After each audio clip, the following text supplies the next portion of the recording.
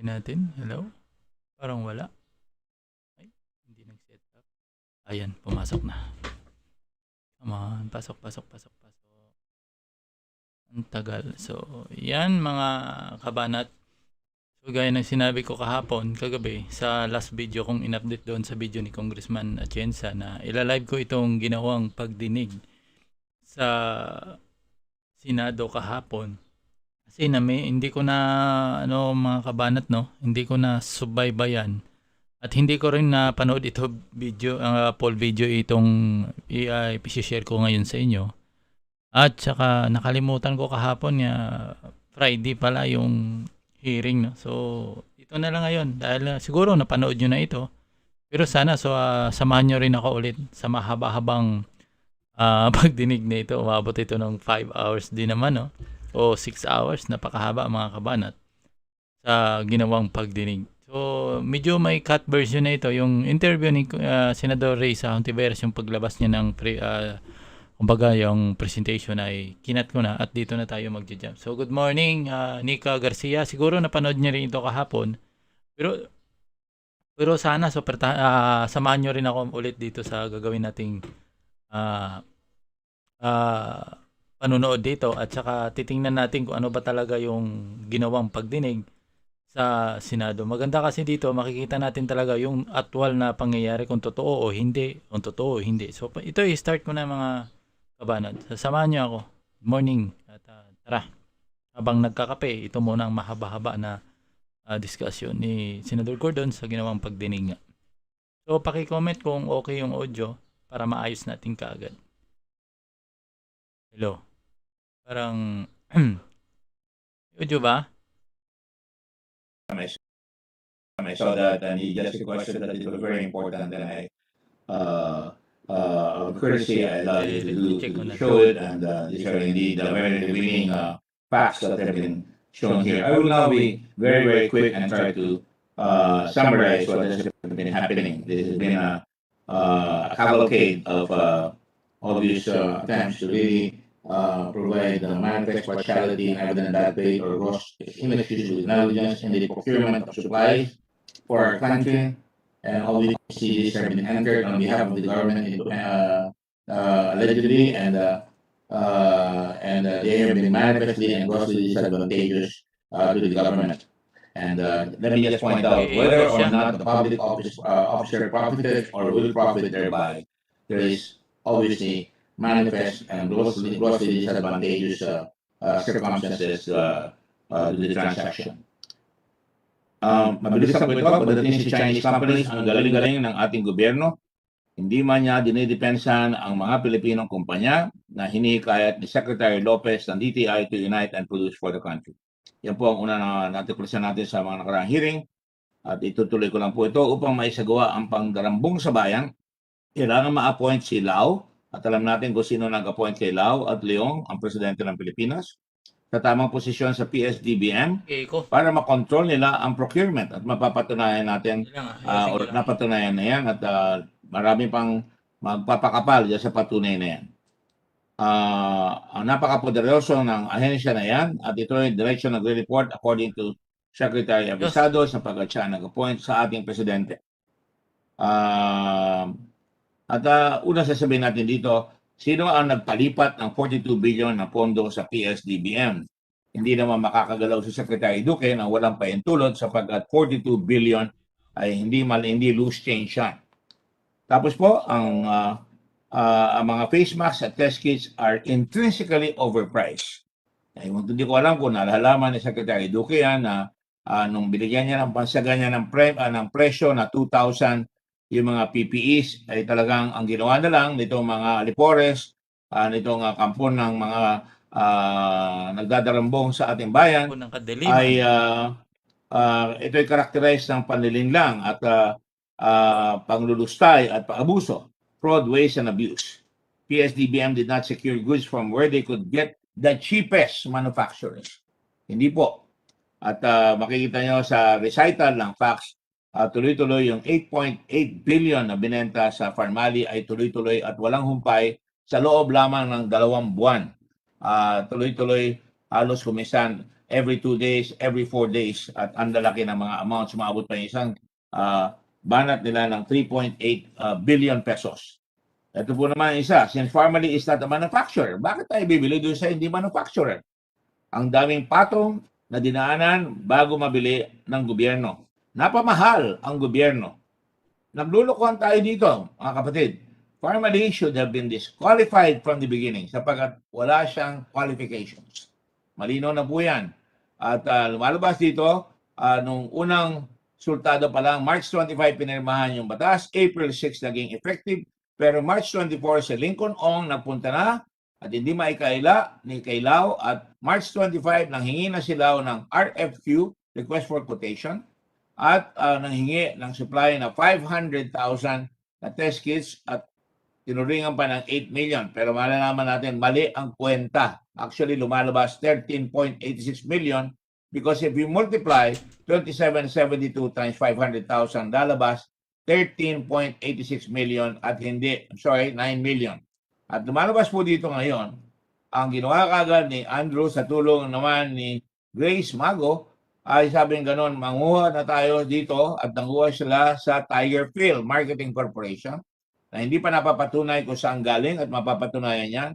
Hindi mapapatunayan kung saan nila kinuha yung 500,000 na yan at pinatungan ng Tiger Phil ng 2390 bago pinasa sa Pharmally. At kung tanungin natin ang Tiger Phil ng isang araw, ang sabi nila, binili nila sa Stone, dito sa Green Trench at nag-mark up sila ng 9 pesos and 72 centavos sa buuan sapagkat ang pasa nila ay napakababa, 18 pesos sa Green Trench, pumasok sa Pharmally ng 2390 at pinasa ng Pharmally sa gobyerno ng 2792. Paano na-qualify yung Pharmally? Samantalang una palang sultada ay wala na siyang kakayahan na mag-manufacture at yung pala ay talagang nagpapatong lang siya sa mga koneksyon niya kung totoo lahat yung sinasabi niya. At mukhang lumalabas ay yung mga binibigay niya mga korporasyon at nung akala siguro nila hindi natin checkin, lumalabas sabi nga ni Director General sa return ng ating mga tauhan na nagpunta doon ay walang mga taong lumalabas sa mga address na yon at iba-iba at sinasabi ng mga tao wala nakatira sa mga ganon. Abangan ang susunod na kabanata sapagkat dyan malalaman talaga at dyan talaga nahulog ang buong mundo kay Lincoln Ong sa pagsisinungaling niya. PS-DBM under law, instead of ordering halimbawa itong A-Star Fortitude, ito na po yung mga test kits from a direct supplier where Accelerate from Singapore na nagturing sa Red Cross ng presyo. Ang turing nila ay lumalabas na 125,368 pesos and 2 cents. Pero nung bilhin na ng Pharmally, nang binigay na sa gobyerno natin nitong Pharmally, ang presyo ay umabot ng 366,000.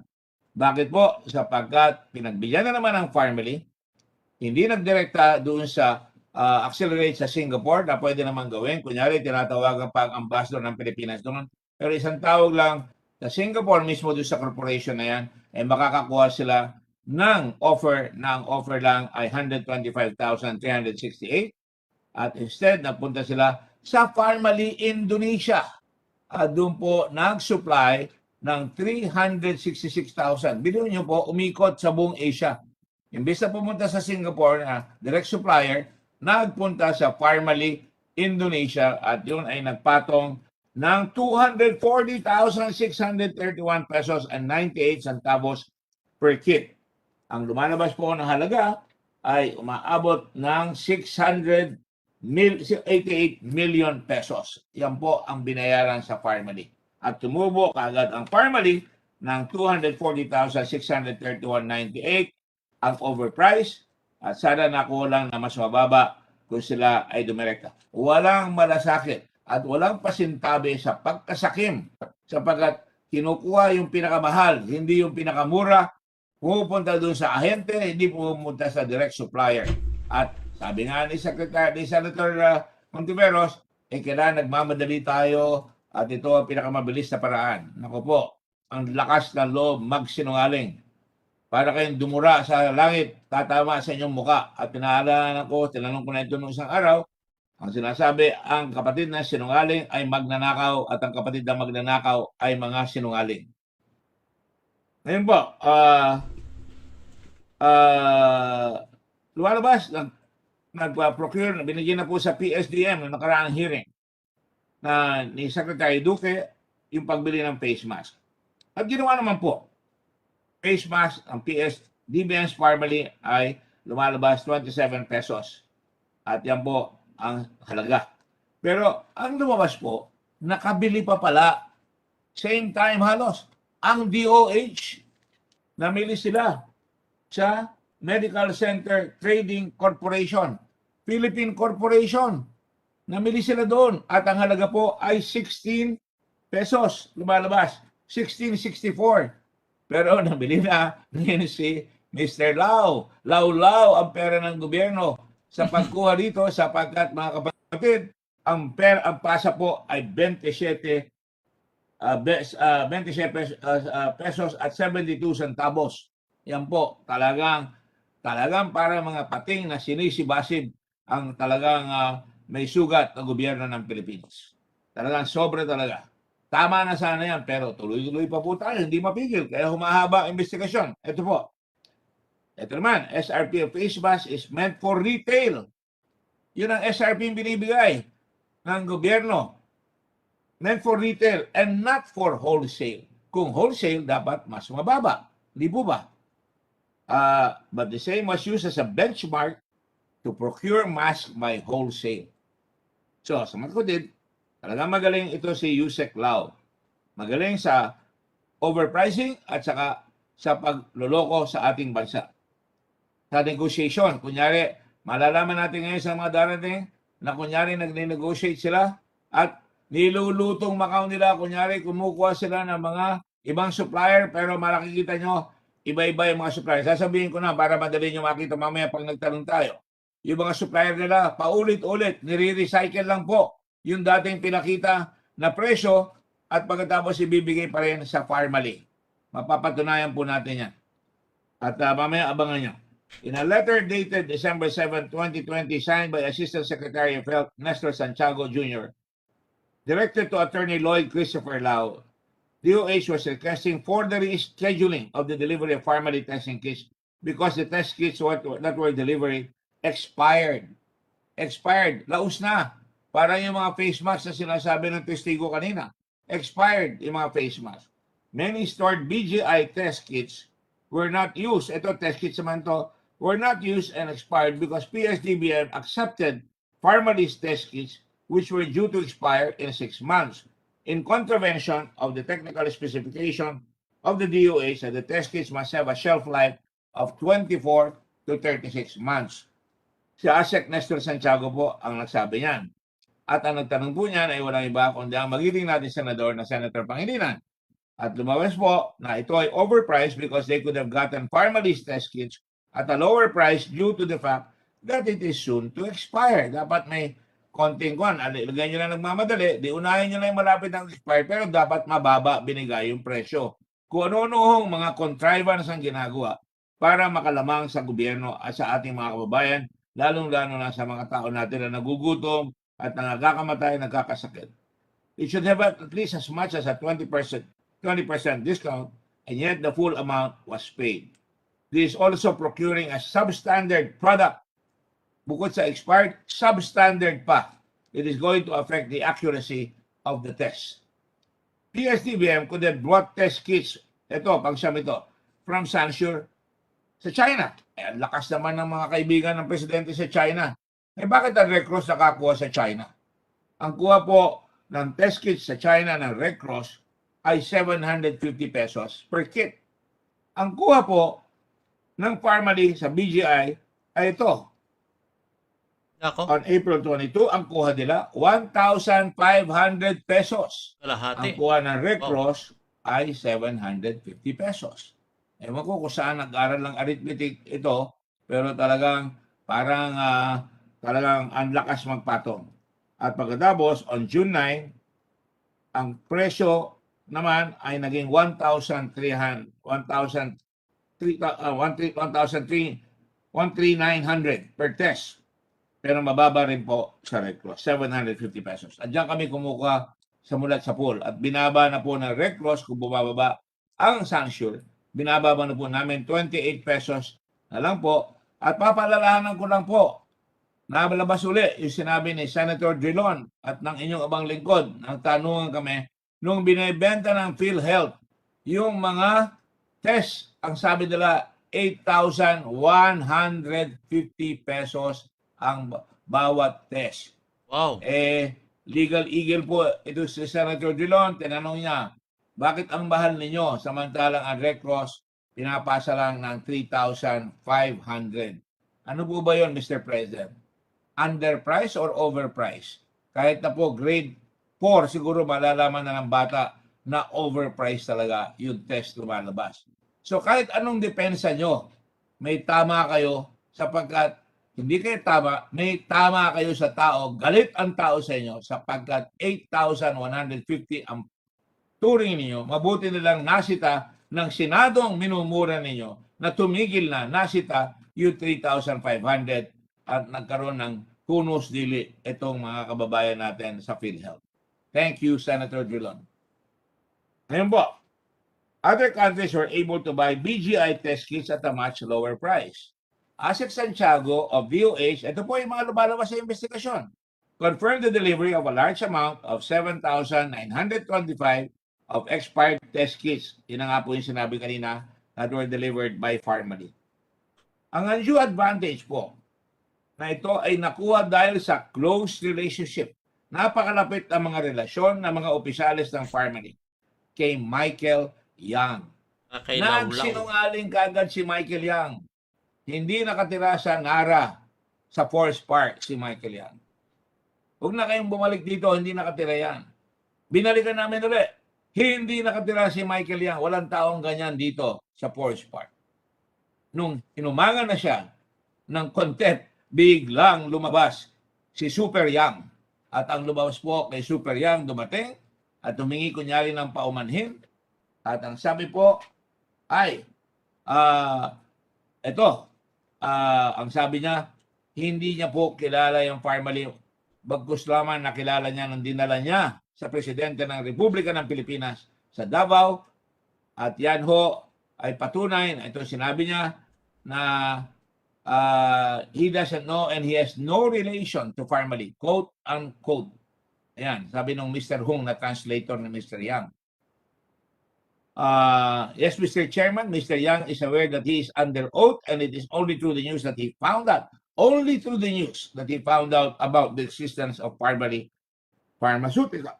Yan, kahit na may video na, sinisinungaling pa, kahit na nasabi na, sasabihin pa niya, hindi niya kilala, nako, si Lincoln Ong bumigay. Mag-ingat ka, Lincoln Ong, sapagkat bumigay ka, sabi mo, kay Lincoln Ong kayo nanghihingi ng pera at ang hindi mo sinabi, Mr. Lincoln Ong, ikaw pala ay translator ni Super Michael Yang. At ang nangyari po, kasama ka pa doon sa mga meeting sa Davao at kasama ka rin sa meeting sa Malacanang o doon sa ibang lugar na kasama ang Pangulo natin. Ito nga yung sinasabi ni Senator Lacson na talagang kasama ka talaga sapagkat ikaw ay translator. Ngayon po, ang lumalabas po ngayon sa ating pagsusuri, ayan o, so hindi totoo, Mr. Michael Yang guarantees, sabi ni Mr. Ong, sabi ni Senator Lacson, so hindi totoo na pinakilala ka lang at tapos na. Tuloy-tuloy ang kanyang participation by way of continuously guaranteeing sa mga suppliers na babayaran sila. Parang utang, sabihin na natin na credit. Ang sagot ni Mr. Ong, Mr. Chairman, I think medyo may na-misinterpreter kanina na I think Mr. Michael Yang also mentioned that he guaranteed for us. Ayan, sa Tagalog, nagkabali raw interpreter at na-miss raw ng interpreter na si Mr. Yang ay naggarantya. Thank you, Senator Lacson, sapagkat doon na uhuli ang isda sa bibig, na lalo na kung siningaling. Doon ho na uhuli. Ngayon po, tuloy po natin ang kwentuhan natin dito na investigasyon na napaka-raing sa tao, nawaraing ang tao. Ito, another sinungaling. Ang due advantage na ito ay nakuha dahil sa close relationship na ni Michael Yang at magpapatunay talagang sinasagad ang relasyon. Si Mr. Mojit Dargani in his LinkedIn page and Mr. Lincoln Ong work for them, Presidential Economic Advisor Michael Yang. At nagpakita ng dokumento. Nakita at makikita nyo mga kababayan doon sa LinkedIn o LinkedIn. Hindi ko alam kung pronunciation. LinkedIn, yun ang pronunciation. At nakalagay po doon sa kanyang account is that he worked as a special assistant at the Office of the Presidential Economic Advisor. Ayon naman, thank you very much sa sipag ni Senator Hontiveros. Ayan, nakita ho ni Senator Hontiveros na sinasabi ni Mr. Dargani, pinangangalandakan niya na siya ay galing sa Office of the Presidential Economic Advisor. Mr. Dargani denies his involvement with the Office of the Presidential Economic Advisor later on. Ang sabi niya ngayon, palusot, he just presumed that he was part of the Office of the Presidential Economic Advisor. Eh syempre, kung ganyan kalakas, bagyo, eh sasabihin mo, he was not actually extended an appointment. Mr. Dargani, you are under oath, kandidato ka sa false testimony ang mangyayari sa iyo. Ayan na ho. At saka usurpation of authority or official functions. Ayan. Ayan ho, nakalagay Enderan Colleges. Ang dami niyang koleksyon. Ang nakalagay formally, Special Assistant at Office of the Presidential Economic Advisor. At ang sabi pa ni Senator Dargani, thank you Senator Dulon. Sino nagbigay kay Twinkle ng tinatawag natin na Lamborghini? Ang alam ko Lamborghini ay yung Hamburgini. At ako po ay doon lang sa hamburger na nanay ko kumakain nung araw. Ito Lamborghini na at ang halaga po ng Lamborghini, nung tanongin siya, ang sabi niya 18 million lang po yon. 18 million lang. 18 million only. And yun ang sabi po niya, talagang ang sabi naman ni Twinkle, regalo lang sa kanya. Sabi, donated ba yan? Sabi, it's a gift. Whether it's a gift or a donation, I hope the BIR, and I call the attention of the BIR, dapat may donor's tax yan. At lahat ng auto, tinawag na namin ng pansin. Ang balik sa amin ng customs, kunin namin ang body number, yung chassis number, at saka yung engine number. Kinuha na ba yon sa Mr. Director General Rudy Kimbo? Kinuha na ba? We're still awaiting the response. We have forwarded the chassis and vehicle numbers to the Bureau of Customs. We're still awaiting. Parang nga, market value nito, 25 million pa. Eh, ang daming kotse, ano po? Tignan pa natin yung ibang kotse ulit para maalalahan ng mga tao. Dahil nabubulag sila. Ayan, 8.5 million kay Mohit Dargani yan. Porsche, ayan, 5 Annapolis Street. Ibalik po natin, registered when? May 7, 2021. Ayan, kita niyo, kailan nangyari itong mga transaksyon? April 2020. Ayan, last registration date nitong Lamborghini, December 7, 2020, or about a little over 6 months from the time the transactions ng mga 3.2 billion, I think that was in May, na naganap. 3.8 ba? 3.2 billion. Ayan, ang mga 2 million na PPEs. At ito pa, si Lincoln Ong, konti. Maraming kotse ito. Pakita na natin ang mga kotse ni Lincoln Ong. Ang kotse ni Lincoln Ong ay Lexus, 5.9 million. July 9, 2021. Hindi makapaghintay eh. O, tapos ano pa? Pakita natin. Ayan. Ito naman. 8.5 million. Porsche. Ba masarap pala magtrabaho dito sa kay Super Michael Yang. Nakakabili ka ng Porsche. Saan kaya kinuha yung mga yan? At 2019 pa lang yan. Next. 13.5 million. Porsche Carrera. Kulang pa ang isa. Kumuha pa ng Porsche. Ito, February 2, 2021.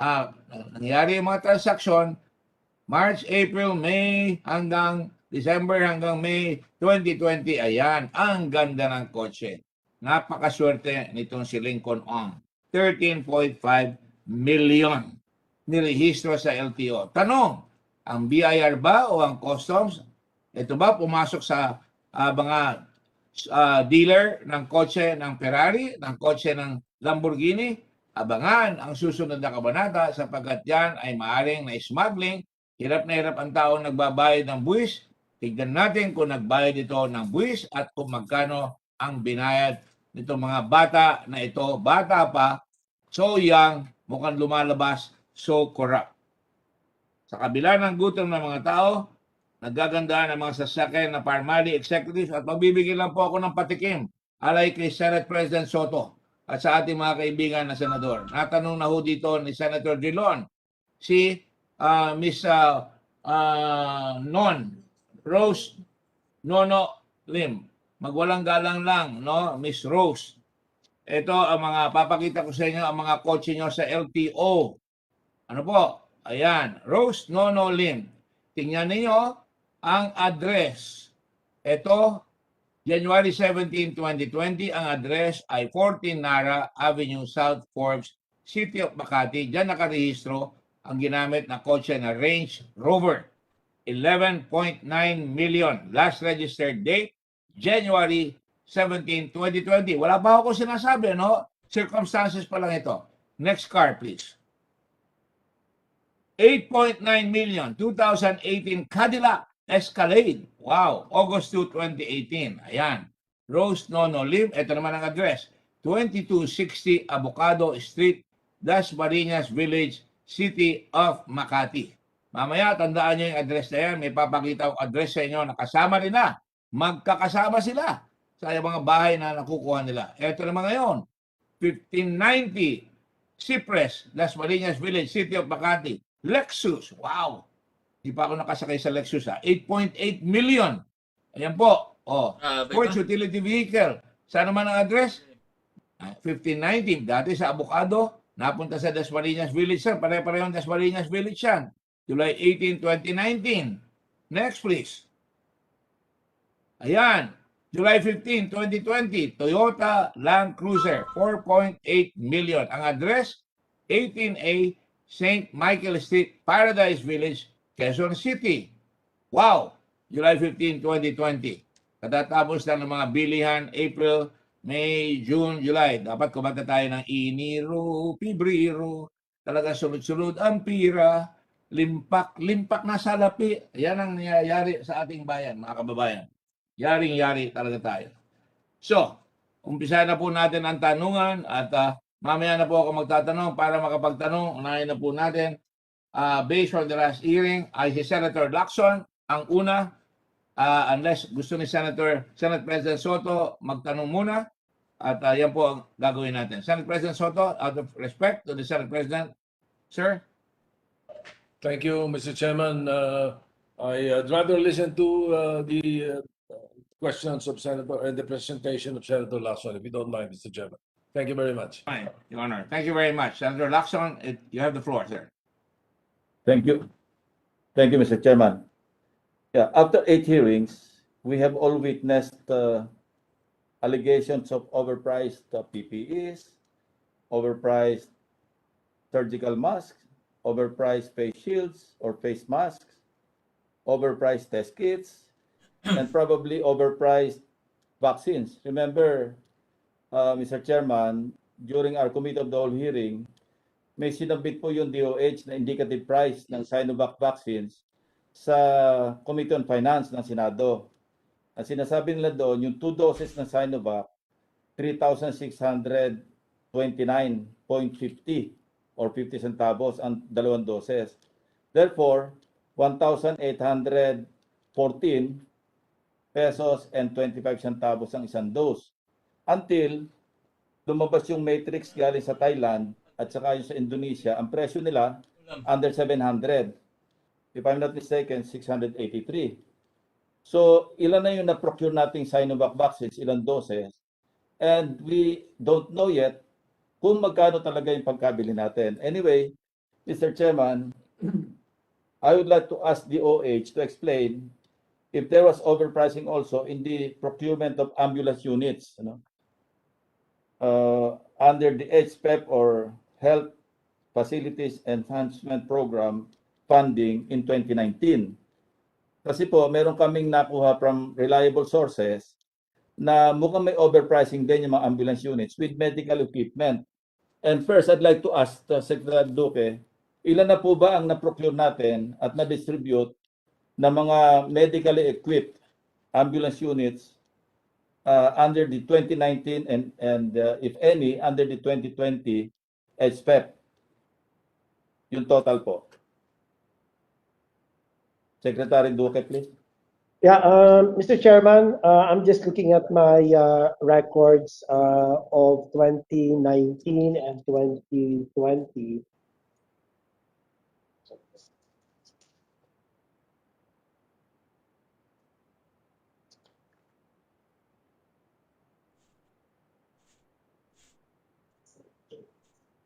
For 2019, ambulance 98 units.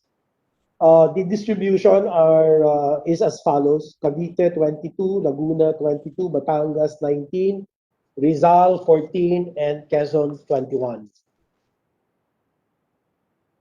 I have the for Calabarzon,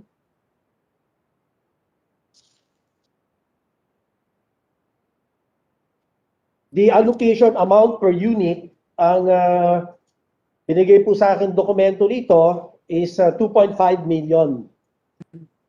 Land ambulance unit 98, and the total allocation amount is 245 million pesos. So How about the in- purchase, Yeah. Go ahead po.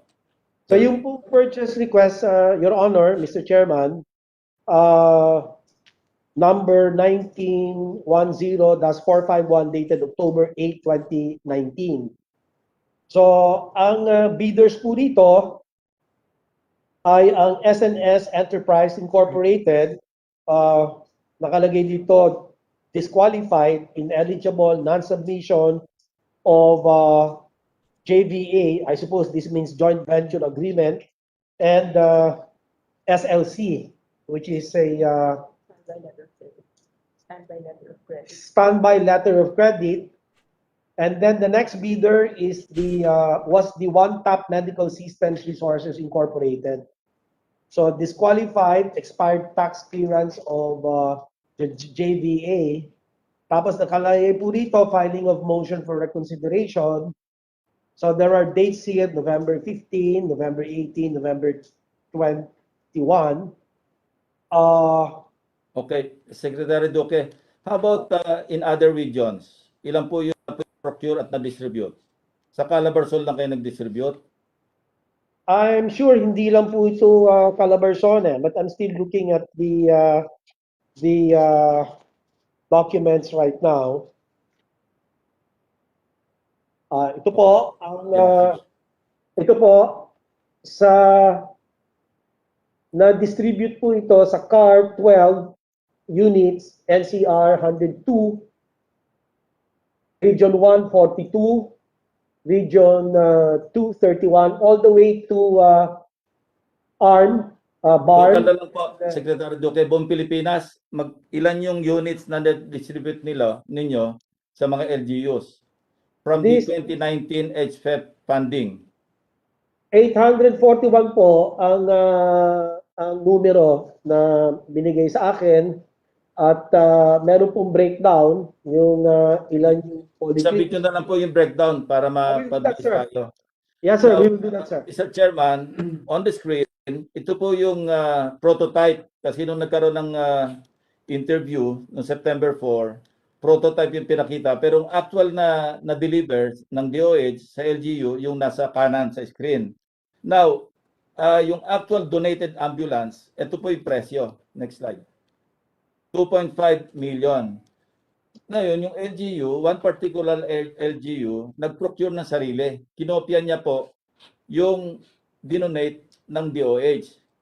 Pareho-pareho. Kasi ang hindi kasama doon sa donation, yung tinatawag na device privilegator, ano yun?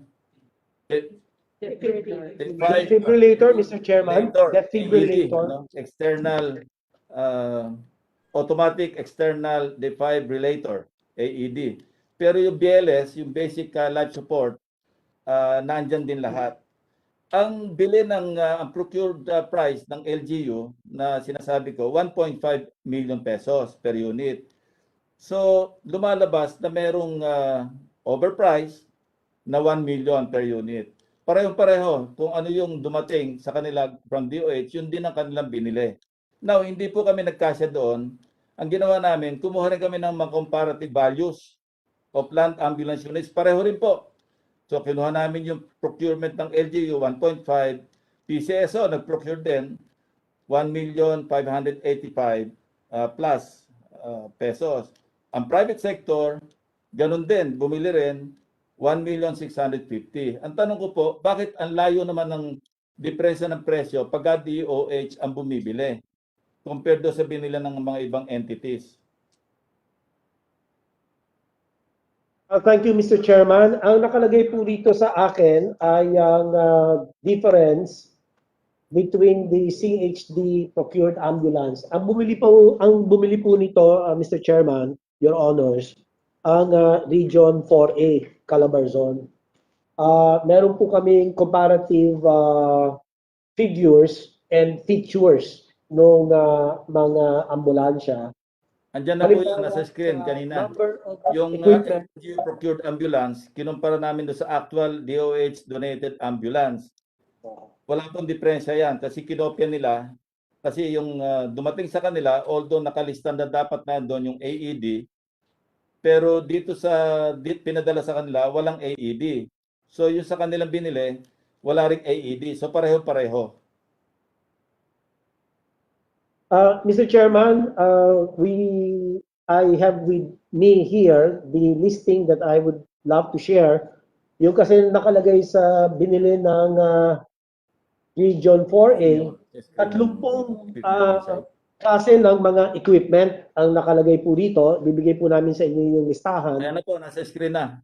Yung parehong equipment ng DOH donated units plus equipment at saka yung LGU ambulance o yung procured ng LGU, parehong-pareho po yung laman nila kasi kinopya nga po. Anyway, we're talking of 841 units. Ano?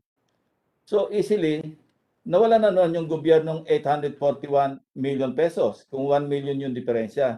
Ang sabi ko nga po, hindi lang kami nagkasya doon sa LGU procured price. Kumuha rin kami ng comparison doon sa private sector, private entity, pati yung sa PCSO. Talagang hindi naglalalayo sa 1 million ang diferensya nung binili ng DOH. So yun po yung sana maipaliwanag at para mapagbigyan natin yung mga ibang kasamahan ko rin, sana maipaliwanag nyo lang siguro in writing. Ano? Now, yung specifications na andyan, alam nyo, pag bumili yung private sector, tingi-tingi ang tawag natin doon, retail. So pagka in bulk or fleet ang binili nyo, I suppose, mas mura pa dapat ang pagkabili ninyo. Ito po yung laman, no? Yung automated external defibrillator, ang presyo nga 100,000, kinodo na namin to eh. Ang lumalabas, 174,450.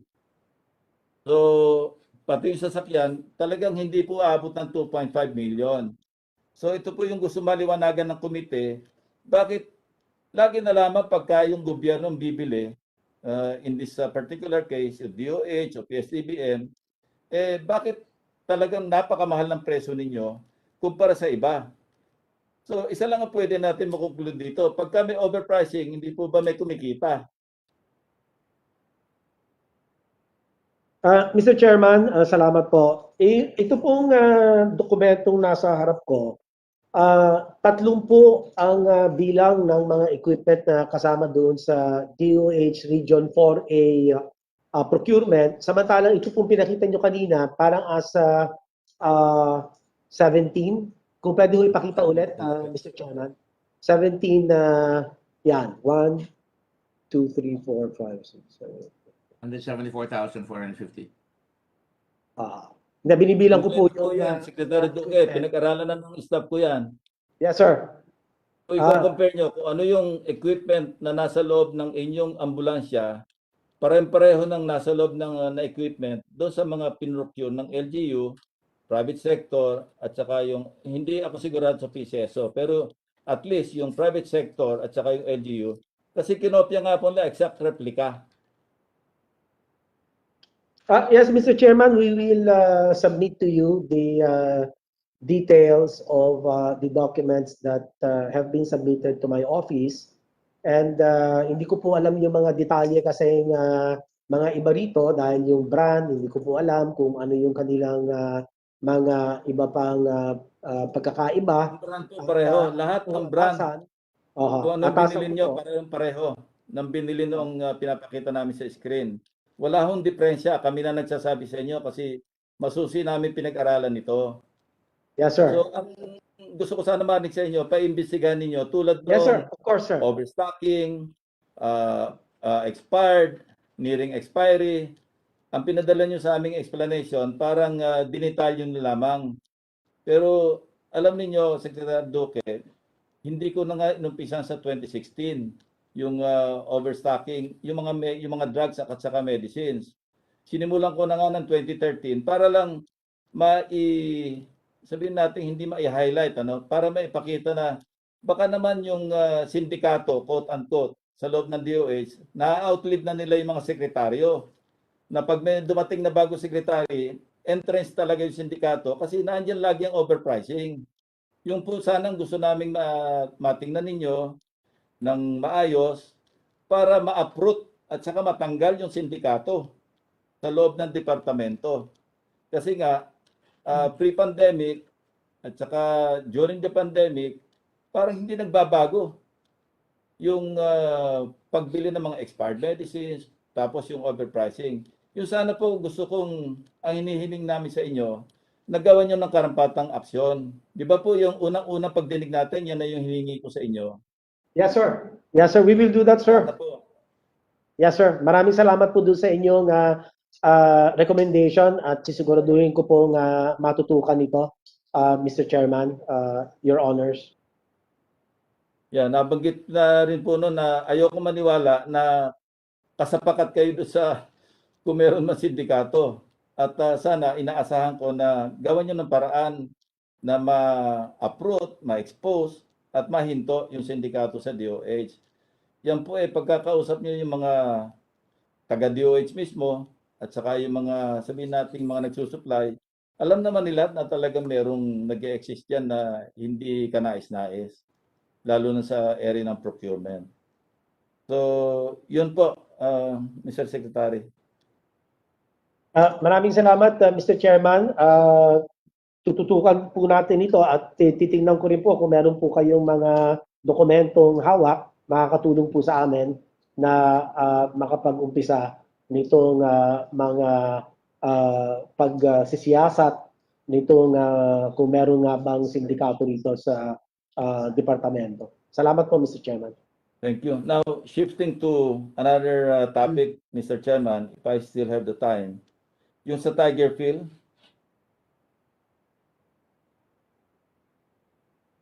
may we know from the Tiger Field representative kung ano yung total amount of sales earned by Tiger Field in relation to its transactions with Parmalee in 2020?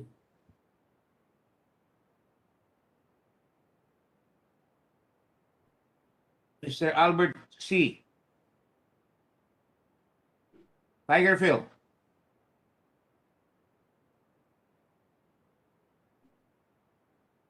Tiger Phil.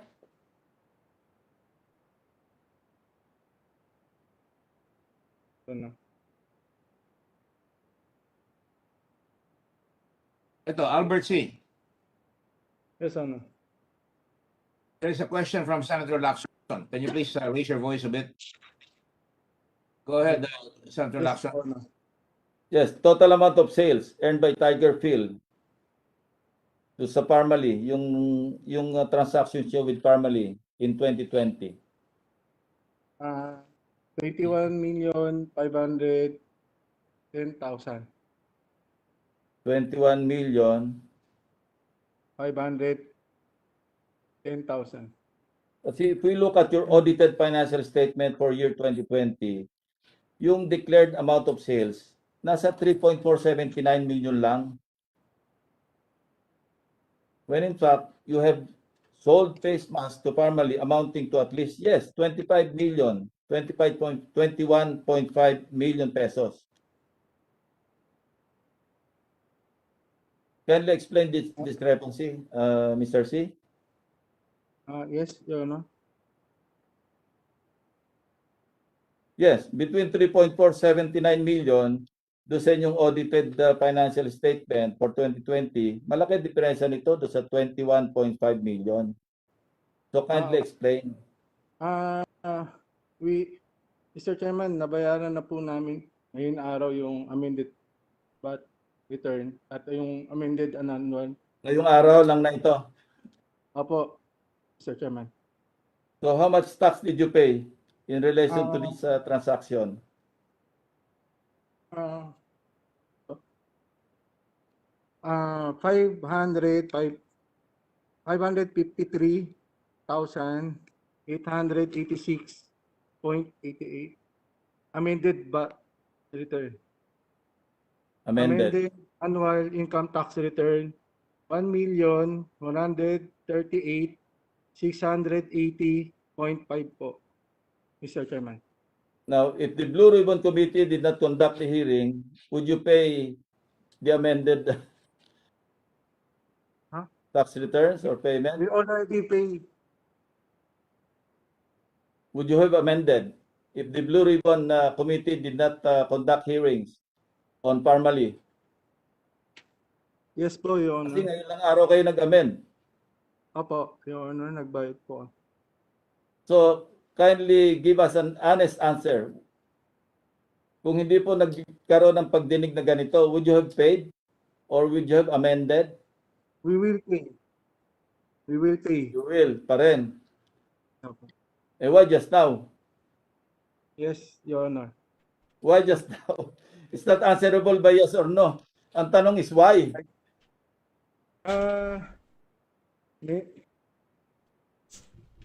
Nagbayad po kami. Never mind, Mr. Kasi ito. Hindi mo rin masasagot yan eh. With the permission of Senator Lacson, Yes, sir. may I call on the BIR Commissioner? You have already issued and closed down all the auditing by the BIR. Is that correct, sir?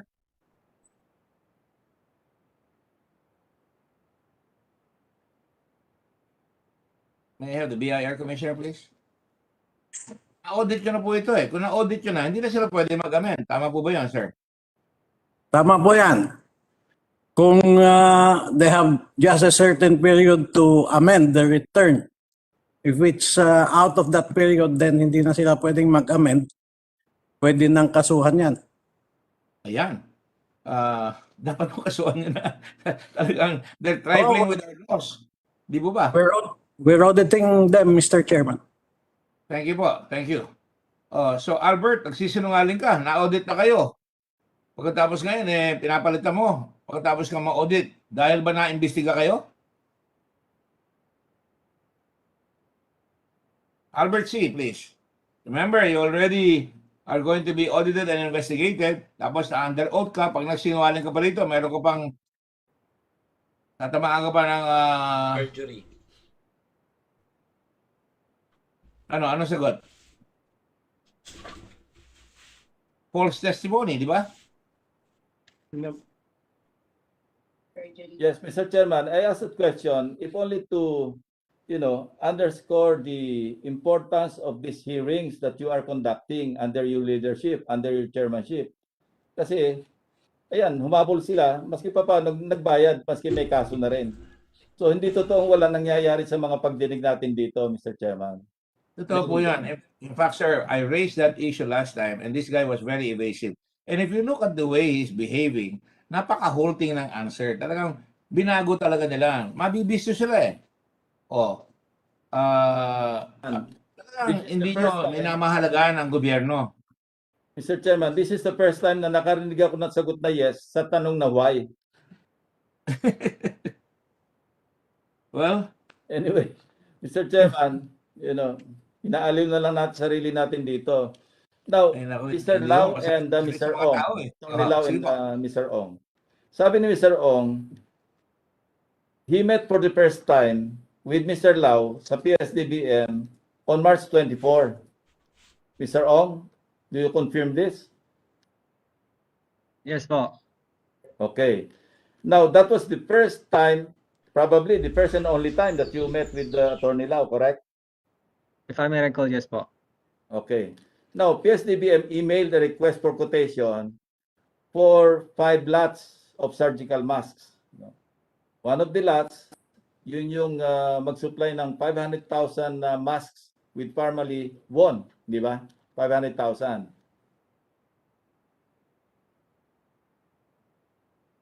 Ang unit per price 28, di ba? Yun ang base price na binigay ng PS-DBM.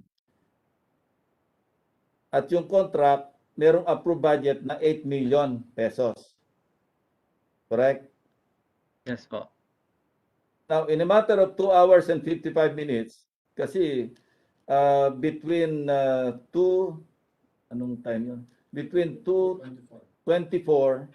and 5:19 p.m., tinanong ito ni Chairman Gordon, naka-deliver na agad kayo ng 500,000 surgical masks at 27.72 per piece or a sum of 13,860,000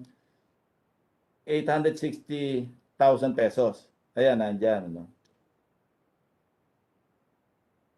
Now, ang tanong dito is, sino yung na-contact ni Miss Bago sa PS-DBM? Exactly, kasi palitan ng email ito eh. Ang bilis ka ng email, delivery ka agad. No, and I forgot to ask Mr. C. Lumabas kanina na fictitious yung address ng Green Trends, ano? So how were you able to contact Green Trends na fictitious yung address? Eh yung aming OSAA, yung aming Director General, hindi nga malocate yung address. Paano niyo na-contact yung Green Trends para masupplyan kayo ng face mask? Mr. Chairman, ang kausap ko po si Tiger Phil. No, I'm not aware. Mr. No, Ong. no, Mr. Ong, the question is addressed to Albert C. Albert C, please answer. Sorry po. Mr. Albert C.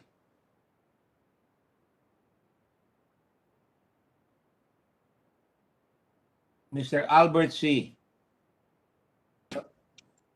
Ang camera. Mr. Chair, can we answer? Yeah, we would like to answer on behalf of Mr. Albert C. No. The question is addressed to Albert C. Okay. Thank you, Your Honor.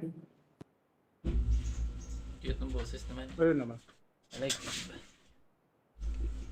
Your Anong Honor, sagot mo, Albert C? si Kay Jinking po ang kausap ni Lincoln Ong. Sino ang kausap niya? Si Kay Jinking po. Tiger. Senator Lacson, sige na. Binapasa na naman yung bola. Will you accept the question, the answer to be given by an imported Chinese player from China? By the name of... Mr. Chairman, not acceptable eh. Oo nga eh. Si... Now, Miss Mago. Hinala pa ng taga-China yung supplier kasi sa kay Albert C. Now, as you pointed out correctly, Mr. Chairman, kung dumirekta lang yung PS-DBM do sa Green Trends, magkano na sana natipid do sa 500,000 masks? Kasi tumubo yung tumubo yung Tiger Phil, tumubo rin yung Parmalee, di ba? Isang 1.9 million, isa 2.5 or 2.9 million. So yun sana natipid ng gobyerno. So yung Parmalee lang ang maliwanag na may contact kasi sila nakaalam kagad na nangangailangan ng medical supplies yung PS-DBM na dapat nabalitaan din ng Tiger Phil or even Green Trends kung talagang existing yung Green Trends. That is assuming that Sa list ng Mr. yan Lincoln Ong is telling the truth. Sa list din niya ng... Because tama kayo sa tanong niyo, Senator Lacson, in 3 hours, naka-deliver sila.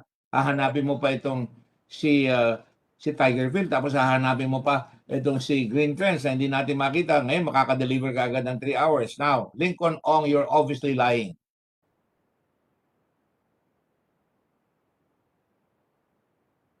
Yes, at the time when Attorney Lau and even Mr. Lincoln Ong claimed that there was scarcity of supply of face masks. Di ba yan ang unang hearing natin, yun ang sinabi nila? Kaya pumatol sila sa mataas ng presyo. Now, it appears na hindi ganun ka-scarce yung supply. Kasi nga in a matter of under 3 hours, naka-deliver eh. Ready yung supply. Lincoln, kung ikaw magsabi ka na ng totoo at lalabas lahat siya, marami pa kami itatanong sa'yo, mas mahirap. Yes, Mr. Chairman, kasi alam nyo, pagka patuloy na nagsisinungaling si Mr. Lincoln Ong, well, the committee might decide to transfer him to Pasay City Jail instead of enjoying life here in the Senate. That's correct. So I would suggest strongly to Mr. Ong to, you know, when you sleep tonight, medyo pag-isipan mo mabuti kung medyo ibabangon mo yung iyong sabihin natin yung sarili mo, ano, to see the light, para kung magkaroon tayo ng sunod na pagdinig, I would suggest that you tell the truth, the whole truth, kasi yun ang oath mo eh. When you first took your oath, when you were administered your oath, sinabi mo to tell the truth, the whole truth, and nothing but the truth. Anyway, for Mr. Mago, Miss Mago, I'm sorry. Yeah, di ba you received the email from PS-DBM? Yes, po, Your Honor. Okay. Who was your direct contact sa PS-DBM? Based on our records, Mr. Chairman, the email came from Mr. Patrick Magpantay. Patrick Magpantay. Yes po. Now, ang sunod na tanong ko sa iyo, Ms. Mago, no, why did you still respond to PS-DBM's email when the day before you already delivered what was asked of your company? What was your purpose in still sending that response to PS-DBM? It's all Mr. water under the Chairman. bridge because naka-deliver na kayo, di ba? Yes po, Mr. Chairman. But why did you have to respond back? Yes, I responded to the RFQ email based on the instructions of our management po. No, kanina merong claim, yung napanood nyo naman siguro yung video na pinalabas ni Senator Ontiveros, di ba? And your name was Yes. prominently mentioned. How would you respond to that? Mr. Chairman, I would have to watch the video again because I believe there are a few or even more allegations that I'm not sure if I heard it correctly. But then with the regards to the changing of the stickers of the items, my response would be that this was a supply concern. I raised this concern to our management and that was the solution that was given to us. Mr. Chairman, with the permission, she therefore confirms that they actually were doing it. Yes, With the Mr. permission Chairman. go ahead.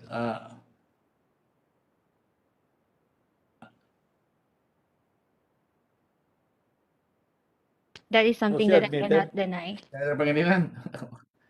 No, admitted? I just made a manifestation, and with the permission of the Senator Lacson, I'm just placing on record. She just admitted that they were actually switching the expiry dates because that was, as I understand, instructions of management. Palitan yung expiry date from 2020 to 2021. Tama po ba yun? Yes, Mr. Chairman. That is something that I cannot deny. Wow. So you were swindling the government. Ms. Mago. Mute mo. I believe so, Mr. Chairman. Excuse me? I believe that is the case, Mr. Chairman. So you admit that you and Parmali were swindling the government. Niloloko nyo ang taong Pilipino. Nahuli ka na ni Senator Lacson. Nahuli ka na ni Senator Pangilinan. Nahuli ka na namin. Meron pa ako itatanong sa'yo. Baka ladong mahulog ka na dyan sa silya mo.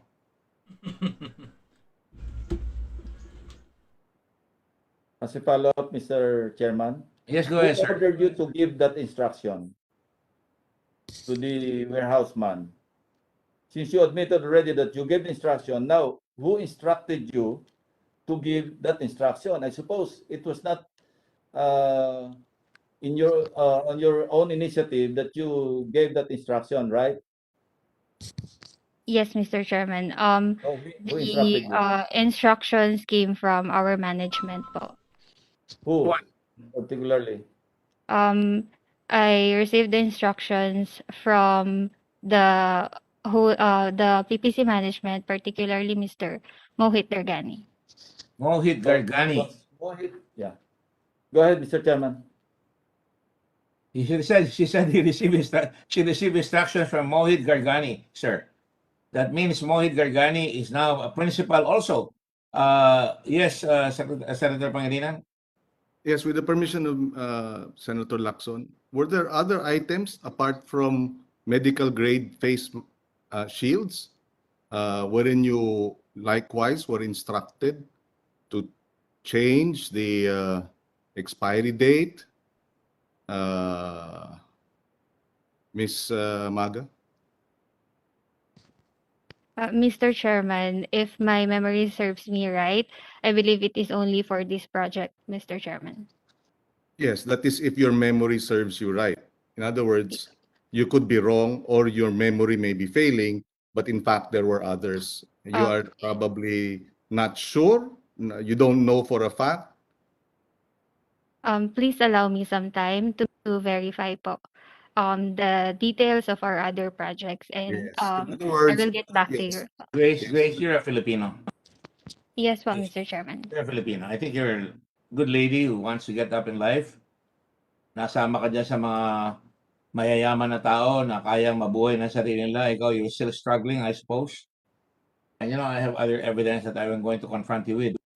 So, kung pwede lang, kung natin pahabain, dahil sinasabi ng presidente na kami mga nagluluko rito, walang mangyayari dito, sinungaling kami, tumulong ka na sa bayan. Bayan ang pinag-uusapan dito talaga, Iha. Yes po, Mr. Chairman. I'm very willing to cooperate. Hindi ka natanong ni Mr. Pangilinan, Senator Pangilinan. Go ahead. Yes, and with that manifestation, Senator, Mr. Chairman, perhaps we can request the Senate President and the Sergeant at Arms, if it's possible, to provide security for Ms. Mago, should she be willing to fully cooperate. Earlier, Ms. Mago, sabi ni Senator Lacson, the whole truth.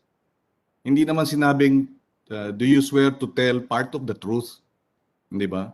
Kasi you're telling part of the truth. Inamin mo na meron kang na inutos sa'yo na palitan yung mga expiry dates from 2020 to 2021 ng mga face shield na ibinigay sa ating mga frontliners kasi medical grade yun eh.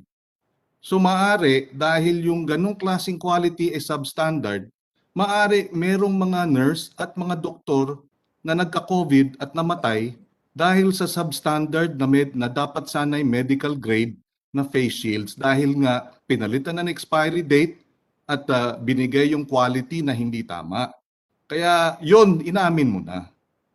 Diyan pa lang ay meron ka ng pananagutan. Pero kung ikaw ay magiging telling the whole truth, then we might be able to provide you, or we should be able to provide you the necessary security to protect you as you cooperate. I yield the floor, Mr. Chairman. Thank you, Senator Pangilinan. Senator Lacson, would you have another question? Because I'd like to confront her also. Go ahead. Sir, I would just like to be clarified further, no? Kasi yung first contract, diba 12 days after the supplies were delivered, saka pa lang lumabas yung purchase order, no? So my question is it a regular practice in PS-DBM that deliveries precede the release of the purchase order? Ang pagkaalam ko sa purchase order, ito yung contract eh. So ito yung na-perfect na yung kontrata. That's the reason why a PO is released. But if we look at the timelines, 12 days after ng delivery, saka pa lang na-release yung PO. So my question is, and this may be answered by either Mr. Ong, kung meron silang experience in the past, regular practice ba ito? Or even PS-DBM, if they can respond. So, is it the first time that you issued the PO after the delivery of the supplies had been made? Anybody? Mr. Ong or PS-DBM? Mr. Chairman, Lloyd Lau po. Ayan na. Attorney Lau, yes, please. Mr. Lau, this scenario kasi happened when the letter of instruction was sent to us, a letter of intent was sent to us by Mr. Ong, stating that they have on hand items. This is similar to what happened dun sa 50,000 na initial na nabili natin na surgical face mask as early as I think March. Basta mauna rin si ano eh. I'll just get my record. I think nauna to si I'll just give me 1 second. Si ano po? Si New Life at around 50,000 and si Pharma Wealth 100,000. Nauna po to. March 2020 si New Life. When they bring the items to us, they would show na, oh, meron kaming on hand if you want to buy. So, pinapakita nila sa amin. 50,000 is just a little. So, pwede nilang iuwi. Yung kay Pharmali po, on the 24th, nagpadala silang letter of instruction. Their offer was 900,000 pieces and on hand siya. So, since March 9 until March 24, 50,000 na ang nakuha namin, na nabili namin. So, it's a very long time. It's very frustrating for our office. So, when he offered, I made a challenge. O sige, if it's on hand, show it to me. In fact, I was expecting that they would show it on March 24. They delivered it on March 25 after office hours. Ni-receive ng mga staff namin. And I was informed, sir, may pinakita talaga dito items. Ang dami pala ng volume na pinakita. So, sabi ko, sige. But sabihin nyo, we have to follow the process. So the process was continued. Since they participated in the procurement process of PS-DBM, dun lang sila nanalo. After April 6, on April 6. So dun lumabas ang contract. So yung delivery nila is not actually a document that we issued to them.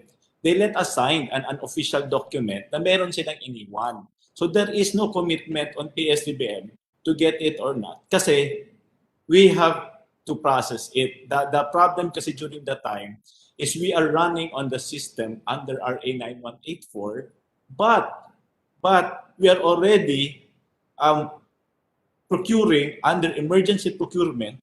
Then we are also procuring on March 25. Nag-ano na tayo, naging bayanihan. So ang problema doon, everybody does not know that much on the system. So, pati yung iCar namin, i-explain ng mga tao namin what happened, yung inspection and certification acceptance report. Kaya April 6 na siya lumabas kasi inantay yung process. So, nung lumabas na siya talaga panalo, na-issue yung notice of award, na-issue yung PO, that's the time we utilize the items and made use of it na binenta natin sa mga government agencies, NGAs, LGUs, which in fact, during that time, naubos din. Mabilis na ubos yan. The items we procured in April was actually consumed in April. Now, Attorney, ano lang? let me Yes. cut you short. Sorry, no? I Kasi understand. para makapagtanong din yung iba. So all this discussion took place on March 24 when, for the very first time, you and Mr. Ong met in PS-DBM. Itong narrate mo na discussion, it all took place on March 24 when Mr. Ong first met you in your office. Yeah, actually, that was the challenge. Very comfortable with the commitment. Ano You ba? accepted the challenge in spite of meeting Mr. Ong for the very first time.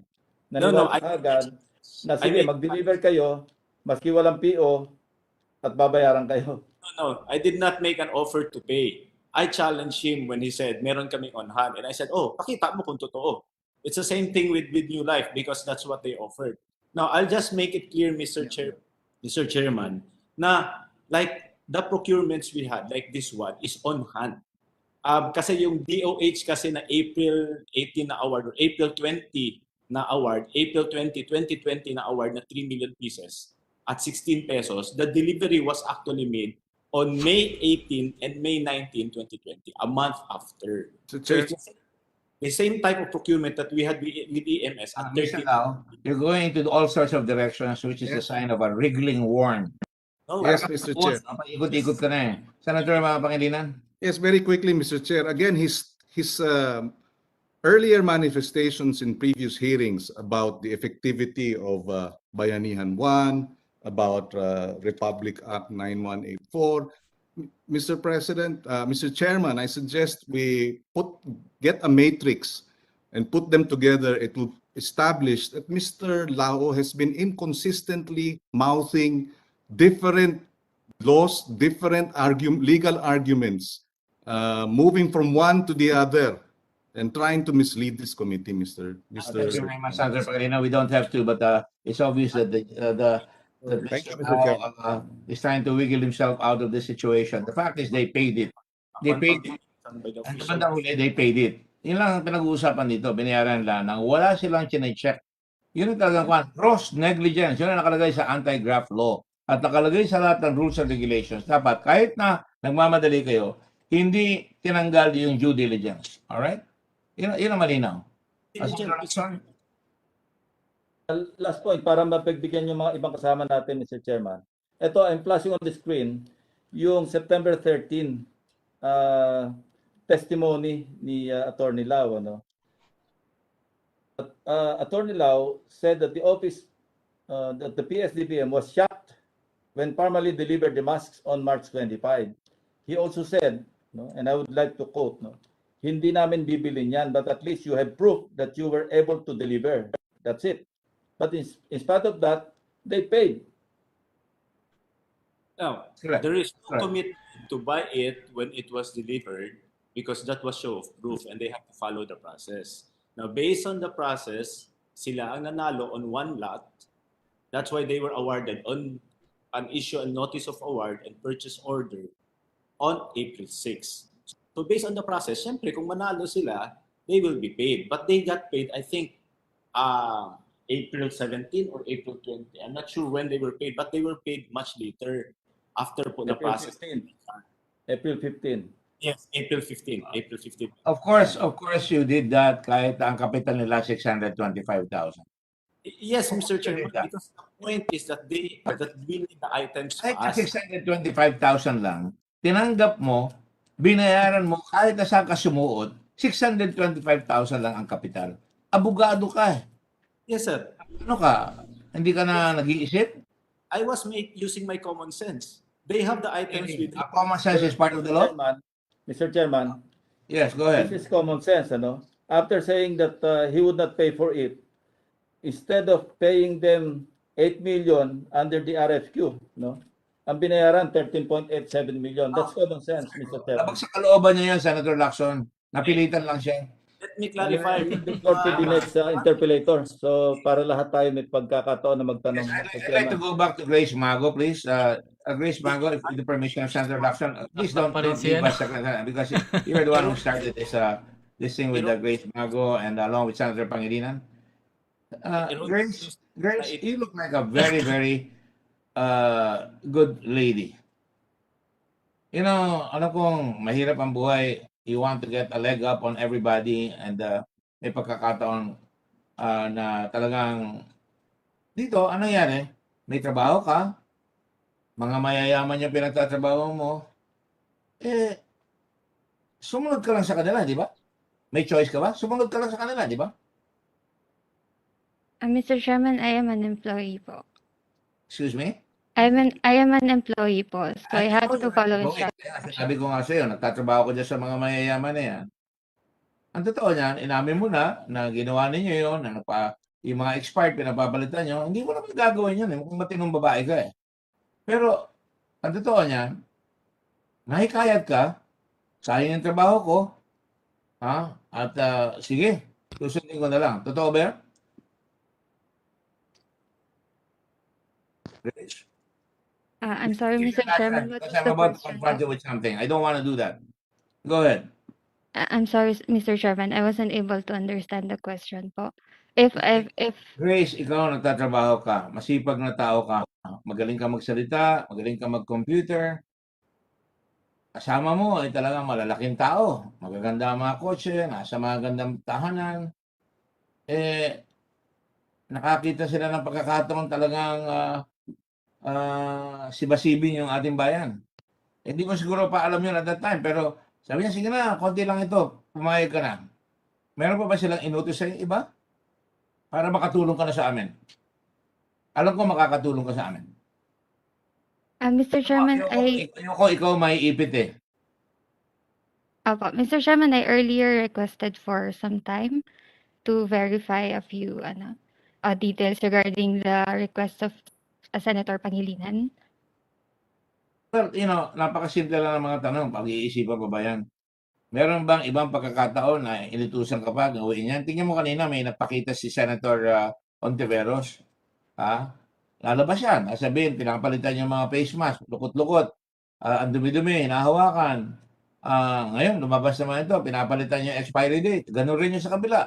Ikaw rin ang tinuturo sa kabila. Dalawa na yan. Gusto bang mapasubo ng husto? Ayoko naman mapasubo ka. Where did you graduate, by the way? Saan ka nag-graduate? Anong eskwela? I graduated from St. Paul University, Philippines po. My wife went to St. Paul's. Good school. I used to serve mass there. Nagsisimba.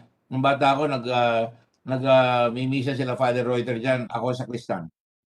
Alright? My wife was in the dorm in St. Paul's in Iran. Doon ka ba sa Iran? Yeah? Sa main campus po, sa Cagayan Valley. Cagayan Valley. Magaling rin yun. Kasama yan. Mga St. Paul nuns, di ba? Mr. Chairman. May auntie ako na madre. Mr. Chairman. So, yes. My wife went to St. Paul. Right. And Senator Lacson, did your wife go to St. Paul also? No, Mr. Chairman, just to close my interpellation, at least in the segment, I'd like to ask Mr. Dargani. Sige, go ahead. Yes. Grace. Please pag-isipan mo, Grace, ha? Yes, Mr. Chairman. Dargani. Okay, thank you. That you gave instruction to Ms. Mago as she stated earlier. Good afternoon, Mr. Chairman.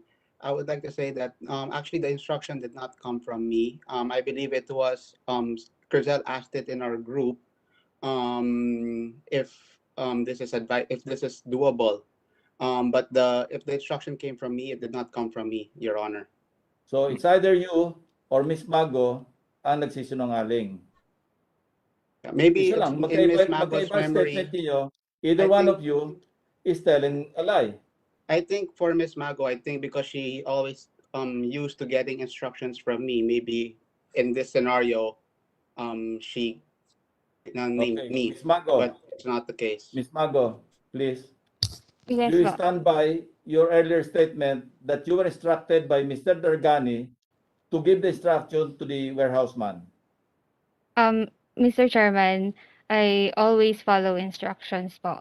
But allow me to check also on our records or conversations to verify this po. But generally po, as an employee, I always follow instructions. Thank you. Thank you, Mr. Chairman. Just earlier you said it was Mr. Dargani, Ms. Maga.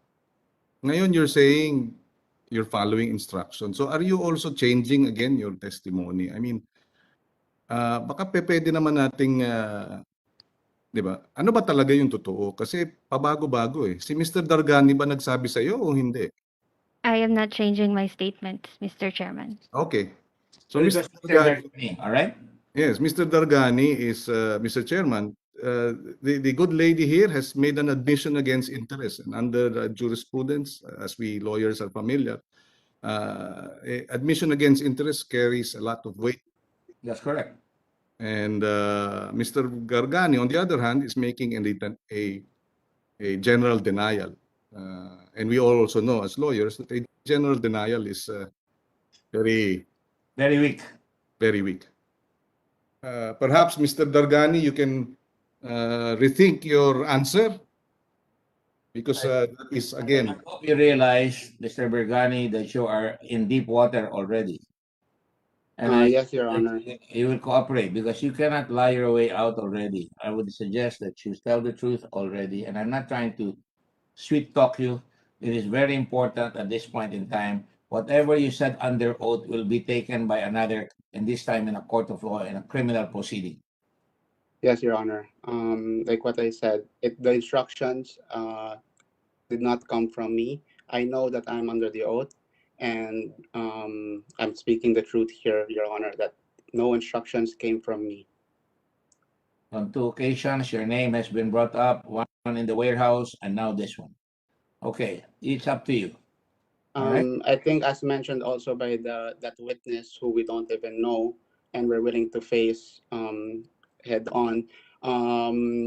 He did not. He only mentioned that we only saw him, or he saw me only once. I don't even know who he is. Don't worry, we will present that witness, right, Mr. Senator Antiveros? We will present that witness. Don't worry. Yes. Yeah, Mr. Chairman, just a quick manifestation on the point raised by Mr. Dargani.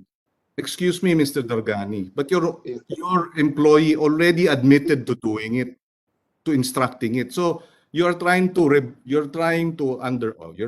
question the testimony earlier or the manifestation earlier of that witness when in fact your employee already admitted to it.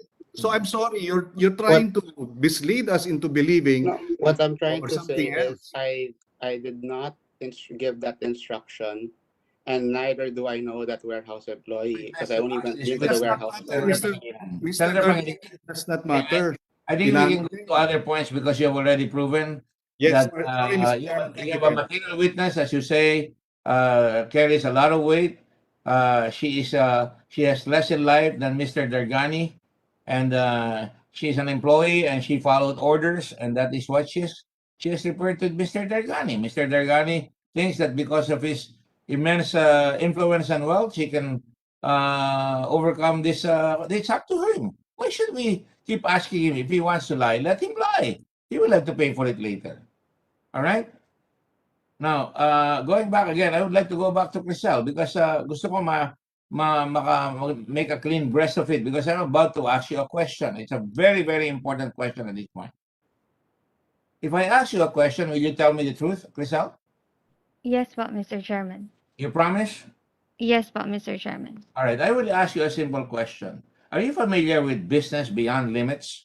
I did not want to ask you this question, but I will now have to ask you this question. Business beyond limits. I am familiar, Mr. Chairman. Why are you familiar with this corporation? As a matter of fact, Mr. Chairman, I am the one of the nominees of the company. And that nominee was used as a joint venture with Parmali, right? Yes, Mr. Chairman, that's correct. And they made you, this company, bid again, right?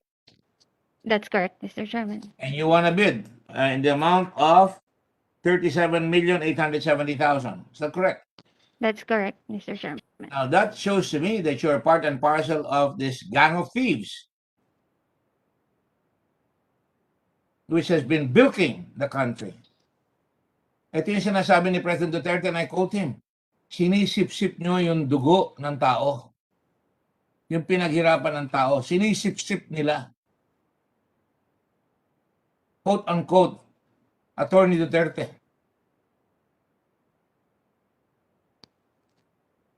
So you're part and parcel of it, right?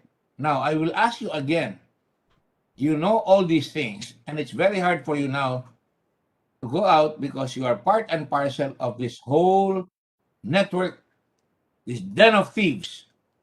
I advise you now, please cooperate with me, and I give you my word, we will protect you. All the word of the Senate President. Para matapos na ito, at sinasabi, matagal rin kami mag-imbestiga, pero hindi ako titigil, hindi kami titigil. Titigil ka ba, Senator Pangilinan? Senator Lacson ba? Titigil tayo, Senator Lacson? Hindi kami titigil. Naglalabasan na lahat eh. Crisel, please, you told me, you promised me, and I believe you. And you just answered the truth. Kasama ka sa isang korporasyon. Nabighani ka ngayon.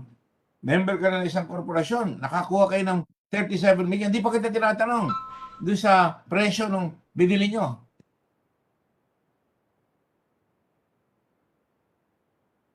At ito, kailan nangyari ito? Di ba, May 27, 2021? May I check the records briefly, Mr. Chairman? Ito, may papel ako. Ayan. But I believe it is this year, Mr. Chairman, and around that time. 2021 nga. Yes po.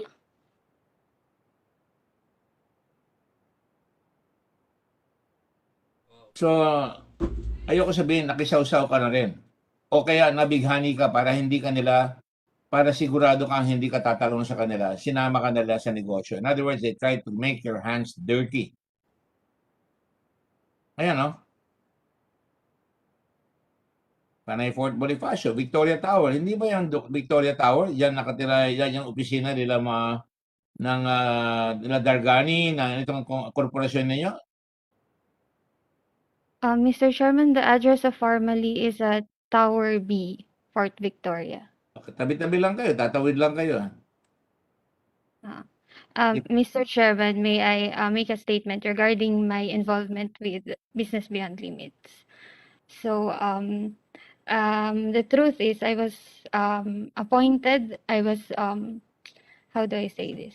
I was nilagay ako dyan for convenience, Mr. Chairman. So, ginagamit ka nila? And if you Yes or no? Sa tingin mo, ginagamit ka lang nila yung pangalan mo? For convenience, Mr. Chairman, I believe so. For convenience. Para magamit yung pangalan mo, para makasawsaw pa sila sa marami pang nanakawin. Tama? I cannot answer regarding the nanakawin na word, Mr. Chairman. Well, para makahuthut pa sila. I am going to be tired of this and I will get back to you in spades. Because nakikita ko na talagang marami ka pang nalalaman. Kung ayaw mo mag-cooperate, then you will be part and parcel of this conspiracy to defraud the government. The government was already swindled. I am willing to cooperate, Mr. Chairman. Go ahead, yeah. As mentioned earlier, Mr. Chairman, I was placed as a nominee of the corporation, one-person corporation, for convenience, since they also needed my advice and expertise when it comes to different services. You know, I'd like to help you, really. In my heart of hearts, I'd like to help you. Mr. Chairman, Yes, sir.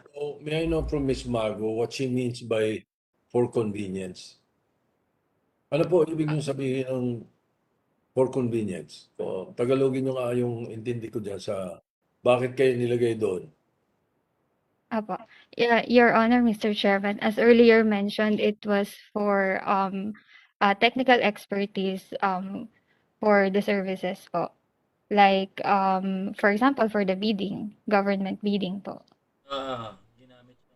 May technical expertise ka.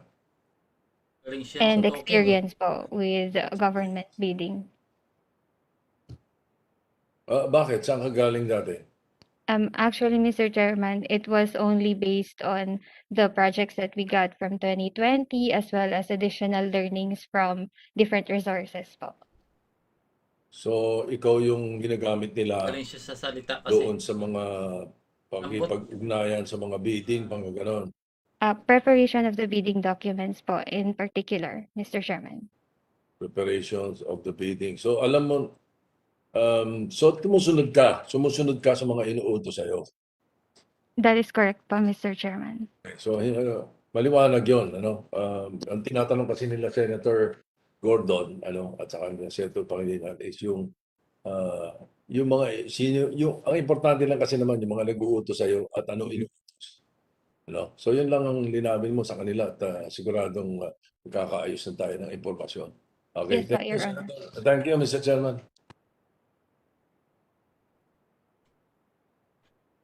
Sorry. Grace, who placed you there as nominee?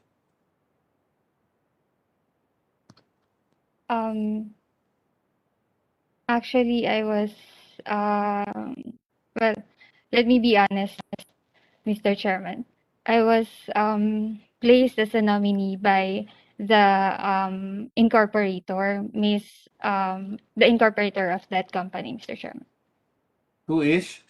Why do you hesitate to mention the name right away? The name of the incorporator is Miss Sofia Mercedes Custodio. It is a one-person corporation, Mr. Chairman. Excuse me, what was she?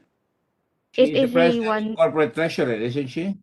Yes po, Mr. Chairman, but it is a one-person corporation, and as nominee, I actually don't have any functions for the company. But then when we submitted I believe it was an alternative document to the GIS, I was nominated as the corporate secretary. For convenience again, Mr. Chairman. And kilala mo si Gerald Cruz. Yes po, Mr. Chairman. I believe I saw him a few times po. And Gerald Cruz is part of the cabal. Di sa mga corporation na papakita ko sa inyo sa Parmali Group. Marami sila. Di ba?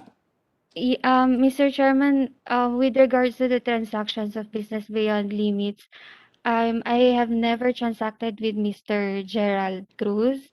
I But only know of he's Mr. part of the board. Enzo. In fact, he is the chief financial officer. And it says here, you are the corporate secretary, aren't you? For Business Beyond Limits, yes po, Mr. Chairman. Excuse me? I mean, I was elected as the corporate secretary for Business Beyond Limits OPC. Yeah, you were elected. Pumayag ka. You didn't say no. And under the itong one-person corporation, lumalabas na kasama ka na bilang corporate secretary at si Gerald Cruz. Kung mapapakita lang natin yung pangalan ng mga kung saan nakalagay si Gerald Cruz, ay kasama siya sa iba't ibang mga korporasyon ng Parmali. Di ba? Yes po, Mr. Chairman. And he lives in 2260 Avocado Street. Are you aware of that? That's Marinas Village, Makati? I've never been to that place, Mr. If you're Chairman. aware, because hindi ka naman basta pipirma. Kung yan ay kasama doon sa tinatawag na grupo nila. Dahil tingnan mo yung kotse ni Rose Nono Lynn. Ang address na binigay rin ay Avocado Street sa Dasmariñas Village. Diba? Yes, Mr. Chairman, but at the time of signing, I was not aware of this information po. Well, now you know. Even if you didn't know at that time, now you know. Yes po. In fact, ayan nakalagay sa kotse ni Rose Nonolin na 8.9 million na Cadillac Escalade 2260 Avocado. Si Gerald Cruz ay kasama dito sa mga korporasyon at makikita natin ang pangalan niya lumalabas sa Parmali Biological, Corporate Secretary. Si Gerald Cruz ay Corporate Secretary sa Philippine Fullwin na pag-aari rin ni Mr. Jason Uson, Presidente, Rose Dono, Treasurer, Gerald Cruz, Corporate Secretary, at saka si Yang Hongjiang, Director na brother ni Michael Yang. Alright? Si Gerald Cruz rin ay kasama sa Philippine Estate Group kung saan siya ang ginamit na assistant para makatira si Michael Yang doon sa bahay sa Forest Park. So, alamin mo lang, tell me who your friends are and I'll tell you who you are. You are in the company of a group that is operating in the government and that is viciously, malevolently, with deliberate intent, try to suck off the hard earnings of the Filipino people and at the same time, pahirapan ang mga tao. You're a Catholic girl, papayagan bang maghirap yung mga tao? You know, I work in the Red Cross, araw-araw nakikita ko yung humingi ng tulong na makapasok sa ospital, humingi ng tulong, makahingi ng gamot. Hirap na hirap. So, nakikiusap sa iyo, tumulong ka na because if you don't, then you'll be part of this in our recommendation. Yes, Mr. Chairman, I am very willing to cooperate po. Do you want to talk with us in private? Yan, pwede. If it is necessary, Mr. Chairman. It is not only necessary, but it is possible. Would you like to consider that option now? Please allow me to think about it, Mr. Chairman, as there are a few factors that I have to consider as I am an employee of Parmali po. So I have to consider both sides. Mr. Chairman. Hope you Consider understand. what? But Because please do give me enough time to think about this, Mr. Chairman. And I'll reach out to you po. Bigyan marami ng oras. We're not monsters here. Just a Yes, Senator Pangilinan. Yes, Mr. Chairman, I likewise commiserate with Ms. Mago because Naipit lang siya.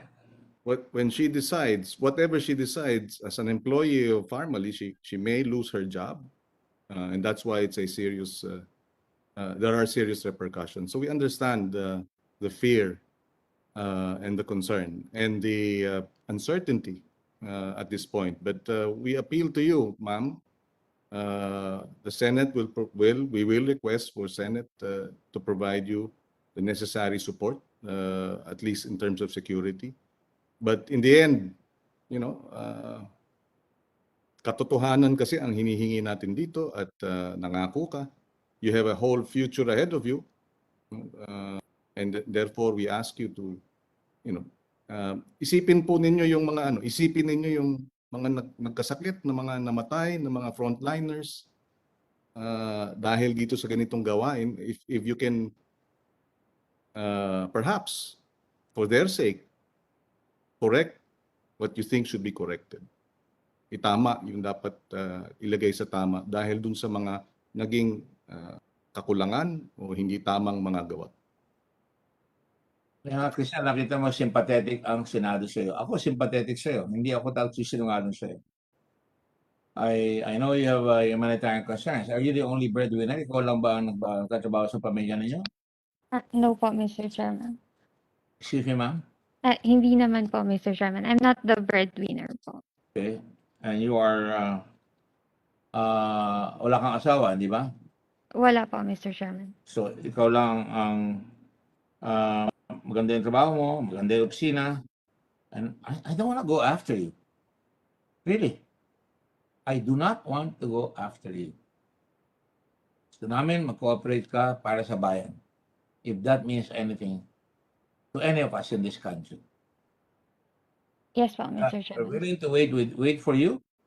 Hintayin ka namin, pag-isipan mo, and then some future time, we'll ask you again. But ang dami kasing nakikita namin na nakakalungkot Talagang actually, ang tingin ko, pinagsamantalahan ka Ginamit yung pangalan mo Can we call Sofia, what's her name? Sofia Custodio? Yung presidente, Sofia Mercedes Custodio. And she lives also in Unit 12, 10th floor, Victoria Tower, C. 5th Avenue, Center, 23rd Street, Fort Bonifacio, Global City, Taguig City.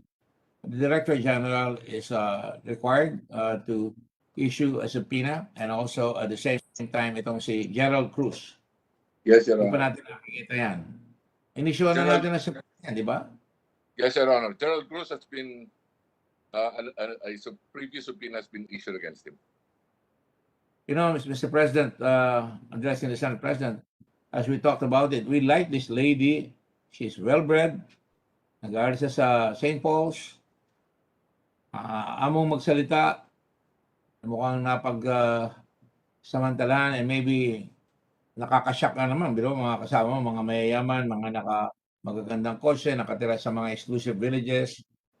Yun lang ang inaalala ko sa kanya. Dahil, siyempre, pag natapos ang gamit sa iyo and you're no longer useful to you, you're no longer useful to them, iiwanan ka nila.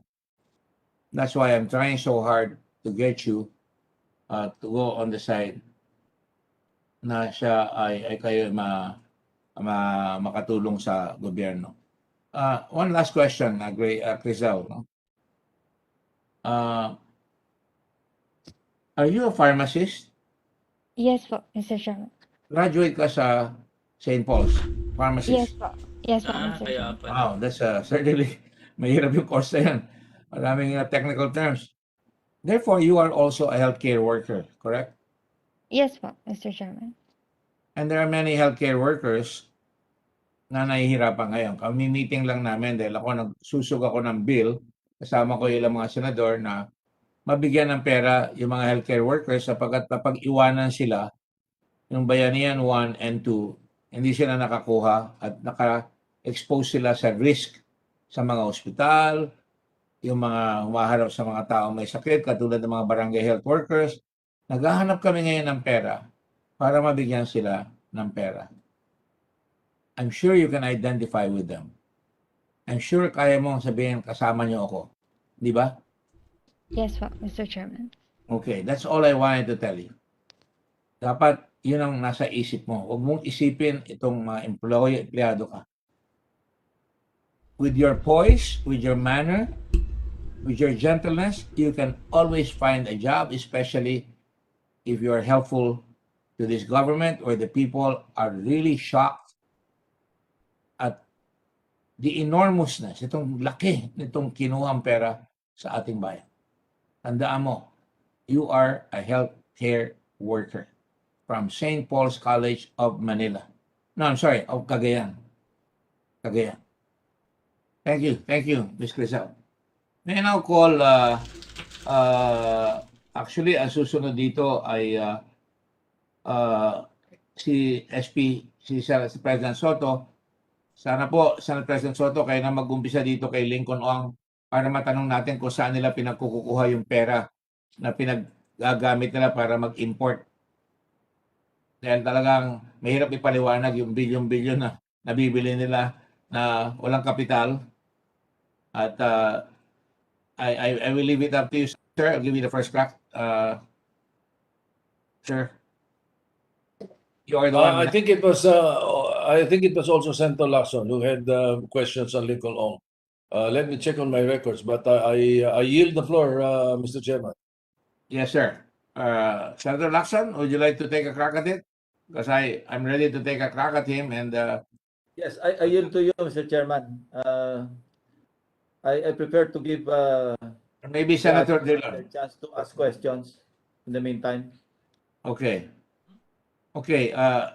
Senator Pangilinan? You're on mute, sir. Yes, sir. Mr. Chairman, I have some questions, but to another resource person. So I will just wait my time for as you go through Mr. Lincoln Ong's testimony. Dami kasi nagtatanong kay Lincoln Ong at saka dito sa Farmally. Kung nakakabili kayo ng mga produktong malalaki na milyon-milyon at bilyon-bilyon, saan nyo kinukuha yung pera kung ang pera nyo lamang ay 625,000 pesos? Mr. Ong? Mr.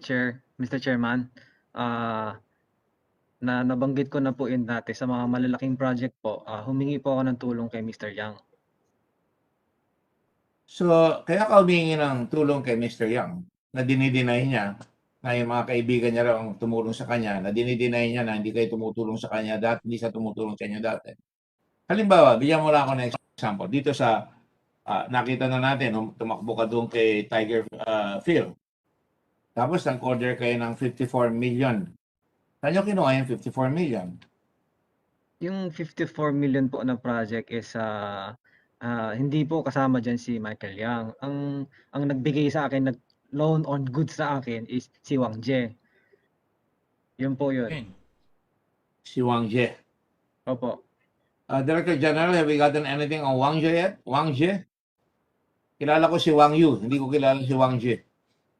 We're checking, Mr. Chair. We will report back to you immediately. Thank you. All right. Lalampasan ko yan. Ang sumunod, ito if memory serves correct, ang sumunod yung 220 million. Correct? Yes po, si Wang Jie po rin yun. Doon sa 10 million na mask, siya po yun. Mga mask yan. Wang Jie. Opo. Nandito ba si Wang Jie sa Pilipinas? Simula nung binanggit ko siya sa publiko, tinatawagan ko siya, hindi na siya sumasagot sa akin. So, hindi ko po masabi yung whereabouts niya, Mr. Chairman. Mr. President, may I ask that the Immigration Office be furnish us copies of the whereabouts of Wang Jie if he has left the country? Yes, I'm giving instructions now to do that. Thank you, sir. Now, after the 220 million, ito na malaki. Ang sabi mo dati, si Michael Yang, 600 million. Yung which project po? Yung DGI po? Yes, kabisado mo naman Yes eh. po. Tumulong din po dyan si Mr. Yang. Yes po. Anong tinulong ni Michael Yang specifically? Siya po naghanap ng supplier po. Siya talaga yung naghanap ng Sabihin ko lang supplier. para baka mamaya bawiin mo. Si Michael Yang, ikaw ang translator niya. Right? Yes po. Yes Ang po. tagal ka naman kayo kilala. May litratong kumakalat sa internet na magkasama kayo ni Michael Yang at kausap niyo si Presidente. Tatlo lang kayo. Nakikita ko po yung litrato niyan. Yes po, Mr. Chairman. Totoo ba yun? Yes Yan? po, totoo po yan. Totoo po. Ano yan? The good, the bad, and the ugly? Biro lang ha. Sorry. Tatlo kayo eh. Hindi ko lang matiis eh. Hindi ko lang alam kung sinong good, sinong bad, sinong ugly. Now, tanongin ko kita ngayon. 600 million ang hiningi. Siga naman talaga yung katabi mo. Nakaka-produce ng 600 million?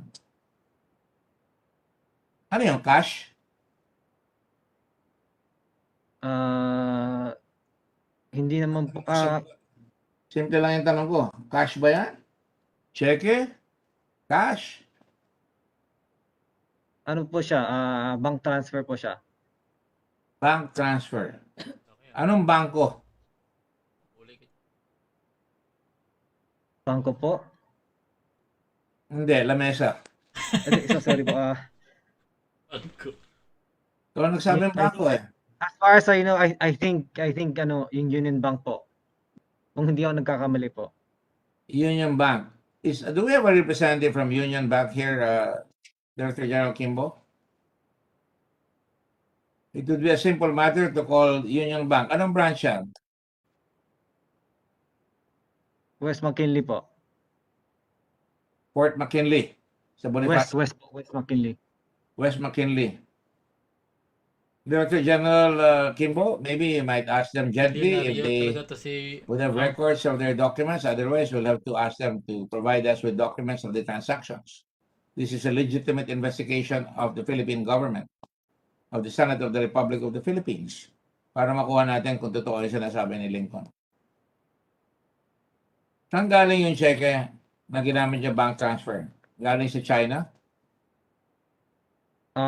Mr. Chairman, I have to check the records po. Di ko rin, last year na po yun eh, hindi ko maalala. Linggo-linggo na tayo naandito eh. Check mo pa records. I'm sure naghanap ka na, naghalungkat ka na eh. Please, huwag niya na kami pahirapan.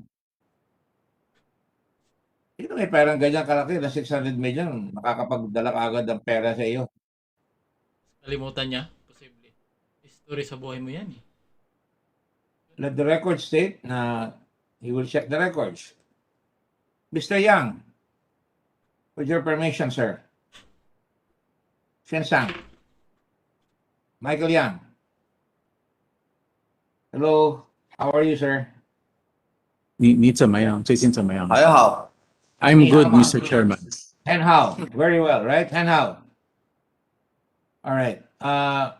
Mr. Yang, there is a witness here, si Mr. Lincoln Ong, who used to be your translator. Translator mo siya, tigapagsalita mo, tiga-translate sa'yo. Sabi niya, 他说这个领力嘛是你之前的翻译人员， ikaw nag-supply ng 600 million. 是你给他600桶。你告诉我当时我有帮他介绍朋友，给他借帮朋友。当时介绍朋友和帮他借，朋友借给他。朋友借给他。Mr. Chair, ang pinapasabi po ni Mr. Yang is that at that time nagpakilala siya ng mga friends for the supplier and then sila rin yung mga yung friends rin niya po yung nagpautang. Wow, you must have very rich friends, Mr. Yang. Are they from China or are they from the Philippines? I'm sorry, come again, Mr. Chairman, hindi ko pa narinig. Mga hopang yu. Tama ba yun sa Chinese? Hopang yao. So who are the friends? 是谁？那些朋友？你告诉我跟朋友这个保密协议我不能透露，目前不方便嘛。And request translator of the Blue Ribbon Committee to religiously tell me if they're giving the right translation, please. 不方便透露。 Director General. Yes, Your Honor, she's present, Your Honor. Miss Okay. Ling Is it Ponce. translation? Mr. Chairman, ang pinapasabi po ni Mr. Yang is that he's not at I mean because he has an NDA with these friends, so he cannot disclose the names of his friends. He has an NDA. NDA. Kala ko Masters in Business Administration. Mali ang dinig ko. NDA, Non-Disclosure Agreement. Yes, Mr. Chairman. Why would there be a non-disclosure agreement on a legitimate transaction? 他在问你们为什么会有一个保密协议？如果要是一个是我答应正常的，朋友，我答应朋友，朋友叫我当时借钱去答应他的，这个是我答应人家的。 I mean, it was a commitment that he gave to his friends po at that time. Mr. Yang, you're aware that itong perang ito ay galing sa pera ng bayan ng Pilipinas. And therefore, ang Senado ay may karapatan ungkatin yan. Hindi kami naniniwala sa non-disclosure agreement. Sa Tagalog, hindi namin sasabihin kung saan galing yung pera. 他说呢，你知道这些都是政府的钱嘛？那但是然后呢，这个听证会呢，这些参议员呢是有权利来调查。这个给他说，这个是我的私事，这个是我帮他借钱，他要做政府的钱，我没有参与，我是借他帮他介绍钱，借他。 Mr. Chairman, ang pinapasabi po ni Mr. Yang is that he assisted in helping Lincoln find friends who could lend him money, and he has 是你没有跟参与政府的，对吧？就是说我是帮他这个政府的钱，我是介绍朋友借钱。He only helped introduce Lincoln to his friends who could help him with his financial needs po. His financial needs are formally. 是帮林立的财务的资金的需求吗？或者是帮忙这个 Farmally 制药公司呢？他说他的意思我听不懂，我当时是林立有这个需求，我来找我帮朋友有钱借他这个我是帮他们信用介绍嘛，信用。At that time po, lumapit po si Lincoln and then he helped referred po yung mga pangangailangan ni Lincoln for suppliers and for financial assistance din po. Okay, I will go to that later. Mr. Chairman, with the Mr. indulgence Yang, of the Senate Mr. Yang, President. sandali lang, Risa, Senator Yes, Risa. Mr. Chairman. If you mind, I just have to follow the trend of questioning right now. I hope you don't mind. Of course, Mr. Chairman. Naging mabuti ba ang mga Pilipino sa iyo after all 19 years ka na rito, 22 years? Mabuti ba ang naging trato ng mga Pilipino sa iyo? 他说你自从99年嘛，你在这边有19年嘛，菲律宾人是不是对待你有好不好呢？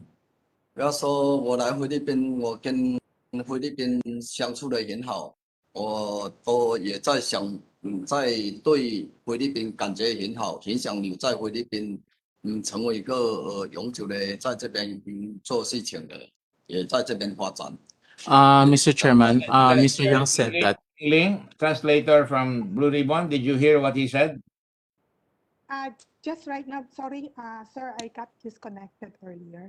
Ay nako, Ling, just say so. Signal, please. Right now, it's So, okay. anong sagot doon sa naging mabuti ba ang Pilipino sa iyo? Do we want to ask Mr. Yang to repeat the answer, Mr. Chairman? So You the know the interpreter answer. can You validate. translated it already. Okay. The answer of Mr. Yang, Mr. Chairman, is that he has naging mabuti at good experience naman dito sa Philippines and he wanted to do long-term business dito. Naging kaibigan mo ang presidente ng Pilipinas. Napakaswerte mo. Ilang tao makaklaim na naging presidente? 他说你跟 Mabait sa 总 kanya ng 统是个 presidente. 好朋友，你很幸运。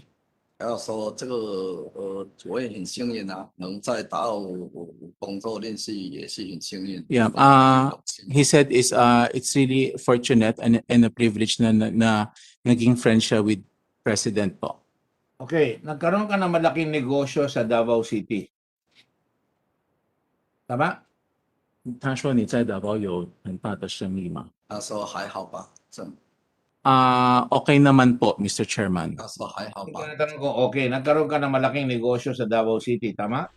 他说你在davao有还好，很大的他说打嘛打 Tama, tama lang naman daw po. Eh, Hindi sagot, naman daw tama. masyadong malaki. Tama lang. Okay. Ang DCLA, correct? Ang pangalan ng negosyo mo? 你的公司名字叫做 DCLA 吗？是啊，以前有啊。 Yes po. Sa iyo yun? O korporasyon? DCLA 是你的吗？公司的嘛。公司sa company po. Sino ang mga member ng company? Ikaw ang major stockholder. 那这个公司的那些股东人是谁？他说上面都有吧。他说啊，他说这个有我老婆啊，有一些合作的嘛。 Yung wife po niya and some other business partners po. 是合作。 Ikaw, wala ka doon? 你在公司这个 DCLA 的股权里吗？这个要说我要看一下嘛，因为我老婆在会议负责。 He would have to check the records kasi yung records nasa wife daw niya. Nahirap naman yung sagot mo. Pangyaw, mahirap sagot mo. Bakit hindi mo alam kung wala kang saksak na pera dyan? 不知道你是不是在公司里头的？ 跟他说跟他说这边的一些是我老婆负责，我看一下吧。我细节。 Mr. Chairman, I just like to clarify when you said na ang sinasagot namin question is about in terms of him being a shareholder of DCLA, tama po ba? Eh, ano pa ba ang tinatanong ko? Hindi yun, di ba? Yeah. Sa Yes, asawa yes. mo. So at least we're answering the right track. Sorry po. And then he answered kasi yung DCLA po is being managed by his wife po. Kaya yung mga records nandoon po sa asawa niya. No, pero meron kang exposure dyan. Meron kang pera dyan, malaki. 那你 DCLA 应该是有钱的，对吗？跟他说这个是我不方便透露。 Mr. Chairman, he's not comfortable disclosing this information po. Why not? 为什么不方便透露？跟他说这个是我的一个生意嘛。 Because this is his business and he doesn't want to disclose in public po, Mr. Chairman. Business of the Philippine government to find out where you got the money? To put up that bank? I'll show you some of your buildings. Sige. Come again po, sorry Mr. Chairman. It is not the business of the Philippine government to the Philippine Senate to ask you about these questions? Are you telling us wala kang 这个 pakialam? 也是听证会参议员的权利去查你的生意你吗？跟他说这个我的习性生意是我们做生意的秘密，我不能在这边说。这是我的习性，我不能。对，Mr. Chairman, these are his private po, mga private secrets po. He's not comfortable disclosing them. Ang laki ng negosyo mo. Papakita ko sa ito. Sige, pakita mo yung mga building niya. 会透露你的一些信息吗？ Bago kita tanongin yan, 的大楼， may mga litrato kami. Ilan ba ang building mo na ganyan kalalaki sa Davao? 你有几个广场呢？在大包大楼广场？啊，大包你有几个大楼或者广场？跟他说都是公司嘛，这个我跟他说这个是我要公司看，我现在记不起来。 Hindi niya ma-recall yung exact 我要查一下。 count po. He has to check po, Mr. Chairman. Ano hindi niya ma-recall? Hindi niya alam kung ilan ang building niya? 你记不到你的那个几个大楼吗？或者我要看，跟他说我答案我好像没有什么大楼啊。广场 building 广场商场。商场是租地来做的，跟他说是租的来建的嘛。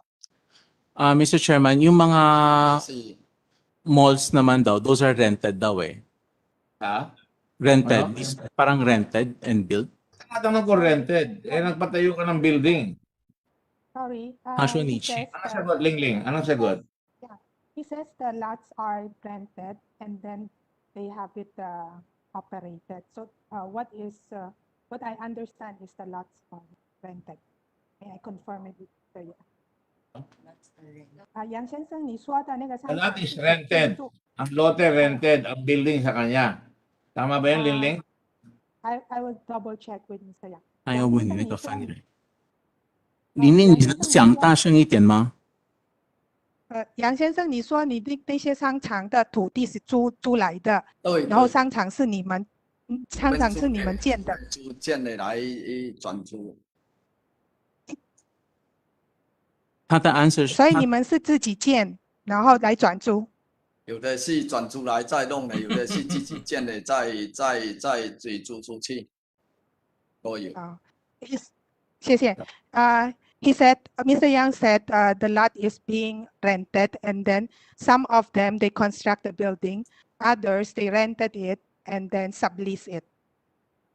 你给他说这个本来是我公司的秘密，现在都本来是不想说的，因为我们生意是有秘密的。这个出来大家以后我的客户就跑光了。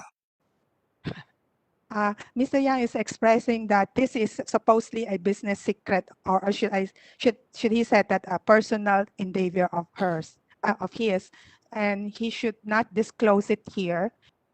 He's afraid that his customer may run away.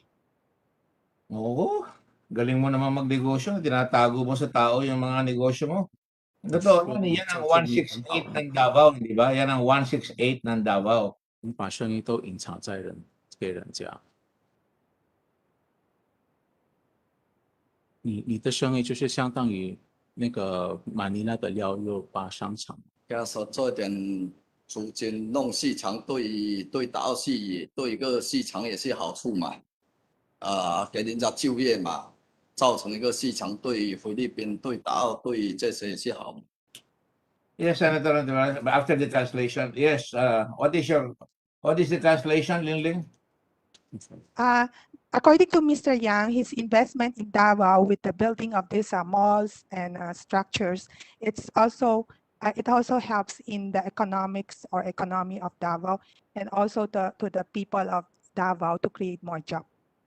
I do not doubt that. Tama ka, Mr. Yang. Tama ka. Nakakatulong. 他就说这个是对的。Tinatanong ko lang, kung magkano ang naipasok mong kapital?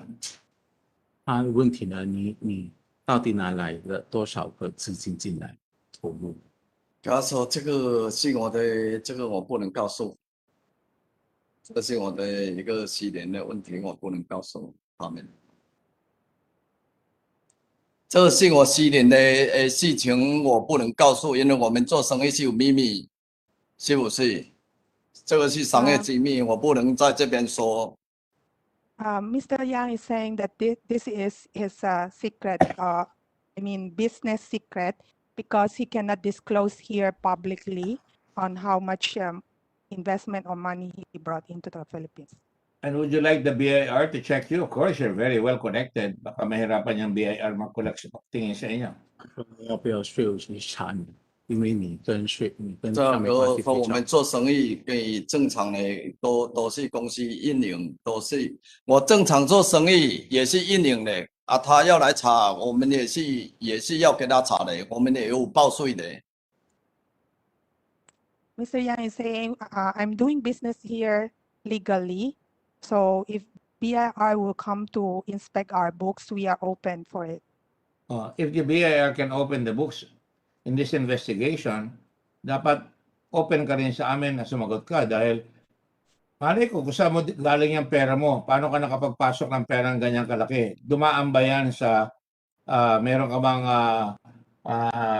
papers kung paano pinasok yung perang yan dito sa Pilipinas? 因为他说呢，税务局如果要查，他也不是能查嘛。然后第二个，他是想知道你的资金来源嘛。第三呢，你这些是否有一些水流或者一些文件证据嘛？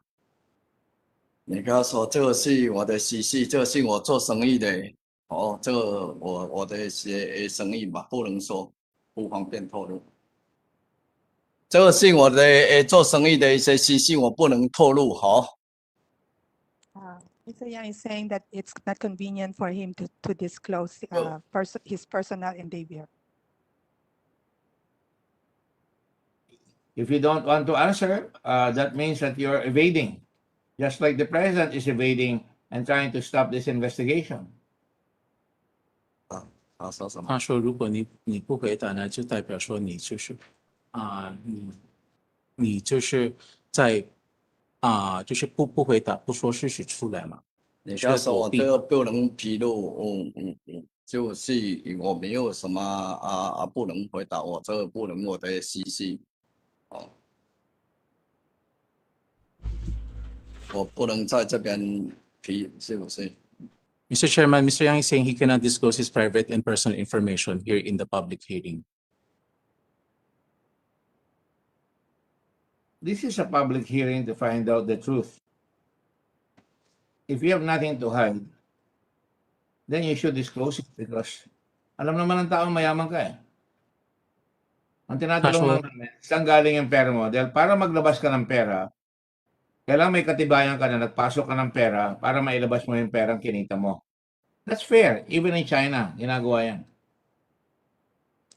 他说这个听证会呢，就是为了要调查你自己的来源嘛，他们必须看到你有进的钱，才看到你有出的钱嘛。你刚说这个是我的私，这个我不能评论，这个是我的私。Mr. Chairman, these are his private information. He's not comfortable disclosing to the public. Well, I don't care about your comfort.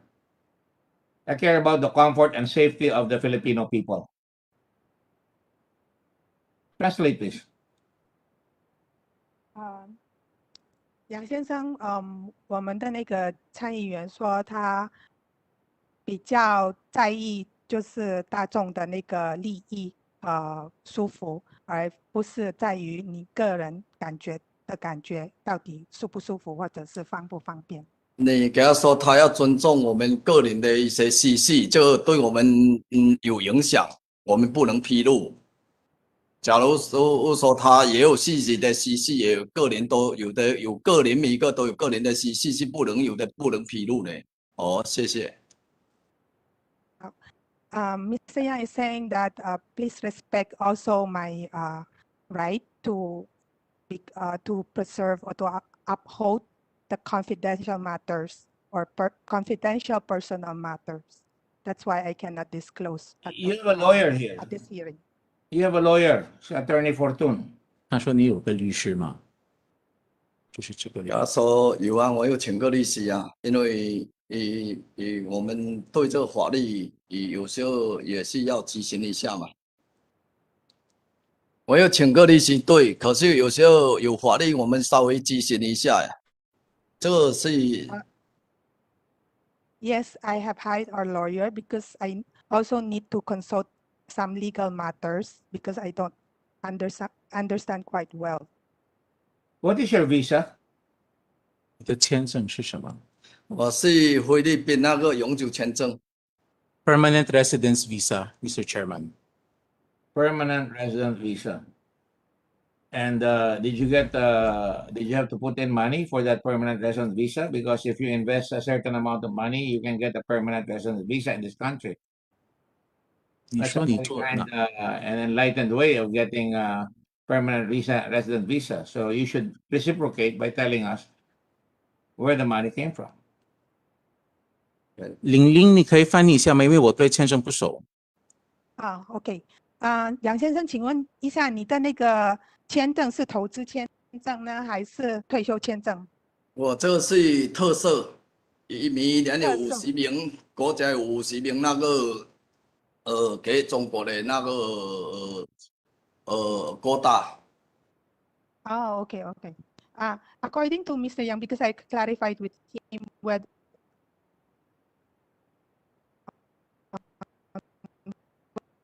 I'm sorry, I'm losing you. I'm losing you, Ding Ding. Hindi kita marinig. Hindi ka na namin marinig, Ling Ling. Holding a... Hello, Ling Ling.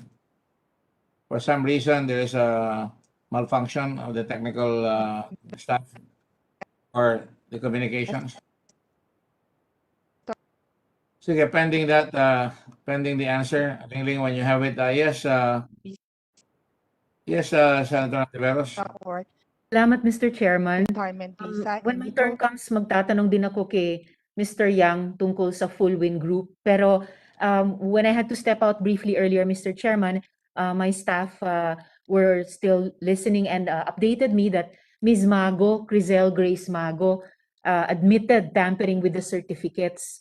In effect, Mr. Chairman admitted swindling the government upon instructions of Mohit Dargani. That's already been proven, Senator. That's already been proven. And I would like, if you're going to continue, I'll give way provided you continue the cross-examination that we're having with Mr. Yang, because mawawala tayo sa punto eh. Yes, Mr. Chair. No, I just need to make one urgent motion requesting the good chair to place Ms. Mago under the protective custody of the Senate. I so move, Mr. Chairman. Well, are you seconding it, Senator Pangilinan? Yes, second the motion. There is no objection. She will have to agree. I don't know if she is going to agree. Have you spoken with her? Not yet, Mr. Chairman. I will do so on the chairman's instruction. And I thank think you, should Mr. talk with her Chairman. first. Yes, Yes, Mr. Mr. Chair, Chairman. just a manifestation. She did say she was willing to cooperate, so we could take it. I mean, that she's willing to be under the protective custody. And Different things. yes, if that is necessary. Thank you, Mr. Chairman. I think so. Will do, Mr. Chairman. Salamat po. Thank you. I'm sorry, Mr. Yang, to have to put you to this. Paisi. Sabi nga paki-translate lang, hindi ko pa nakuha yung translation ng isa kanina. In the meantime, Senator Drilon, would you like to ask that question while we're waiting for the translation? Senator Drilon is recognized. Yes, I'd like just pursuing this line of questions on Mr. Yang. Can I have Mr. Lincoln Ong? Mr. Lincoln Ong, nandyan ho kayo? Yes po, Mr. Chairman. Mr. Lincoln. Okay. Mr. Lincoln, ang sinabi mo kanina, humingi po kami ng tulong kay Mr. Yang relative to funding the first supplies of the face mask and face shields to PS-DBM. Tama po ba yun? Sinabi nyo, humingi kami ng tulong kay Mr. Yang. Yung tulong po para po punduhan ang inyong unang transaksyon sa PS-DBM. Hindi po kami humingi ng tulong kay Mr. Michael Yang sa mga face mask na project. Saan kayo humingi ng tulong? Yung pong tanong ni Mr. Chairman doon sa test kits po. Sa test kit, all right. Yes po, Mr. Chair. Mr. Test Chairman. kits. At magkano hiniram nyo sa kanya? Mr. Chairman, meron po kaming na pirmang NDA. Hindi ko po ma-disclose. Meron po kami na pirmang NDA po tungkol dyan. Kanina sinabi mo 600 million, hindi ba? At 600, Mr. Chairman, 600 million po yung project cost. How much? Ay, 600 million po ang project price. 600 million ang project cost. Ganun po ba? 600 million po ang project as in winning bid po. Yan po. Winning bid, all right. 600 million. You know, stop invoking the non-disclosure agreement because we are here talking about corruption on public funds. And therefore, there is no basis to assert the non-disclosure agreement because this involves bidding of public projects. Now, I ask you again, so you're saying 600 million was funded by Mr. Yang for the test kit project. Is that correct? Mr. Chairman, yung project winning contract price is 600 million, but it doesn't mean na 600 million was funded by him. Okay, so sa 600 million na contract, yun ang value ng test kits na in-award sa inyo for you to supply PS-DBM. Tama po ba yun? Tama po. Ngayon, doon sa 600 million, magkano ang pininance ni Mr. Yang? Mr. Chairman, as again, ano po siya, it's a private transaction. I cannot myself to disclose it. Mr. Ong, how did you comply with the supply agreement that you mentioned for the test kits? Humingi po ako ng tulong kay Mr. Yang. Yes po. Yan, inuulit mo humingi ka ng tulong kay Mr. Yang. Anong klaseng tulong ang hiningi mo kay Mr. Yang? Mr. Chairman, nagpakilala po siya ng supplier and then financially, tinulungan din po na kami. Financially, tinulungan din yan kayo. Can you be more specific? Magkano ang financial na tulong sa inyo ni Mr. Yang? Mr. Chairman, ano po it's between me and Michael Yang and then I cannot, ako lang po dito. You will never be able to leave the custody of the Senate with your very evasive answers, notwithstanding the fact, you know, when I ask you a question, you answer one part, and then the second part, ayaw mo nang sagutin. Ulitin ko lang po. You said that Mr. Yang helped you financially. How much did he help you with? How much did you borrow from him? Hindi ko rin po kasing on my side, di rin pwede ako yung mag-disclose noon. Bakit hindi ka pwede mo? Alam nyo, habang baka po hindi ka talaga makalabas dito kasi yung mga sagot mo yan, it's obviously you're keeping and you're refusing to answer the question. And refusing to answer the question of the Blue Ribbon has been sustained by the Supreme Court as a ground for detention until you answer correctly. You can ask your lawyer who apparently has advised you on this. So, ulitin ko lang, financially, Mr. Yang helped you. How much this is in a form of a loan or a donation? Hindi po yung donation. Hindi donation. Loan talaga. Dito po sa side namin, I will acknowledge we have obligation to Mr. Yang. Dito po sa side namin, I will have to acknowledge meron po kaming obligation kay Mr. Yang. Right. As to how he wants to, you know, portray it. May obligation kayo kay Mr. Yang. Bakit nagkaroon kayo ng obligation kay Mr. Yang? Kasi po tinulungan na kami sa pag-access ng funding. Tinulungan niya kayo sa funding. Magkano ang tinulong sa inyo na funding? Mr. Chairman, baka pwede po, siya na lang tanongin nyo. Kasi ako... Hindi, ikaw ang tinatanong ko Mr. Chairman. Ikaw naman, Lincoln. Magkano ang tinulong sa inyo? Sabi mo kayo na 600 million ang project. Magkano ang tinulong sa inyo? Mr. Chairman, and then actually another fact is hindi ko rin po maalala. I have to check the record. But again, even I have the records po, Mr. Chairman. I mean, sorry po talaga. Mr. Chairman, perhaps we should have him transferred to the New Bilibid prison. Yes. Perhaps there he will have the chance to reflect more on his answer. Kasi paiba-iba Kanina hindi niya pwedeng sabihin. Ngayon hindi niya maalala. He has to check his records. Mr. Lincoln Ong, I'm sorry, but clearly you're being evasive. Yes. I joined the motion of Senator Pangilinan. I second the motion to move Mr. Ong to the New Bilibid Penitentiary. In view of his refusal to answer bordering on perjury on a legitimate question or the valid question that we raise. Seconded. Okay, there's been a motion to move Mr. Ong to the New Bilibid prison for refusal and to cooperate and answer the questions, the legitimate questions of this chamber. Are there any objections? There being none, I will ask Lincoln Ong for the last time. Are you going to cooperate or not? I suggest you cooperate. Lincoln, I don't want to send you to Bilibid.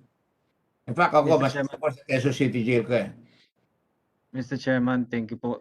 Pero nagko-cooperate naman po ako Mr. Chairman.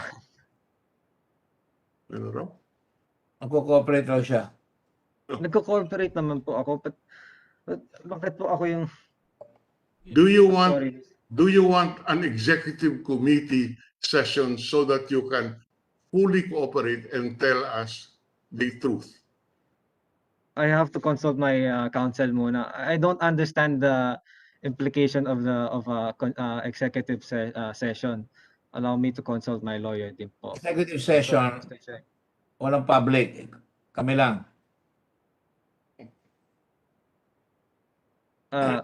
Mr. Chairman, give me some time to talk to my lawyer po. Mr. Chairman, depending on what Mr. Lincoln Ong will tell this committee, I am willing to discuss with the chairman and the committee the possible enrollment of possible enrollment and admission of Mr. Ang in the Legislative Witness Protection Program. But I must underscore the fact that we have to assess what he's going to tell us.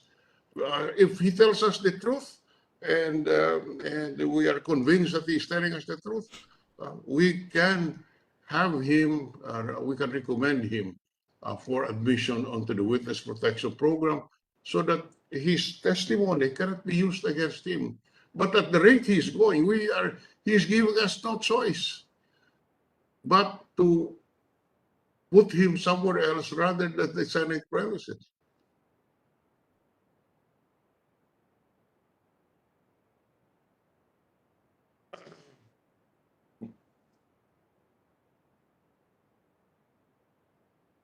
Mr. Chairman. Senator Lacson? Yes, with the permission of Senator Dillon, no? Since Mr. Ong and Mr. Yang keep on invoking the non-disclosure agreement, ano, doon sa kanilang tinatawag na joint venture agreement.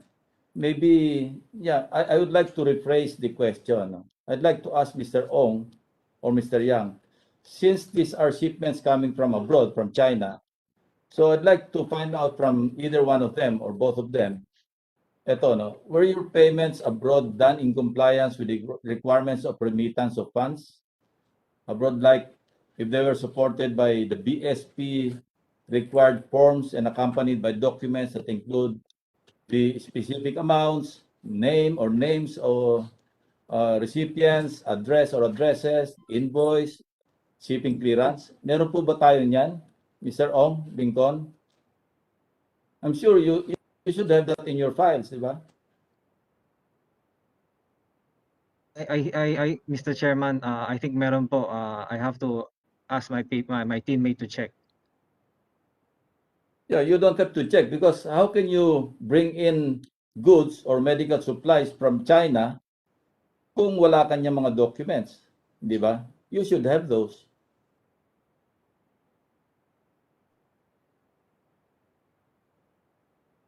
BSP clearance. Kasi may mga requirements yan eh. Pag bumili ka ng foreign currency, kailangan mo ng clearance. Hindi ba?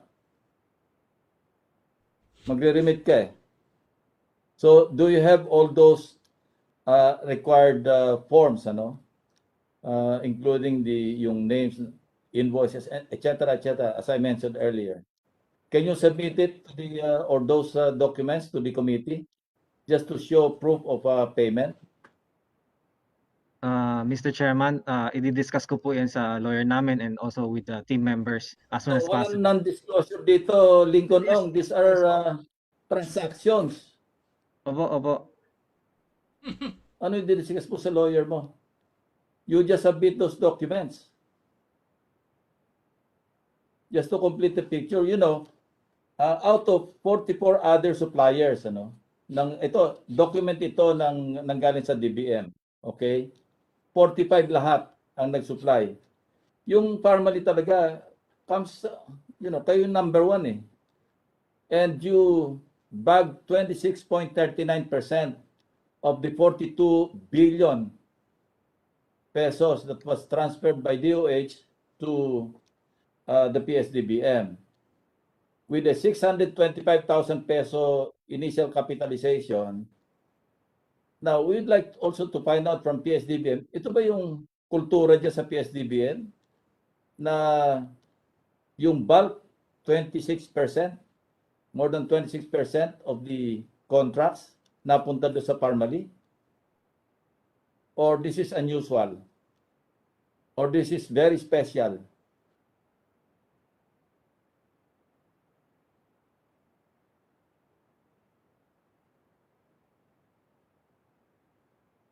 Ano talagang connection nyo sa PS-DBM to be able to bag the bulk of the 42 billion transferred funds to the PS-DBM from DOH? Tell us the truth, Mr. Ong. Mr. Chairman, ang significant... redeem yourself para hindi matuloy yung pag-transfer mo sa National Bilibid Prisons. Because thank you, Mr. Chairman. Seconded and approved by the committee. Now, if you have a change of heart and tell us the whole truth, probably we can still reconsider. Thank That's you, what Mr. Chairman. we're telling you. Ayun nga Just po, truth, nothing more, nothing less. actually, Mr. Chairman, if ever you look at all our contracts na tuloy-tuloy, ang malaki lang po talaga is yung the PPE projects, which is I need help I don't talaga. care And kung then, ano yung malaki. Ang kailangan namin yung mga dokumento at saka anong connection meron kayo sa PS-DBM. This is unusual. With the 625,000 peso initial capitalization, registered with the SEC just 6 months before bagging all those contracts. That's unusual, don't you think so? I think doon sa simula siguro nangapa kami, but nung sa pagka medyo may kabisado na namin, we just follow the process na lang po. And then tulad ng mga test kits, we just bid up on a price na we are comfortable. And then kung hindi naman marami po yung mga Ang projects problema namin. nga, kumita kayo doon sa unan yung contract, namili na agad kayo ng mga luxury cars eh. Di ba? Yung mga businessmen na nagsisimula, pag kumita, niro-roll, nire-reinvest. Pero kayo, buying spree. So talagang, you were all prepared to make a killing. Now, tell us the truth. Ano talaga connection nyo? Actually, yung connection po namin is meron talaga kami access to sa supplier. We are one of the non-exclusive No, not the supplier, with the government. Ang nag-award sa inyo ng contract, hindi supplier. Ang nag-award ng contract sa inyo, government, through the PS-DBM. We just follow, Mr. Chairman, we just really follow the process. Meeting with Attorney Lau for the very first time. Nag-discuss kayo. Nauna pa yung delivery sa PO. Come on, Lincoln. Anyway, that's all, Mr. Chairman. We cannot squeeze something from, squeeze blood from turnip, so to speak.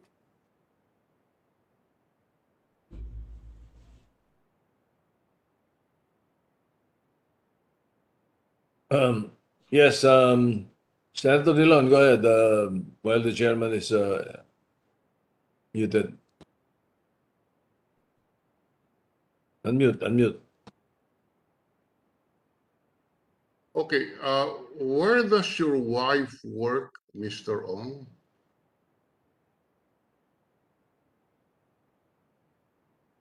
Mr. Chairman, housewife na po siya ngayon. Housewife na siya ngayon. Yes po, yes po. Bago siya maging housewife, saan po siya nagtatrabaho? Nagtatrabaho siya sa Sun City dati. Saan? Saan po? Sa Sun City. Sun City. Sa Sun City, it's a junket. I'm sorry, I could not understand. Can you help me, Mr. Chairman, as to... Sun City, you mean SUN? Yes po, SUN po. Sun City, and that's a junket gambling operators. A junket operator sa casino. Yes po. Okay. Now, did she ever work with government? No, hindi naman. No, Mr. Chairman. So, okay. Now, going back to my previous statement, have you thought it over and will tell us how much did Mr. Yang lend to you for you to be able to fulfill your obligations under your contract with the government? Mr. Chairman, as long as Mr. Yang is allowing me to, kasi it's a two-way thing eh. Pag okay na sa kanya, I will disclose. I will really want to disclose this. I am talking about your corporation. Mr. Yang is not a stockholder or an officer of your corporation. You are an officer of your corporation. You admitted that Mr. Yang lent you sums of money to the corporation. I am asking you, how much money did your corporation borrow from Mr. Yang? So I don't have to ask Mr. Yang. I'm asking you. Mr. Chairman, gusto ko lang talaga i-discuss. I really want to discuss this with my lawyer about the executive session. So para po may open ko sa inyo yung gusto niyong malaman. So I have to discuss with my lawyer. Please allow me. we wait for our chairman, Senator Gordon. I think he's just taking a break. Before, I'm Yes. here, Mr. before that, Mr. Chairman, if you don't mind, while we're with Mr. Ong and again connected to Mr. Yang, and while Attorney Fortun of Mr. Yang is listening, may I remind Mr. Yang, and I hope the interpreter listens closely, and Lincoln Ong and Attorney Fortun, when a person, including a foreigner, does business in the Philippines, he becomes subject to Philippine laws, like SEC rules and regulations, including amounts of investments, especially with if he has a special investor's visa. And when he becomes a person of interest in a Senate investigation, then he will be required to reveal such business information. Ang covered lang ng secrecy are patents and inventions or baka secret recipe. Kaya tigilan nyo na yung yabang. Tigilan nyo na yung pagsabi na hindi niya may bibigay impormasyon. Yeah, you have to. It says in Philippine laws that you have to. So please, translate. Ikaw na mag-translate. Lincoln, total, translator ko ni Mr. Yang natin. Tama. Dear Senate President, dear Chairman, may translator naman siya. Pagod na po talaga ako. I don't work for him anymore. Baka Pagod hindi na ako. marunong din to eh. Baka po pwede na That po. was a little levity. Go ahead, Mr. Translator. Please tell Mr. Yang and Attorney Fortun, please remind your client. Ay nako mga kababayan.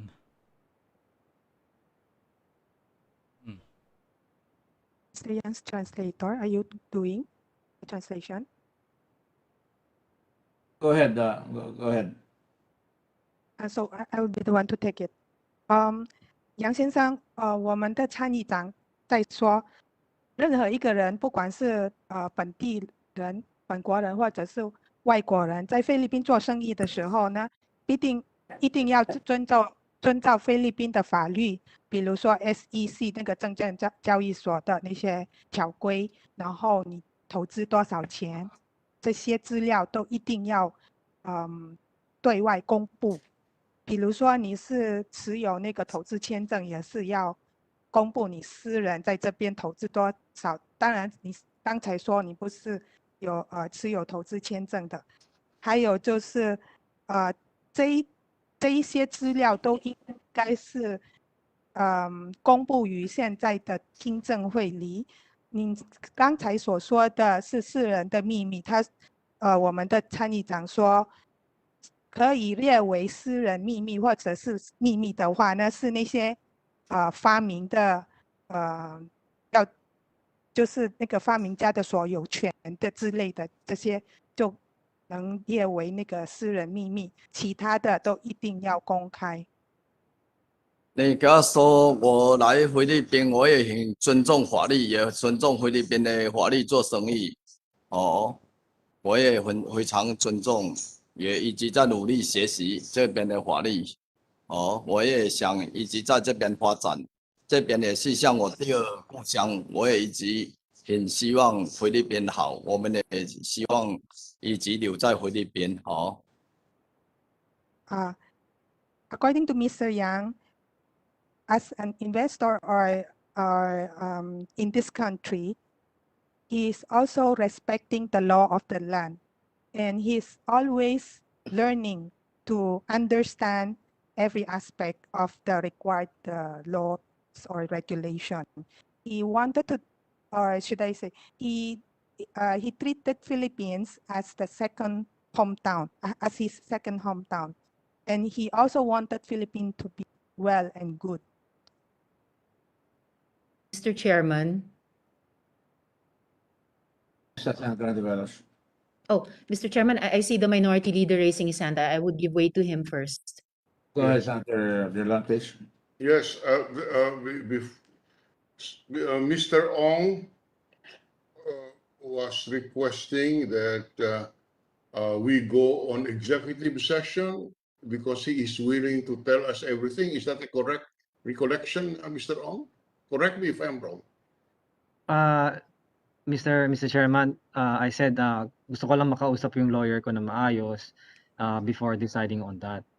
Yun po talaga yung sinabi ko, Mr. Chairman. I'm sorry po, I did not understand what. Mr. Chairman, I mentioned a while ago, I really want to consult my lawyer first before deciding on that matter. Yun po.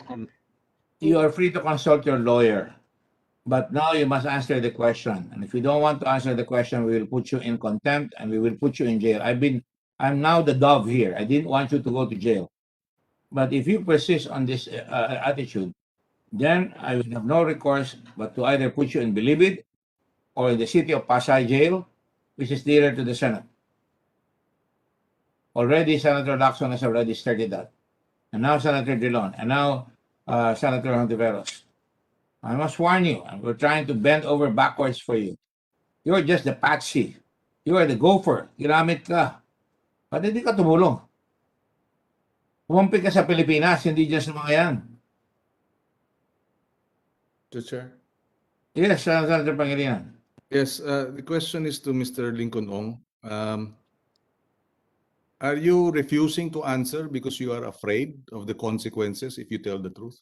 Takot ka bang sumagot ng tanong dahil natatakot ka para sa buhay mo? I don't think well, honestly, Mr. Chairman, medyo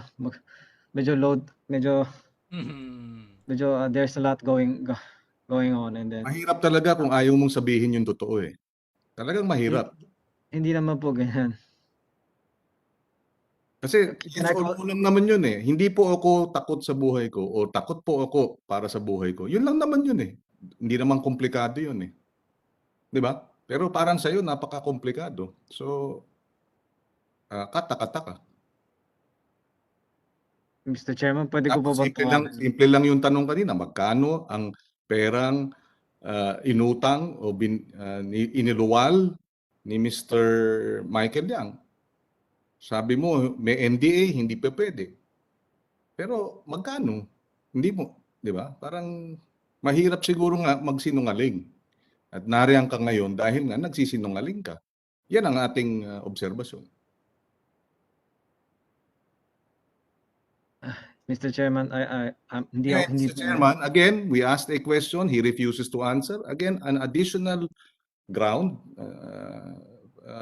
to have him brought to the new Bilibid prison. Hopefully he recognizes the gravity of refusing to answer. Anim na senador na ang nagtatanong, lahat ayaw mong sagutin. Hindi na namin kasalanan ito. Nasa kamay mo ang iyong kaligtasan kung ikaw ay tutuloy sa Bilibid jail o hindi. Yun lang, it is your decision whether you wish to tell the truth or not. Mr. Chairman, pwede po ako makahingi ng 5 minutes? Tawagan ko po yung lawyer ko.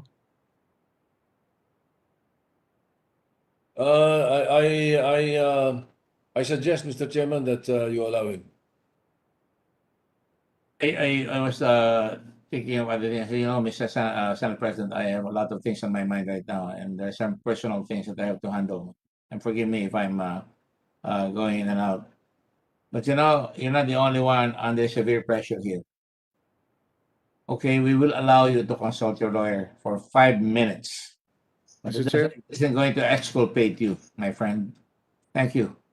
Yeah, Chairman. Senator Hontiveros, please. Go ahead, please. Mr. Chair, if during the 5 minutes I could go back and question Mr. Yang in relation sa pinag-uusapan natin kanina.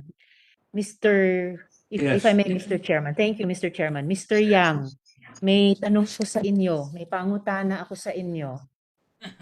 Mr. Yang, hindi ko po kayo makita ulit. Nasaan kayo, Mr. Yang?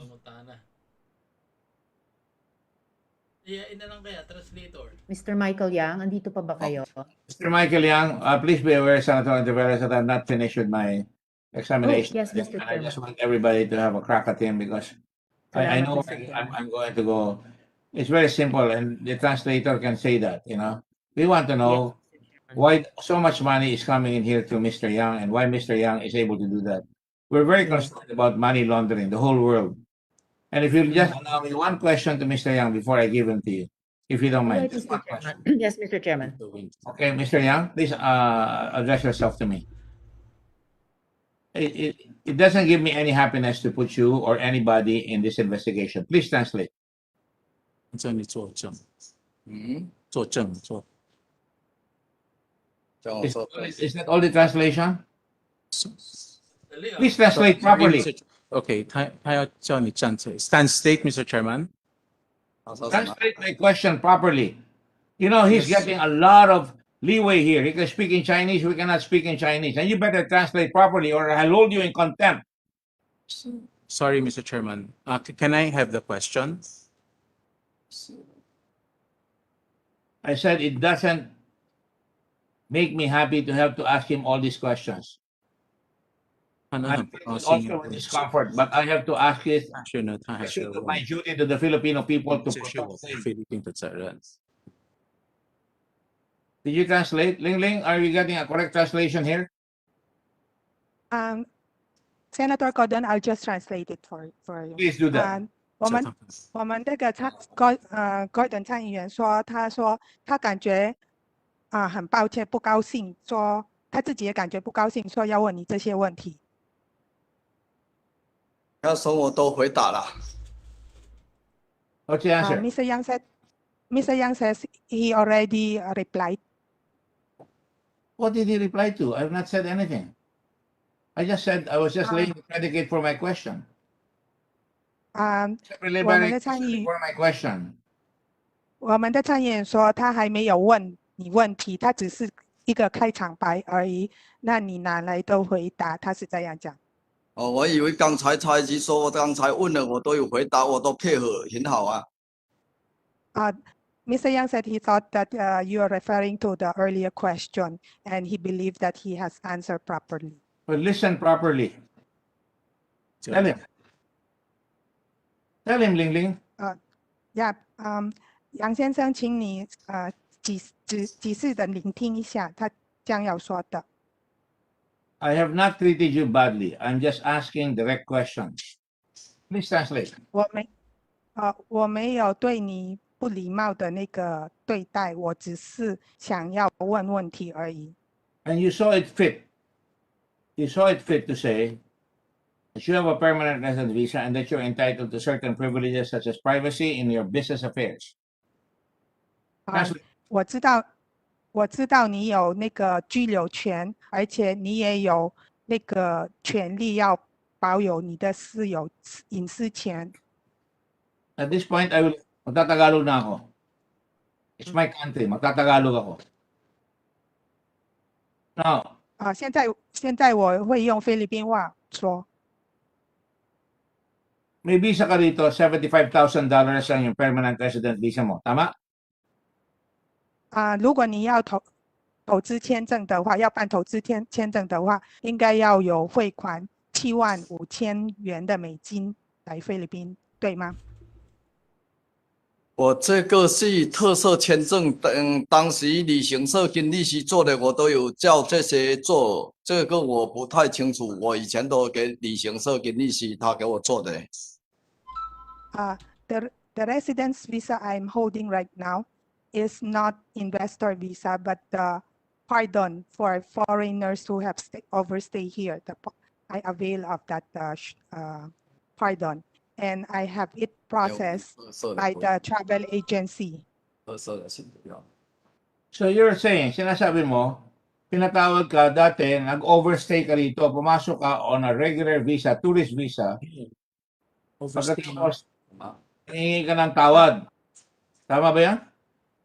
林丽，我觉得你问刚才翻译的有点不准，他没有说他有超过他的签证吗？你要对哦，我这个是国大的。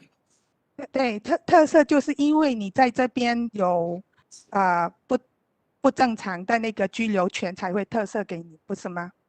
不是，我不知道，我以前就是菲律宾有这种证，我就人家申请，我也去申请，就办到了。居留这个很多人都办啊。Okay. Senator Gordon, he is explaining because the translator of Mr. Yang is saying that I may translate incorrectly, but I am clarifying with Mr. Yang for the term he said in Chinese term of permanent residency, which is pardon by the Philippine government. That means to say he has either overstay or his stay here is not quote and unquote legal. And No, I think that's one, wrong, Ling. it's That's not wrong.他没有 overstay. No, he had never overstayed. 你从来没有超过你的 overstay，对，没有啊。没有，我正常，我这个证已经都办了好像十几年了。But how can you avail of the pardon? It's not pardon，那个叫做 quota，对吗 ？quota visa。菲律宾有1年50名原住民。That's a quota visa, not pardon visa. Stop it. The chair will now rule.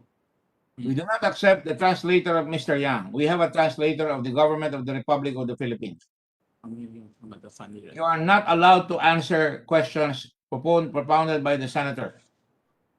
It will now be officially Ms. Ling Ling who will answer, who will translate the questions, and you are recused. What is your name? The translator, what is your name? Garrick, Mr. Chairman. Okay, I want you out of that room. Copy, Mr. Chairman. Now, Mr. Ling Ling, Ms. Ling Ling, you are now going to be the official translator. Chairman, 我先说一下，你翻译要是错，我不回答了，因为你这样对我不利，我不敢回答。Mr. Yang is making a disclaimer. If the translation is not correct, he will not reply. Well, you have the advantage. You can speak English. You can speak Chinese. You can speak Tagalog. But we have a translator na kailangan sagutin mo yung tinatanong namin. All right? You know, a permanent resident visa is not a right. It is a privilege. Translate it, please. 我们参议员说，那个可以永久居留。It's a privilege that can be withdrawn.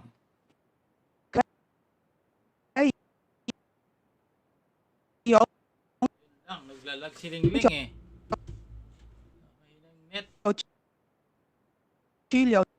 Something is wrong with the translation. Every time we ask a difficult question, something happens to the translation. Ling Ling, where are you? 特权。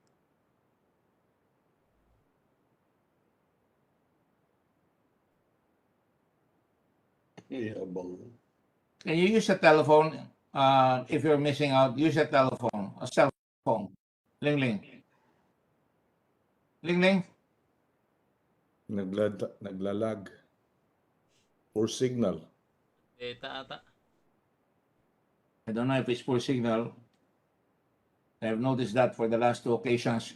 Pagka mahirap yung tanong, biglang nawawala yung signal.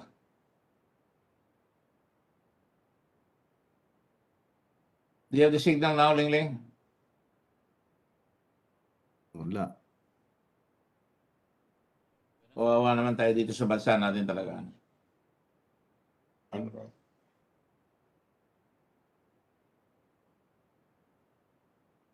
Ling Ling, are you there?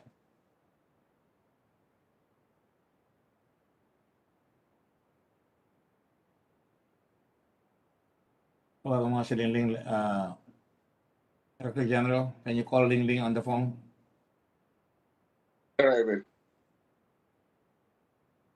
Mr. Chair?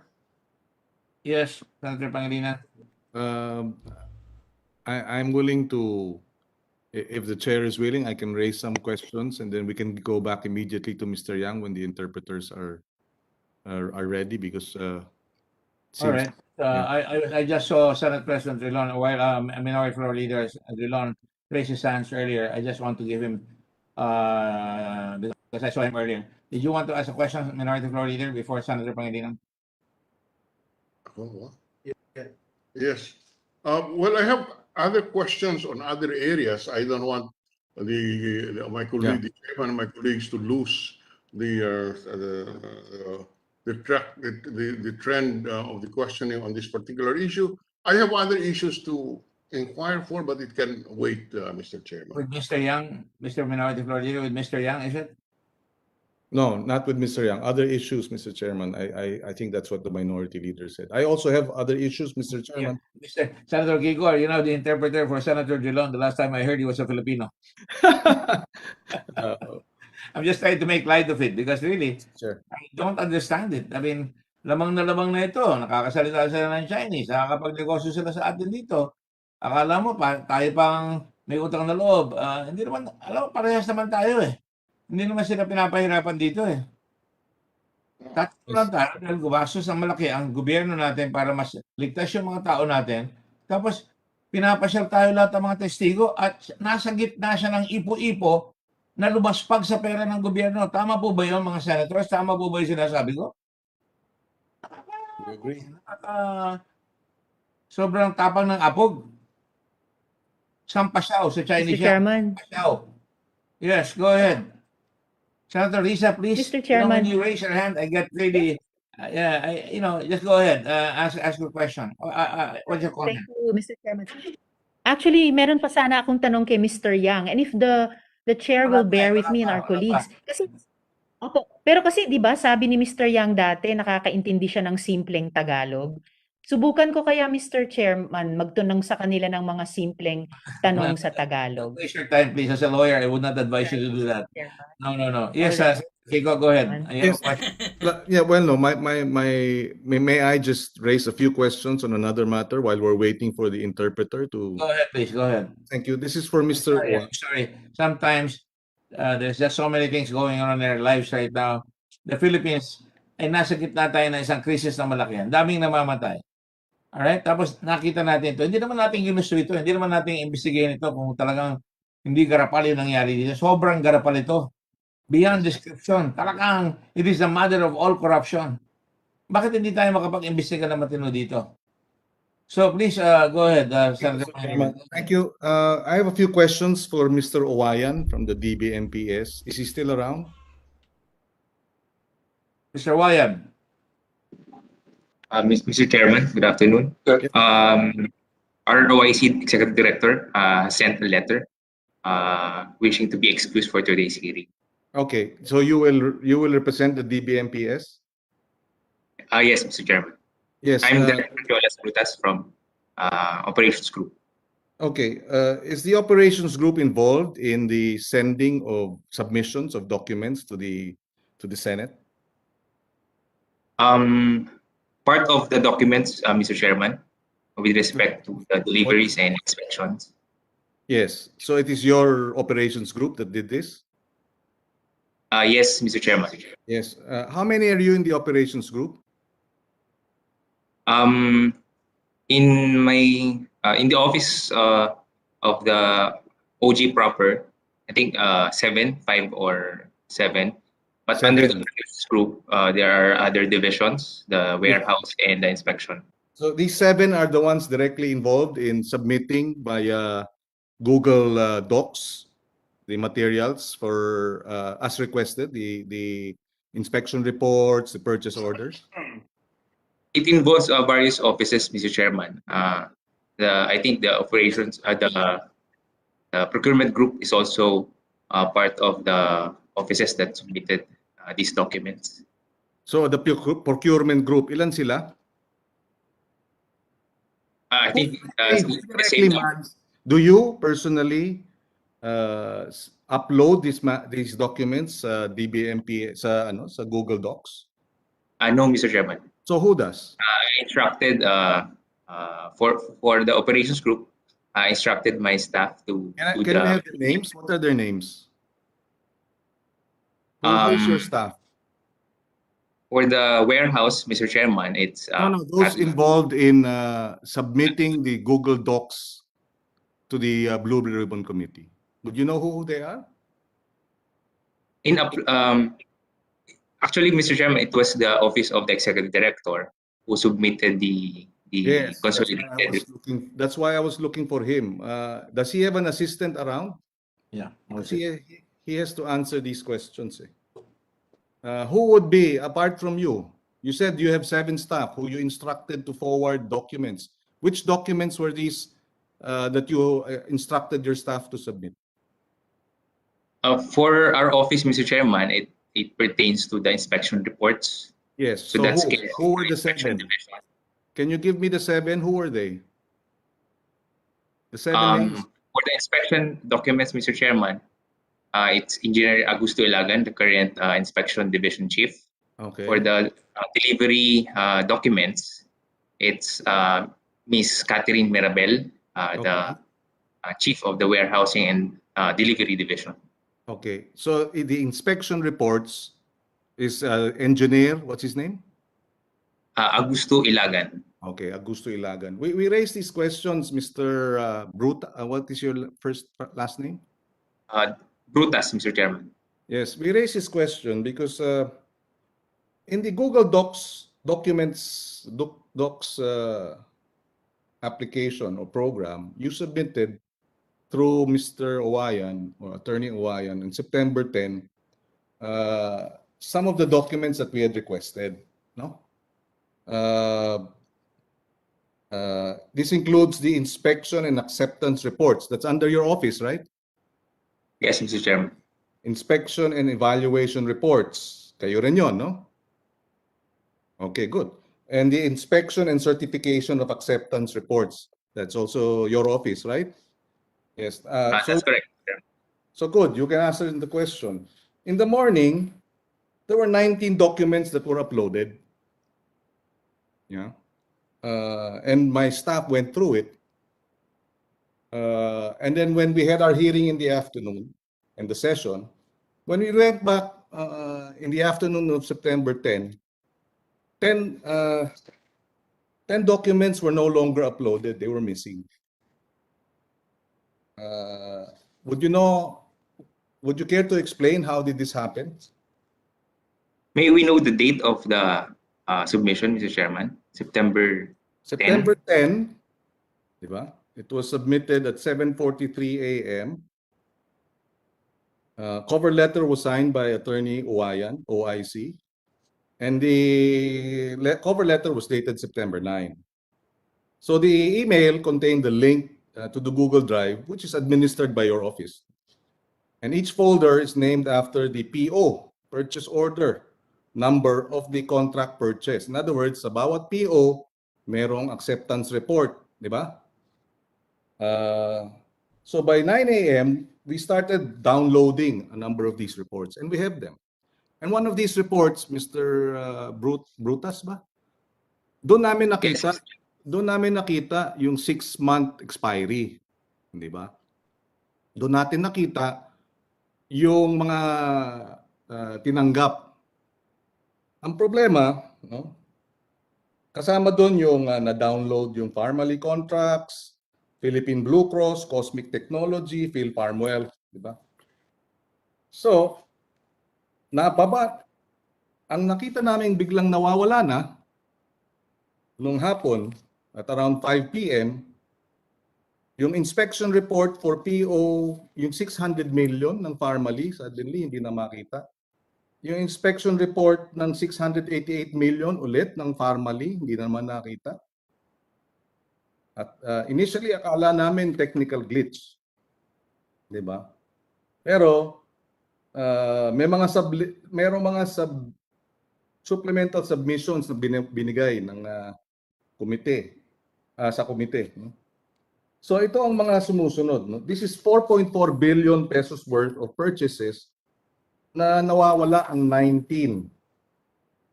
Di ba? 19 inspection reports.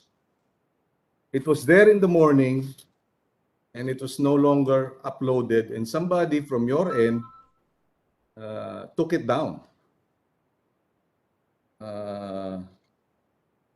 So, yun ang, and then of the 39 total POs, of the POs that you submitted, 39 walang inspection reports.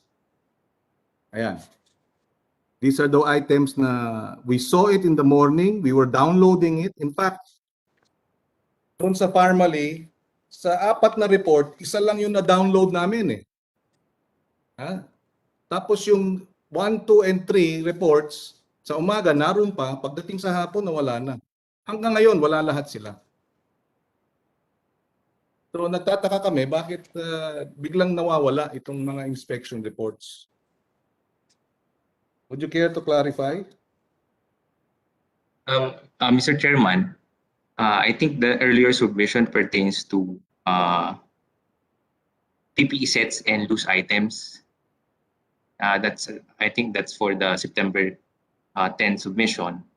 So that's why I suppose that's the reason why some of the items with respect to some of the inspection reports with respect to the test kits were, if it's true, if our staff really removed these items from the earlier submission. But anyway, Mr. Chairman, I think we already submitted as of recently a complete set of the ICARs and inspection reports for all the items. That is not, my understanding is, in my conversation with some of the members of the Blue Ribbon Committee staff, kulang yung mga submissions din ninyo. So it is not true. Maybe you're unaware that somebody in your staff is doing something behind your back. Hindi ko alam. We'll check, Mr. Chairman. And we'll make sure that the Ayan, deleted from submissions. Yung thermogun, wala, missing. Inspection evaluation report, missing. Diba? Wala yung ano dyan, wala yung inspection report. Yan din, wala rin yung inspection report sa BGI. So it's not true that you were able to submit it. Up until now, you check your own Google Docs. Mr. Chairman, apparently Mr. Brutus is not in the position to respond because he is not aware or he's not familiar. But as I said earlier, 19 documents that were previously uploaded in the morning of September 10 went missing by 5 p.m. of the same day. And part of this... May I also just follow up on your line of questioning, because I have my staff pick up a document that suddenly disappeared in the PS-DBM, and I will cite it to you and I will show it to you. On the matter of the last transaction of Mr. Lau, if I'm not mistaken. Queenie, can you show it to me, Rudy? There now. PO 21. This is PO 21 00197 CSE, and you may you may show that it says here that the files were deleted by PS-DBM from its original submission to the Blue Ribbon Committee. It's a good thing that Attorney Queenie of the Blue Ribbon Committee was able to take down notes, but when he took a look at it later on, it was all removed by the PS-DBM. And was it not true, Secretary Pangilinan, that you got an answer that it all comes from the Google Docs of PS-DBM under the office of the Executive Director, who happens to be Mr. Lau? Am I correct? Am I correct? Well, today it's Mr. Owayan who is the Executive Director, and he is missing. He's not present. Well, magiging missing na yung marami because talaga nagluluto na sila ng papel eh. Mr. Chairman, for the record. Records. Yes, Mr. Chairman, for the records, it is precisely the documents that we were able to download in the morning, the inspection reports that established that the shelf life of 6 months and the delivery dates were present. And it was also in those documents that we were able to establish that it was Farmally. And we'd like to note that of the 19 documents, Mr. President, the total amount involved in the 19 missing documents is about 4.4 billion pesos worth of purchases. 4.4 billion. Yes. So, yun po. Ang mga kontrata na wala bigla nung hapon, yung mga thermoguns, various medicines ng Medico, yung sa Farmally na 8,000 kits, wala yung inspection report. Yung 2,000 kits na A-Star ng Farmally, wala rin. 41,000 BGI kits. And then, in other words, ngayon hindi na natin ma-check at wala na ron yung mga resulta ng inspection results. Siguro binabago na. Hindi ko alam. Pero ba't nawawala? Nandun ng umaga, nawala ng hapon. And it's only the PS-DBM who has access to these Google Doc. Yes, question, Mr. Chair, to Mr. Brutas. Who is in charge of this? Who has control over these electronic documents? Mr. Chairman, it was the Google Drive. The access to this Google Drive was given to the concerned inspection officers and those officials and employees who has custody over the documents. Who can upload and remove the documents? Give me a name. I'll check first, Mr. Chairman, the exact names. You gave an engineer. You gave the name of the engineer. I asked you that earlier, Mr. Brutas. He is the head of the inspection division. So he has access. He has access to these. He was the one. So, Mr. Chairman. You told me earlier he was the one. In your staff, they were the one uploading the reports, diba? The inspection reports. Do you have access, Mr. Brutas? I have access, Mr. Chairman, but I'm not the one directly uploading and editing these documents. Does Mr. Owayan have access? I think he has, but currently, Mr. Chairman, just to clarify, he contracted COVID-19. That's the reason why he was not able to attend this hearing. Mr. Chairman, I don't want to debate with Mr. Brutas on this. I think the public is entitled to know. Mr. Brutas, let me warn you. This is a public document. This is a public document. I would suggest to the good chairman, compel them to produce. And again, you don't stop playing around with us, These are public documents, and there is such a crime under the penal code. Infidelity in the custody of public documents. That is a criminal offense. To give you, Mr. Brutas, an opportunity and not get into trouble, I would suggest you show to the committee and give to the committee copies of these documents which disappeared from the electronic files. Would you do that? Mr. Chairman, actually, the earlier submission pertains to the PPE sets and loose items. Never mind. What we are looking for were the documents which were there and disappeared. Whether or not it pertains to whatever subject, it was there, specified, and then it disappeared. Senator Pagdinig is just looking for that. Can you put? Yes, Mr. Chairman.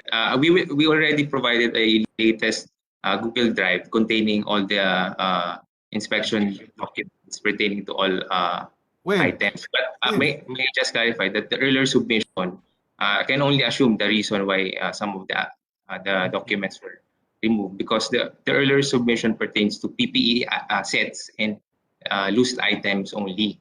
So that may be the reason why some of the documents. The submissions were on test kits. We already downloaded it. We already were able to download most of the and for the record, Mr. Chairman, most of the inspection reports deleted were on test kits. So I don't know why you're bringing us to PPEs. That's your file. That's your Google Docs.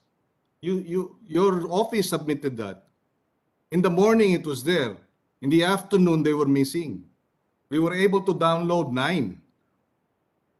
8 or 9, thankfully, because 19 all in all. And of the 9 that we downloaded, all 9 are still missing. At least in your we have it because we were able to download it. But up until today, wala yung and if we failed to if we did not download it, we wouldn't have known that the expiry dates were 6 months. And if we didn't download it, Mr. Chairman, for the record, there is one document showing that Parmalee delivered the test kits with 2 months left. It was supposed to expire in 2 months. Ayan, no? Date of delivery, September 11, 2020. Expiry, November 21, 2020. Tinanggap pa rin ng DBMPS, tinanggap pa rin ng mga inspection. So ito, dapat 6 months. Ito 2 months na lang. Tinanggap pa rin. Tapos, ngayon, itong dokumentong ito na na-download namin, wala na ngayon. Doon sa Google Docs na sinabit. Mr. Chairman, I suggest that the Sergeant at Arms look into this incident and try and find out, are we being hoodwinked? Are documents being withheld? Is there a cover-up? Is DBMPS staff involved in a cover-up? Senator Pangilinan, I think the point is very well taken, and I would like to call Attorney Queenie Evangelista of the Blue Ribbon Committee, and they will show you a document that clearly shows that these people are really deliberately filching with the documents, and they are really tampering with official documents of the country, and they could really be prosecuted for that. Attorney Queenie Evangelista, please show yourself and put yourself under oath. Put her under oath, Director Kimbo. Yes, Your Honor. Do you swear or affirm to tell the truth, the whole truth, and nothing but the truth in this proceeding, Ms. Evangelista? Yes, Your Honor. All right. Can you put on your video, Queenie, please, Attorney Queenie?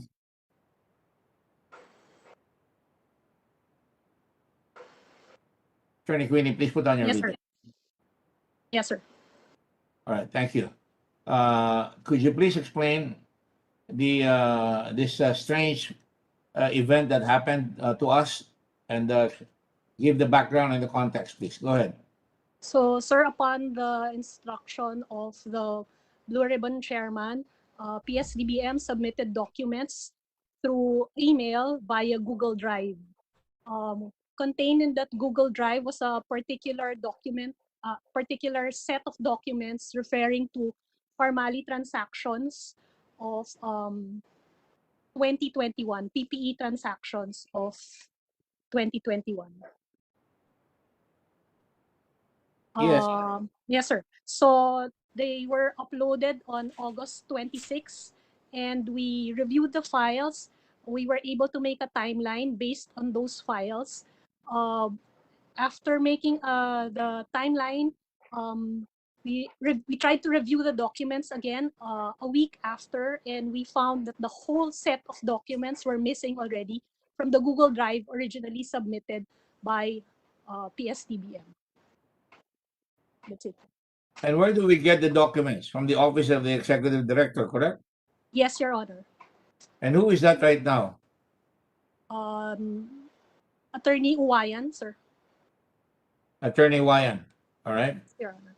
And what is the role, Attorney, what is your name? The gentleman that was being asked earlier by Brutus. Director, Mr. Chairman. Brutus, how do you explain that?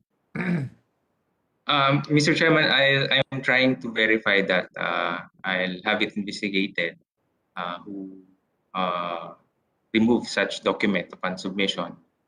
But anyway, we will report this matter to the committee after completion of this investigation.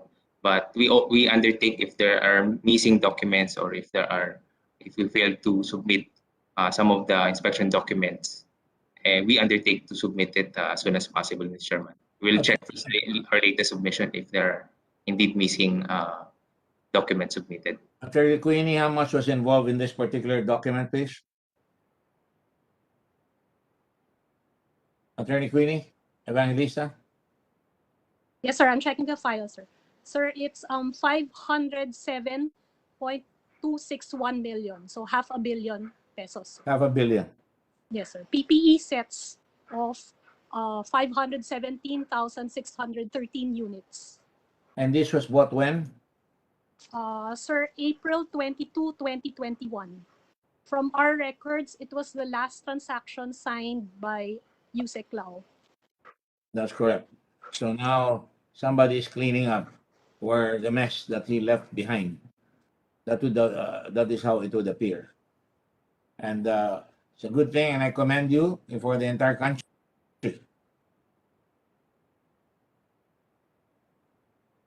Just for the record, Mr. Chairman, again, I will reiterate, the missing documents, most of them were testing kits from Pharmaly, primarily. And again, the total number of purchases or the amount is 4.4 billion pesos worth of purchases, where the inspection reports are now missing.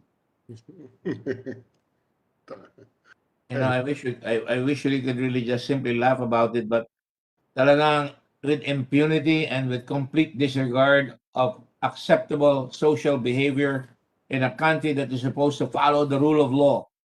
We have thrown the rules of law outside the window, and we're stepping on the rights of the people of this country. Mukhang meron ho talaga naglilinis dahil uulitin ko po, kung hindi namin na-download yung isang dokumento, nagpapatunay dun sa dokumento na nga, uulitin ko, na 2 months na lang expired na yung testing kits. 2 months, tinanggap pa rin ng DBMPS. Let me just explain the nature of the document, and I will read it to you. And do you mind if you see it, show it so everybody can read it? This is the document P021-00197 CSC. And this is involving issues on the YR 2021 2021 Pharmaly transaction signed by Lao before leaving PS-DBM. And this is what it says. Number 1, only one bidder. This is already in April 2021. That's 1 year after the dastardly act of the series of biddings that were really super huge, when there were several, if not a lot, of PPE manufacturers. In April 2021, there were already a lot of PPE manufacturers, not unlike PPEs in 2020. After receiving bid of Pharmaly, Special Bids and Awards Committee, SBAC, immediately evaluated and resolved to negotiate with Pharmaly on the same day. 2 days after the SBAC held the meeting on a Saturday, mind you, on a Saturday afternoon, semicolon, minutes of the meeting show that SBAC TWG found 7 issues on the items bid of Pharmaly. And I can show you those items later on. Monday after, SBAC immediately declared Pharmaly a supplier with technical, legal, and financial capability to supply and deliver PPE. SBAC resolution approved by Lao on what grounds? That's what we're asking. Now, Queenie, can you show the 7 issues that were raised by the TWG? Yes, sir.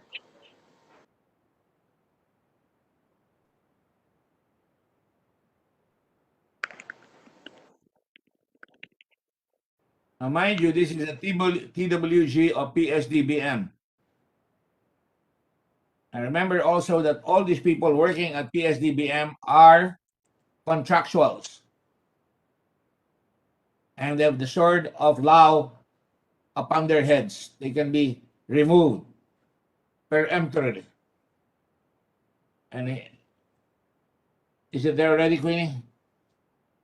Mr. Chairman, on that point, may I just place on record a matter point of information that we have also uncovered that about 84 contractuals were removed and were not renewed in 2020 and 2021. And yet the same amount of contractuals number of contractuals were hired. Pretty much. Well, maybe we should subpoena all these 84.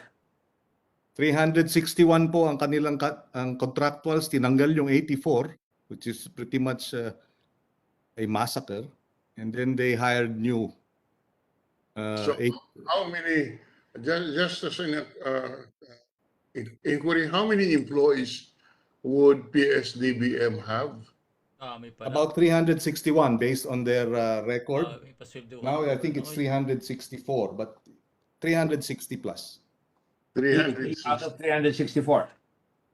Yes, and they removed 84 in 2020 and 2021 and replaced them with about the same number. By your leave, gentlemen, I'd like to proceed here so I can go to Mr. Yang. Yes, please, just for the record. PO21-00197 CSC issues on the YR year 2021 family transaction signed by Lau before leaving PS-DBM. Only one bidder. This is already in April 2021, mind you, when there were several, if not a lot of PPE manufacturers. I hope that is not lost on the committee. Number 2, after receiving bid of Family, Special Bids and Awards Committee immediately evaluated and resolved to negotiate with Family on the same day. Number 3, 2 days after SBAC held the meeting on a Saturday afternoon, minutes of the SB meeting showed that SBAC TWG found 7 issues on the items / bid of Family. Number 4, Monday after, SBAC immediately declared Family a supplier with technical, legal, and financial capability to supply and deliver PPE in spite of the 7 issues. 5, PS-DBM claims urgent need for PPE, and yet Family only had 10% of stocks needed at time of bidding, and procedurally, Family was allowed additional more than 2 months, 74 days to deliver, and this is undue advantage, Mr. President. My fellow senators. 10% lang ang stock nila. Akala ko ba urgent, ba't binigyan nyo ng 2 months, 74 days to deliver? Next. Next, please.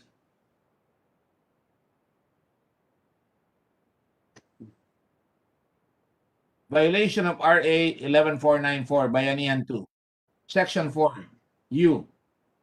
Provided furthermore that the Department of Budget and Management, Procurement Service, DBMPS, or the concerned procuring entity shall make the award to the lowest domestic manufacturer bidder, notwithstanding that its bid is 15% in excess of the lowest foreign bid. Provided furthermore that it secures from the DTI a certification that the articles forming part of its bid are substantially composed of articles, materials, or supplies grown, produced, or manufactured in the Philippines. Attorney Evangelista, did they comply with that provision? Sir, Family is not a manufacturer. Right? So it was a violation of the Bayanihan 2 provision, sir. And the next paragraph we show. Next paragraph, please. However, files were deleted by PS-DBM from its original submission to the Blue Ribbon Committee, https://drive.google.com/drive/folders/J4B2 _3NT capital OQS capital E small e 6 XHSB capital Z 7HU capital U 9F capital F V capital A Z capital J capital F D semicolon not found in the latest submissions of PS-DBM. Price analysis, which is required, and other documents related or relative to COVID-19 procurement projects 12 September 2021. So they're violating everything left and right, and they're trying to hide evidence from this committee, Mr. President. I think it speaks for itself, along with the evidence presented by Senator Pangilinan. I think it's now time to really drop the boom on these manufacturers headed by Christopher Lau. Now let me go back to Mr. Yang. Just a few just a request of submissions, Mr. President, very quickly. May we request the DBMPS to submit all names of personnel with access to Google Docs. Submit all the names of their personnel in DBMPS who have access to Google Docs. And second, maybe we ask them to submit all of the 84 personnel who were not renewed. How many years were they in the DBMPS? And who were the 95 that you eventually hired? Because 375 na pala, Mr. President. Mr. Chairman, yung empleyado nila ngayon. From 361 in 2020, 375 na ngayon. So just a submission, Mr. President. Mr. Chairman, thank you. So ordered. So ordered. We will comply, Mr. Chairman. Director General must comply with the request of Senator Pangilinan. And just to complete what I was trying to say earlier, and these are the issues regarding farming on that last, on 22nd April. And please read, bidder failed to submit required authorization of distributorship and not supported by authentication from the Philippine Embassy. 2. Non-submission of ISO certificate. 3. Non-submission of FDA certificate of medical device notification. Bidder explained that they have a pending application, but there were few lacking documents, so incomplete documentation. 4. Non-submission of FDA certificate of product registration. Bidder submitted an expired FDA CPR. 5. Non-submission of marketing authorization or red ribbon certificate from Philippine Consulate. So from the red ribbon, now they're before the blue ribbon. 6. Test report for gloves is different for National Food Safety Standard rubber materials. 7. Submitted sample for particulate respirator was then compliant to the technical specifications. 8. Delivery requirement shall be within 20 calendar days with no extension upon receipt of notice to proceed. 9. Bidder declared that they currently have 50,000 items. Attorney Evangelista, please complete your story concerning these issues. Were they all listened to by the PS-DBM or were they ignored? Sir, there were no replies to those issues. And then 2 days after, PS-DBM already decided to award the contract to Farmally, despite those issues. And if you go back to all the orders of Farmally, and I think you can go back and show, you can see, and I will present that later on, all the things that they did that were wrong, including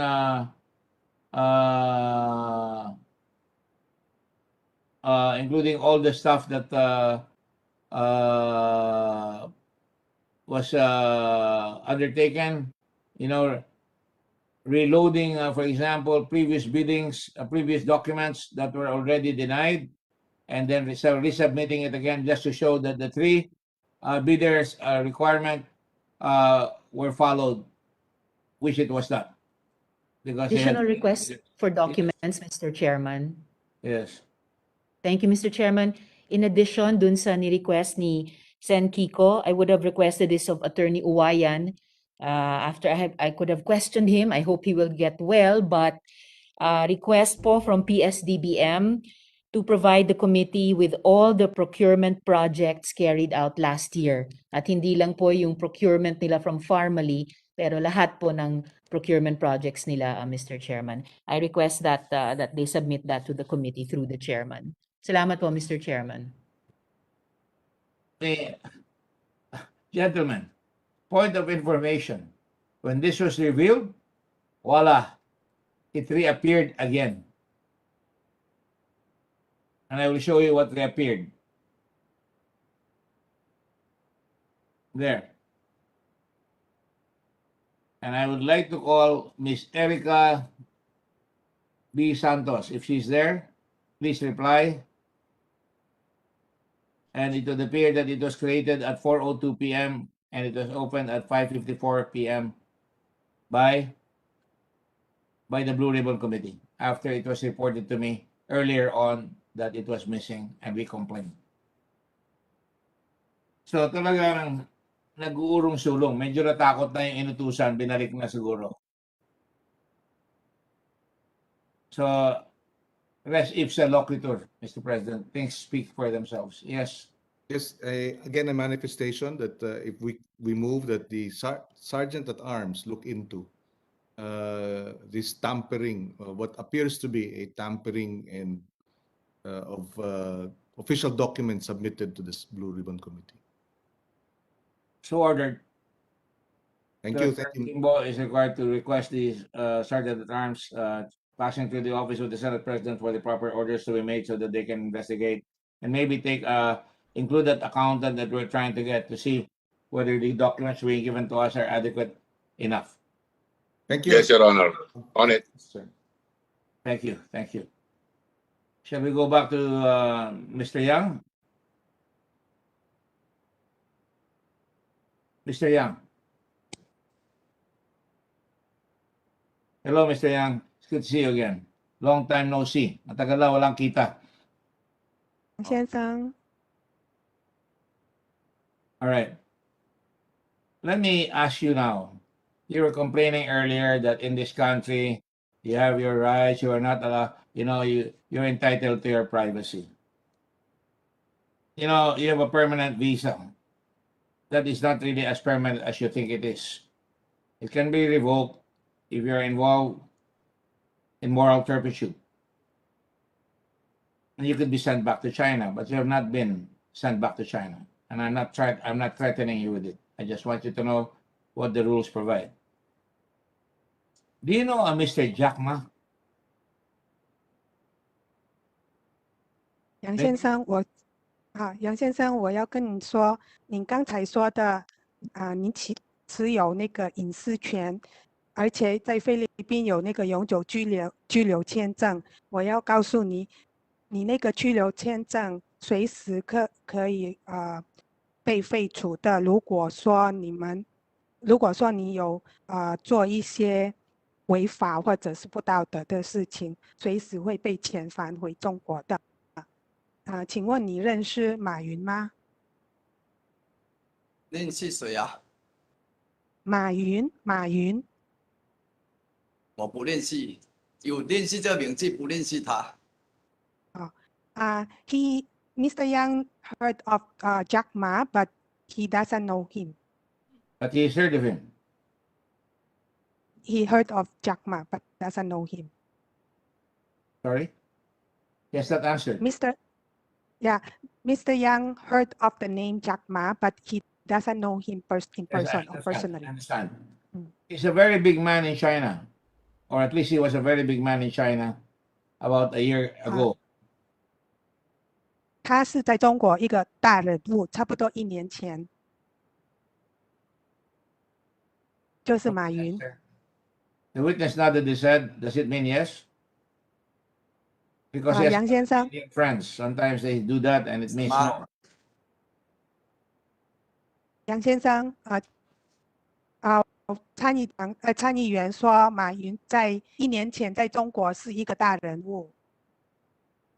Well, as you know, I think he crossed paths with the leaders of China. Sikat siya, pero nung makabangga niya yung mga Chinese authorities, lumaki na siya. Ngayon, hindi na siya narinig na wala na siya. Tama po ba yun? 我们参议员说，马云先前是在中国是一个大人物，他茁壮之后呢，现在目前为止都没有听到他的声音了，因为他跟中国的政府好像有摩擦，对不对？这个我不太清楚。Mr. Yang doesn't know well about this the entire event. Well, read up on it. Read up on it, because you claim you have rights in the Philippines. Read up on it. 参议员说，请你对这方面看一下，了解一下。Now, ang tanong ko sa inyo, kung yung inyong citizen, pagka lumaki, biglang mawawala, dito sa Pilipinas, you have been here for what? 22 years? Mr. Mr. Yang?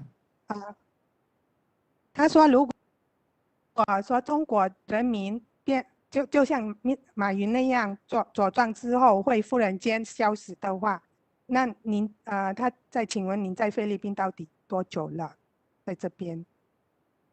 我不清楚你们说什么，我不是很清楚你们在说什么。Mr. Yang is not so sure, or Mr. Yang is not so. Mr. Yang doesn't understand the exact meaning of the statement given earlier. Sinasabi ko lang. Wala akong sinasabi. Sinasabi ko lang na nawala sa site si Mr. Ma.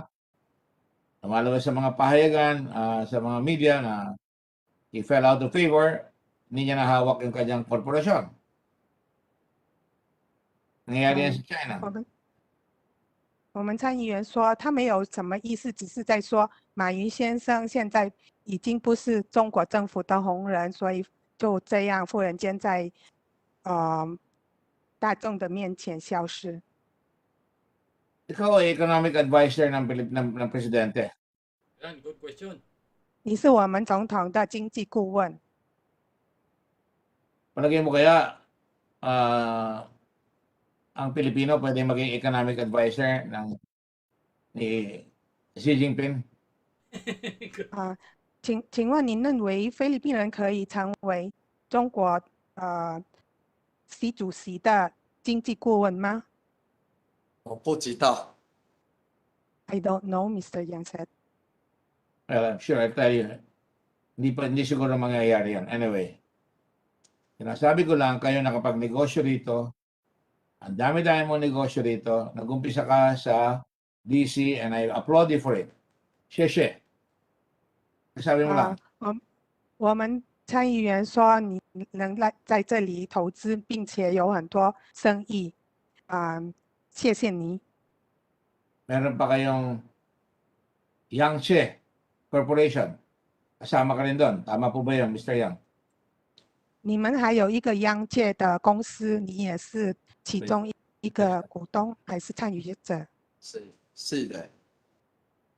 Yes. Yes. Thank you. And then meron pa tayo nung tinatawag na XRL Holdings Corporation. Kasama rin kayo doon. 一家叫做 XNL 的公司，你们也是股东还是参与者吗？什么？大声一点。一家叫做 XEL 的公司。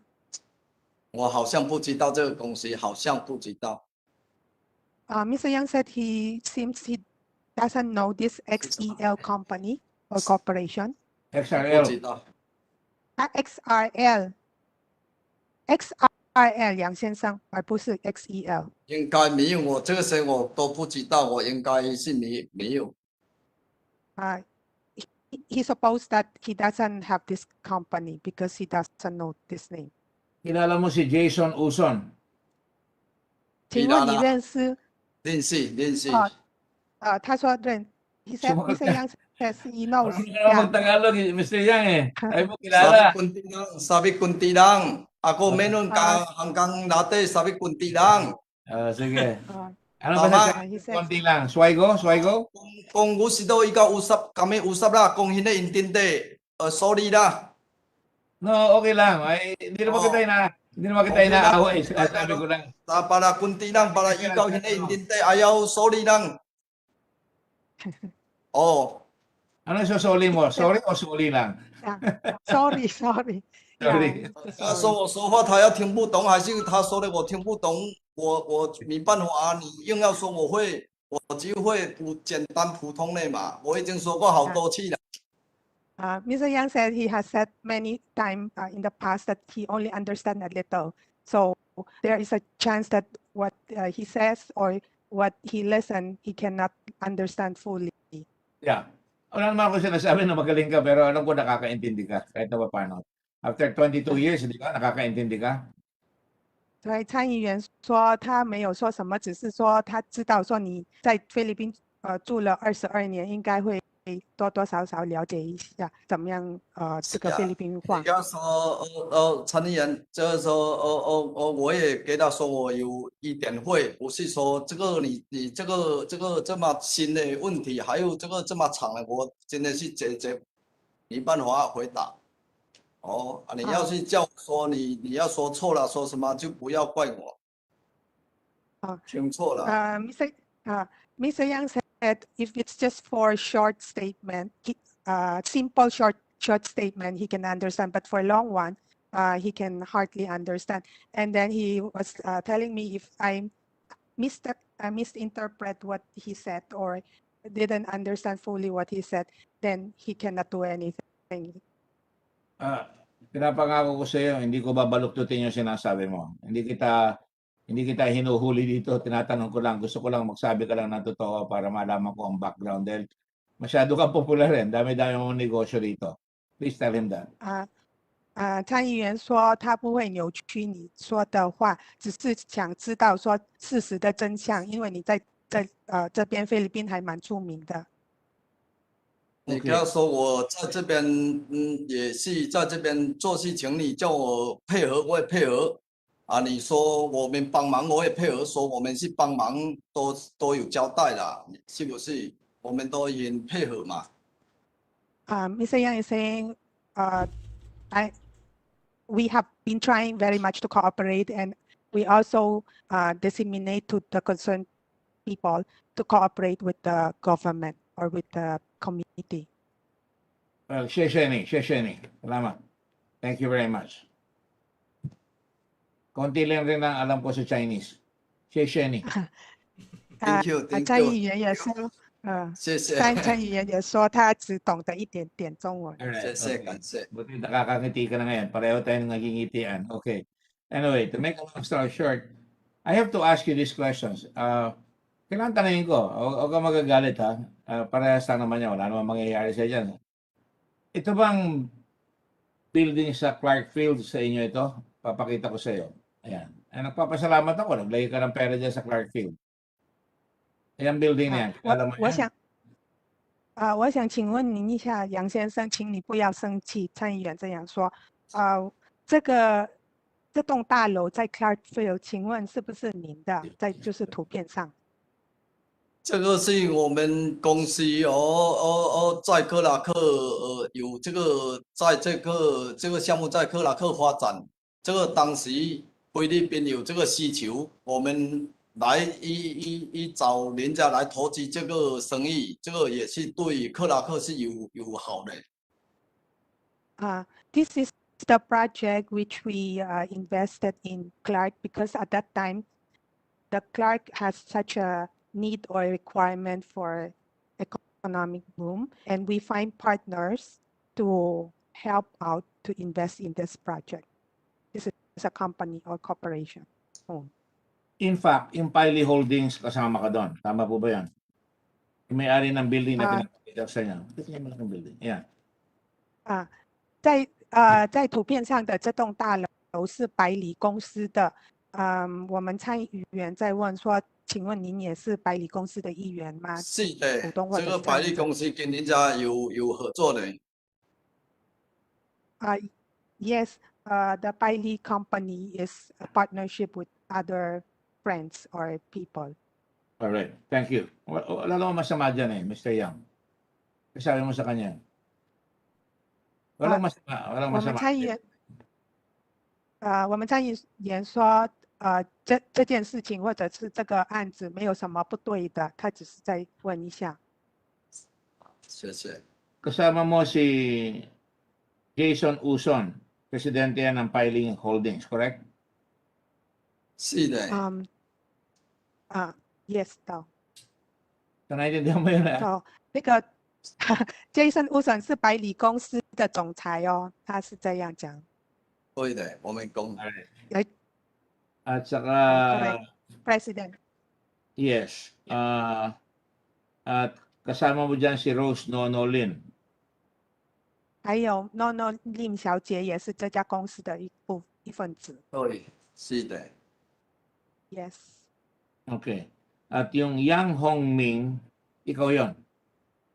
是 It's him, Yang Hongmin.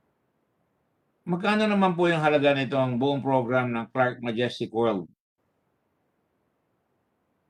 这个方案 Park Majestic 整个方案的那个投资金额到底是多少？这个我不能告诉，这是我的生意。哦， Mr. Yang said 这 he 是我们 cannot 的生意。 disclose. 我不 He 好 cannot disclose. He cannot disclose or not convenient to disclose the entire project's amount. Alam mo, Mr. Yang, walang masama doon na i-disclose mo. Walang non-disclosure agreement dito dahil negosyante ka eh. Sa China ba, pwede kami magpasok ng pera na hindi namin papaliwanag kung saan galing yung pera? 我们参议员说没有什么不好或者是不对，要保密这个方案的投资金额。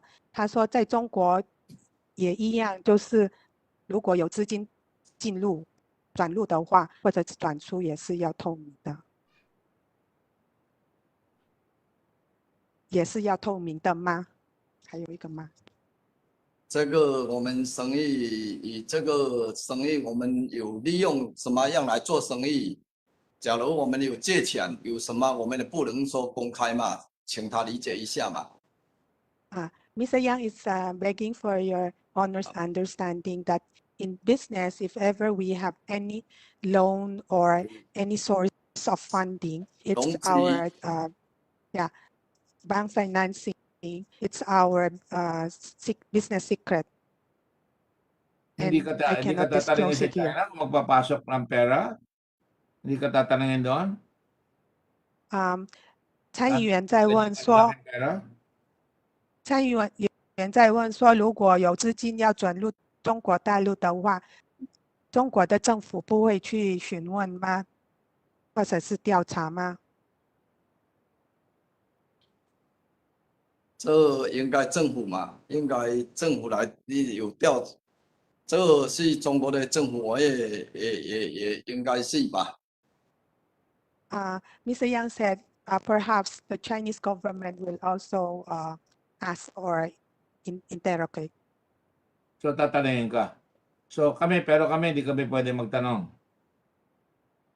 如果这样说的话，就是我们菲律宾政府不可以问吗？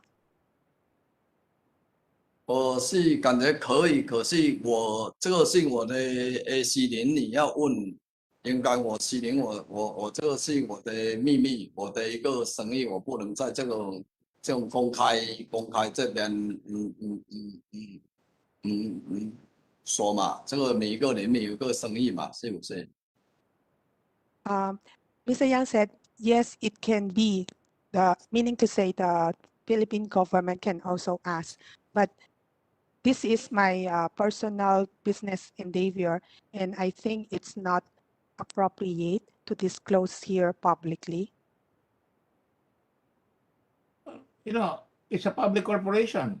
Kung bibili ako ng stock dyan sa corporation mo, di ba dapat i-disclose sa akin yung mga values ng stock nyo kung sino-sino mga investors? Ano mga investors, di ba? 我们参议员说，您这家公司是上市公司，所以如果说有人要买你们公司的股票，应该是会了解说公司到底的那个市值多少。Di ba? Mr. Yang? 这些事情我也不太懂，我没办法回答。就是说法律一些法律的事情我也不太懂，你问我一个这些我也真的不知道怎么回答。Mr. Yang is saying these things has something to do with the laws, and I'm not so keen on it, so I don't know how to answer this. Simple lang. Kung pwede yung stockholder o ako magtanong saan galing ang perang pinapasok dyan, dahil gusto ko, sigurado ako na malinis ng korporasyon, pwede ako magtanong, di ba? O pwede, lalo na ang gobyerno, pwede magtanong dahil meron tayong money laundering law dito sa Pilipinas. 我们的参议员说，其实问题是很简单，如果说我是一个股东的话，我也想知道说资金的来源是不是干净，尤其是在菲律宾有一条法律是说反洗钱的，对不对？这个应该是有关部门要去查，我们公司会给他回答吧。Mr. Yang said this may be conducted by the concerned agency or authority to investigate, and our company will cooperate. Well, 不 this is 是 the concerned 我个 authority. 人回答。 Ito na ngayon, Senate Blue Ribbon ito. Andiyan lahat, tinatawag namin ng BIR, tinatawag namin ng Customs, tinatawag namin pati money laundering doon. Hindi ko pa pinapatawag, pero papatawag natin yan kung hindi kayo makikipag-cooperate. 他说这是那个参议院蓝带委员会，就是在调查事情，他已经有调来那个税务局的官员，还有其他政府机构的官员，除了那个反洗钱的部门，他没有调那边的人员来之外，但是如果说你要那个反洗钱的官员来这边的话，他也是可以调的。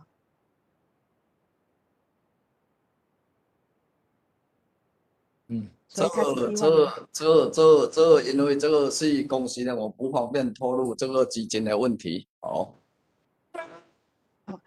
Because this is a company matter, so I am not convenient or appropriate to disclose anything. This is a government matter involving graft and corruption of tremendous proportions. Baliwala yung kumpanya mo sa hinahanap namin pera ng Pilipino na kinamamatay ng maraming Pilipino.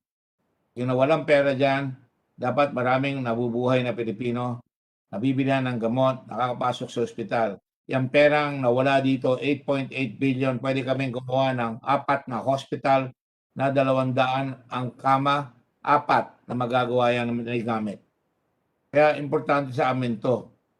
Dahil hindi namin alam kung paano nakapag-raise. Kaya na si Ong, babalikan ko na si Ong ngayon. Tinatanong lang kita para makita ko kung magsasabi ka ng totoo. 我们参议员是说，因为这不是一笔小钱，金额牵涉的金额是88亿，可以让我们菲律宾政府这笔钱可以让我们菲律宾政府建4座医院，每座医院都有200个床位，所以我们是想要了解一个真实的状况。我是先请问你们，请问你杨先生，如果说你没办法配合讲实情的话呢，他现在会去问那个林根翁先生。你给他说他们这个88亿的采购我没有参与，我没有去参与他公司，也没有去帮他拿这个单，这个钱应该你们查是你们要查。可是我的生意是我们在做生意的公司，跟这个是没有关系，我们是2个事情嘛，是不是？哦。Mr. Yang is saying that for the 8.8 million deal which a family has 8 billion. Hindi million, 8 billion.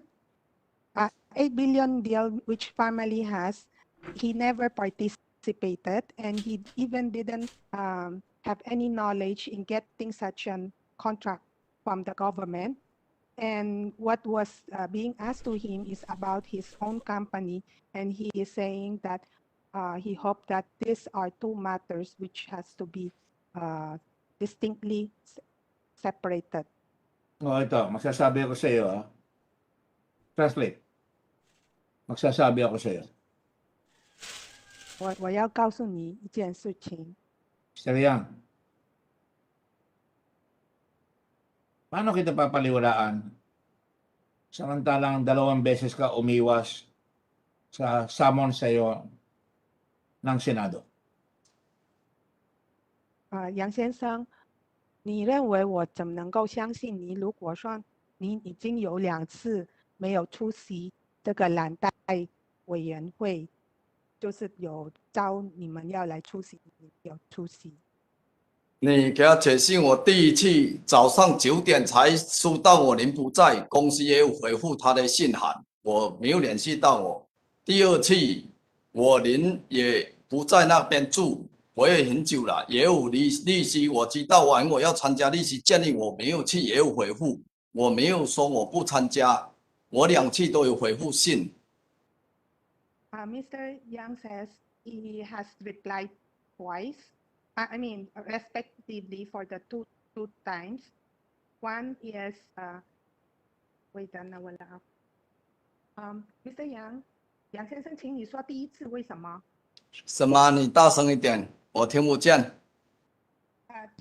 请问你第一次为什么没有出席和第二次？我第一次27号9点多才收到他的这个信，我您不在，公司也联系不到我，公司有替我回复信给他们参议院说联系不到我。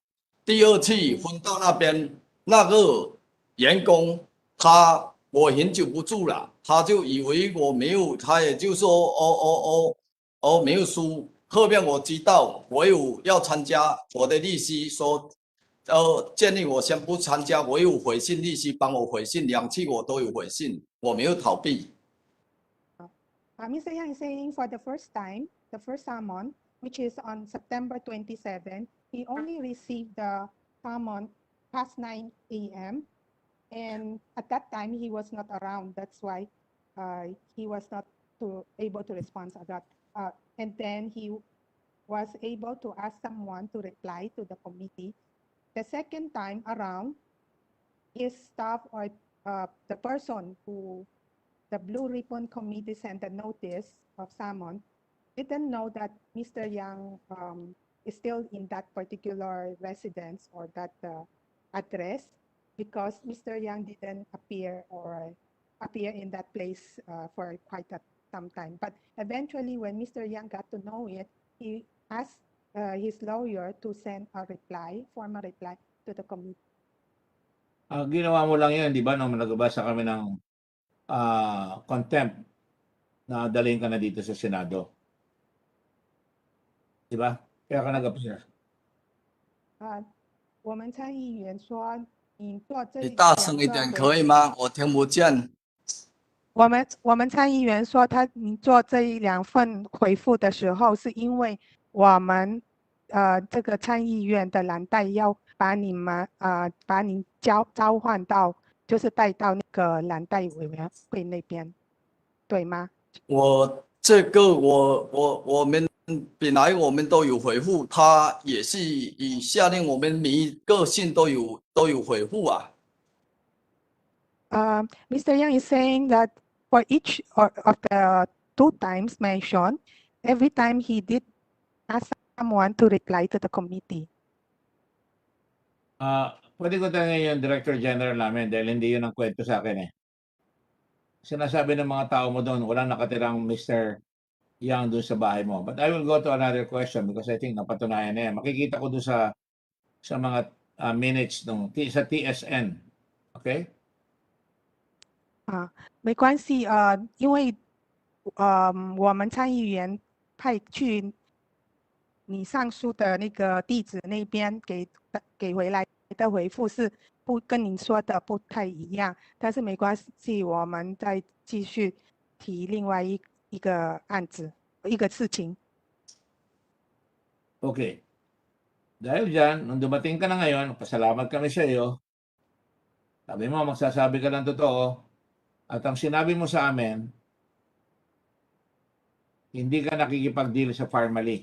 Minsan ka lang nakipag-deal sa Farmally nung nagpunta kayo sa Malacanang, sa Davao. Yan ang sinabi mo. Pero pinabulaanan yan, pinasinungalingan yan ni Lincoln Ong at saka ni Mr. Wang Chuyan. 我们很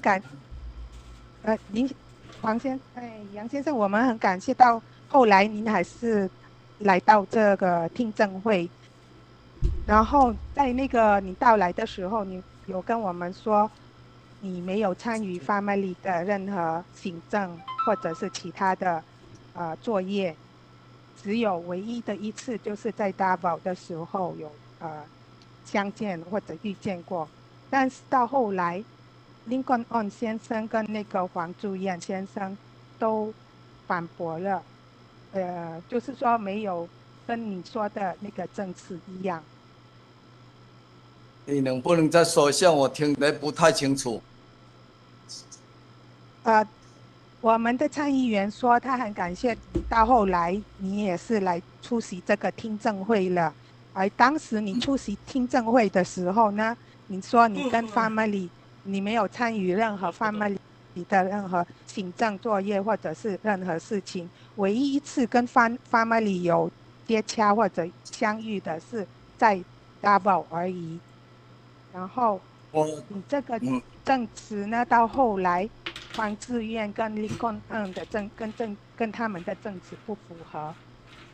我以前就说过，他们1700年来的这个发明力是当时台湾要来投资的发明力，后面他回去了，他们这个另外的发明力，他们注册跟经营我都不知道，去到最后他们才来找我帮忙。我当时帮忙，我也没问他公司，他们只有说他们拿到这个有这个需求。我来帮他们，我也在证词上我都说的都是一样的。Mr. Yang is saying that at the very first or in the very initial statement he gave, the family he knew is the family from Taiwan, which wants to invest here in the Philippines. But eventually it didn't materialize and went back to Taiwan. The family which we are now having is the family pharmaceutical, which was formed, and Mr. Yang doesn't have any knowledge at all on said company. It's only until such a time that they have such a need of help and came to him seeking for his help. 因为这两家发明力是不一样的。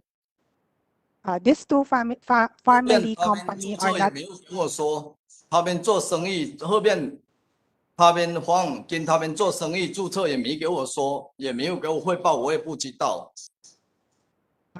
These two family company are two distinct entities, particularly for family pharmaceutical. When they registered with the SEC, they didn't inform Mr. Yang, meaning to say Mr. Yang doesn't have any knowledge at all.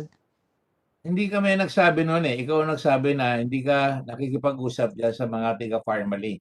Pero hindi ba totoo, yung presidente nila naandun sa meeting nyo ni presidente, yung mag-ama na mga Wang, naandun silang dalawa, di ba? Hindi ba totoo si Lincoln Ong naandun rin na siya nagsabi na ikaw ay nagbibigay ng pera, garantor ka, at si Wang, sinabi niya na eventually ikaw ang nagpapautang. So, wag mo binabaliktad. Ang sinasabi ko yung mga tao eh. Kahit sabihin mo korporasyon, pare-pareho pa rin yung mga taong naandun. Tama po ba yon, Mr. Wang? Mr. Chairman? Yes. Very related question, Mr. Chairman. Yes. To the line of questioning of the chairman. Mr. Wang, di ba aware kayo na si Rose Nono Lin ang tumulong para i-set up yung Pharmaly Biological Company sa SEC? 杨先生，我们这个 Gordon 参议员说，他说您一开始说你没有参与 family 的任何行政或者任何事情，但是到后来呢，我们有看到，尤其是照片上也有能够看得到，您跟 family 的那个黄姓父子在一起，而且 Lincoln Ong 先生也担任你的翻译员，所以你由此可以看到你们是有联系的。然后另外一个参议员Mr. Senator Hontiveros 说，您也了解说 Miss Nono Lin 是那个 Family 台湾来的那个 Family Biological 的立案秘书，是不是？这个我不知道。Mr. Yang is not 因 aware 为我 that 没有参与 Ms. 注册这些公司，我不知道。 Mr. Yang is not aware with Ms. Nono Nim as the corporate secretary of Family Biological because he didn't participate in the company registration, so he doesn't have any idea. For the record, Mr. Chairman, hindi ko tinanong kung alam ni Mr. Yang na corporate secretary si Rose Nonolin or whatever position sa Family Biological Company. I give the floor back to the chairman. Ang punto ko lang, I like the chairman, may alam si Mr. Yang dito sa iba't ibang variants ng Family, starting with Family International, Family Pharmaceuticals, and also Family Biological. Salamat, Mr. Chairman. Po, Senator Ontiveros, nagsisinungaling itong mama na ito. Very clearly. Pareho ng punto mo, pero ako, iba lang ang galing. No? Nagsisinungaling siya dahil, para huwag na tayo humaba, papakita ko yung pelikula ninyo sa Davao. Yung presidente ng Family, sabi mo, biological, ito, pharmaceutical, pareho sila. Pagkatapos, andun si Lincoln Ong. Tapos sasabihin mo, wala kang pakialam dyan. Tumulong ka na nga di ba? Pakita niyo pakita niyo. Ayan papakita ko sa iyo. 我们的参议员要给你看一个短视频，就是那个 Family Biological 的黄姓父子跟 Lincoln Ong 跟你在场。我们的参议员要给你看一个短视频，就是会看到您跟 Family Biological 的黄姓父子，还有 Mr. Lincoln On 在一起的。你跟他说我这个以前我都有承认带他们去，当然这个视频是事实啊。当时林坤也是我的翻译。Mr. Yang says at that time, before he already admitted that he has brought the family officials, the father and son of Mr. Wang, and to meet into the meeting. So he already admitted that because that's a fact.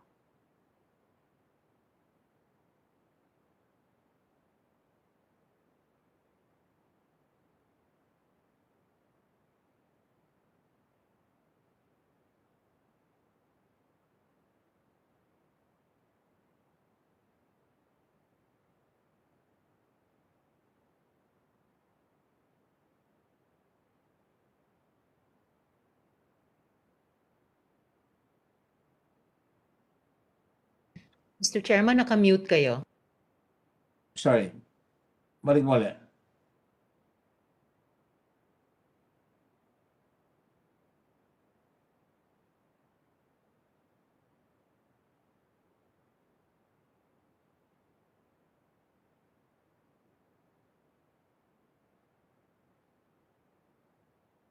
Ayun, si Lincoln Yang, sa likod mo.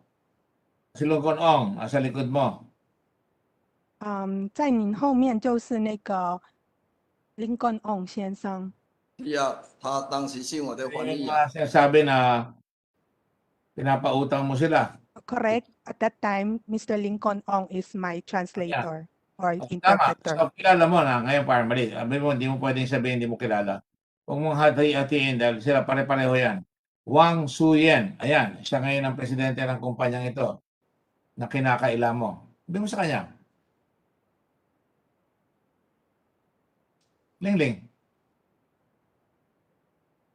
You understand, Ling? Wang Suyen, ayan nakita mo, Ling?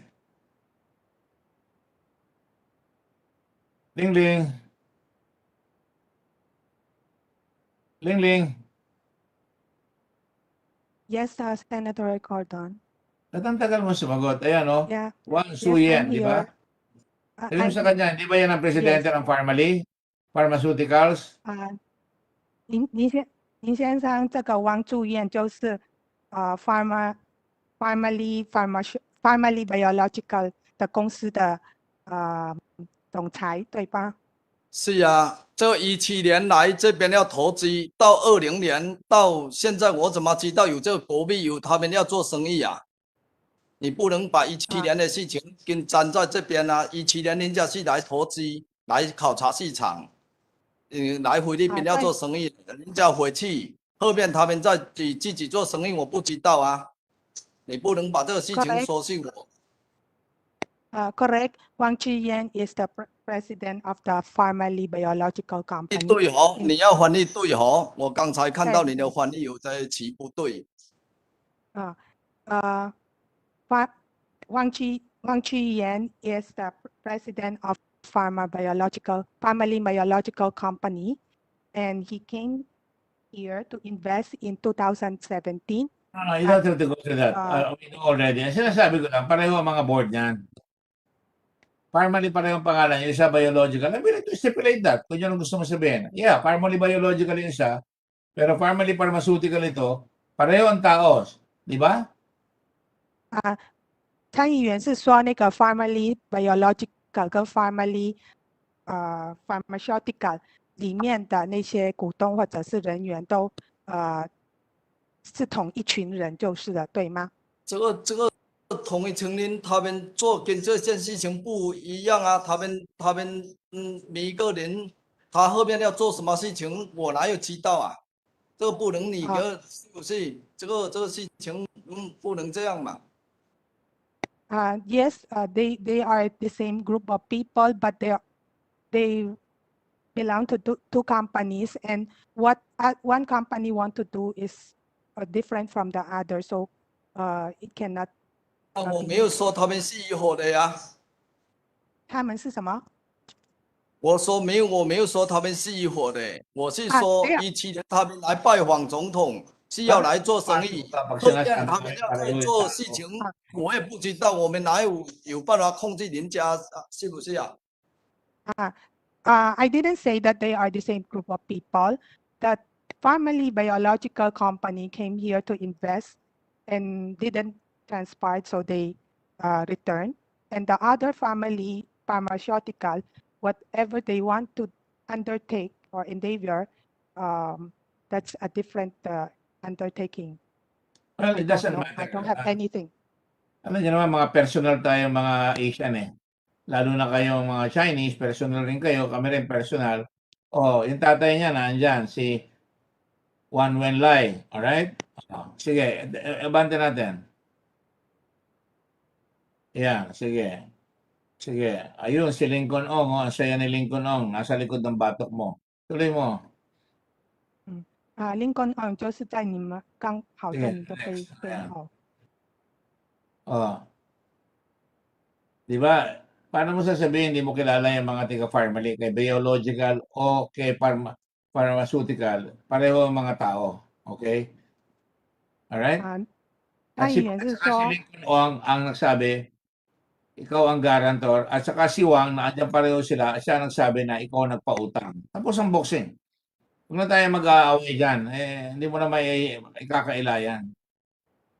参议员他有指出说，当天就是这个照片上写的那些黄维来、黄楚燕这些人，都是跟您认识的，就是以这个照片为证。然后到后来那个黄楚燕跟林肯翁先生也有说是您贷款或借钱给他们的。已经曾经很明白了。我当时前面我不知道，后面他来找我，我又帮忙介绍电机有能力、有基金的人帮他们。我已经有解释过了，我没有我已经解释过了，我有给他们参议员解释了。Mr. Yang says, at the onset or during the initial stage of Family Pharmaceutical, he really doesn't have any idea at all on the company or its operation. It's only towards the latter part that they came to him asking for help, and he did refer friends to Ang sinabi mo noon, Mr. Yang, hindi mo kilala yung mga taga-family. Okay na. Yung biology yung sinabi mo, yung biological eh. Pero andito sila ngayon, sinabi nila na ikaw ang nagpautang, sinabi nila ikaw ang guarantor. So, kahit na sabihin mo, iba yung biological, yung biological, family, at yung family pharmaceutical, you're splitting hairs. Ang totoo niyan, kilala mo lahat yan. At pinautang mo sa mga kaibigan mo. So, yes, Senator Kiko. Yes, very quickly, sabi niya, pinakilala niya sa family yung mga friends niya. Sino yung mga friends na yun? Pangalan? Kumpanya? Okay, 那个 ilang friends muna? Ilang friends yun? 对，参议员在说，就是参议员高等说，他说您一开始说不认识他，就是 family pharmaceutical 公司的，你不认识，但是以照片上显示的资料说你认识他们，就是一开始就认识他们了，然后到后来就是您有帮忙他介绍认识的或者是朋友的人，帮他们来寻求你的帮忙。然后那个 Senator Kiko 就说他在请问您，到底你所指的那些朋友或者是认识的人有几个？那些人的名字还是公司的名字？可否提供一下？你说太多了，说太多我听不太明白。你可能分成2段吗？你这样一直说哦，我听得有点乱，我不知道怎么回答。就是第一个就是 Senator Gordon 说，您一开始说跟这个 family pharmaceutical 的里面的股东或者成员不认识，或者是说不了解、不知道，但是照片上很明显的显示说您先前就已经认识他们。我先回答一下好不好？我先回答一下可以吗？你再翻译。好，第一，这个花蜜莉以前是台湾的，后面他这个花蜜莉是后面注册的，我是不知道的。So Mr. Yang 零我认识，你要给他解释零我认识。Mr. Yang want to emphasize the first issue that the family biological is the Taiwan company and family pharmaceutical is the local company. That's so not my question.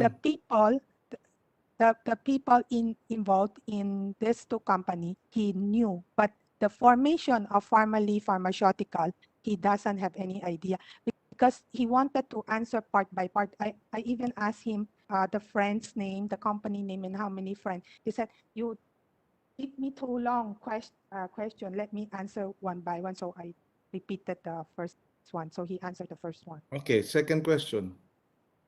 My question. Who were the friends? What were their names? Ano yung pangalan ng mga kumpanya? O kaibigan niya na refer niya? 现在呢 Senator Kiko Pangilinan 呢说，他在请问说，你刚才所说的介绍一些朋友或者是认识的人，到底几个人，或者是公司他们的名字、公司的名称，可否跟我们分享一下？我有给他介绍4个，这4个人有帮他在中国在找厂家、找基金，包括他们个人电机。这4个人，一个叫金堆，一个叫真林，一个叫郑阿红，一个叫淼淼，我也有提供了。金堆，然后另外一个叫什么？第一个金堆，第二个真人。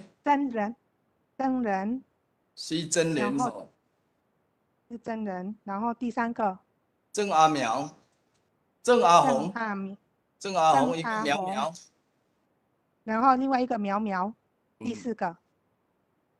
Okay, may I take back the floor, Senator Kiko? Let me go back now to Lincoln Chan because we Mr. Chairman. Sandali lang. He has not answered the translation lang. Nagbigay siya ng pangalan. Sige.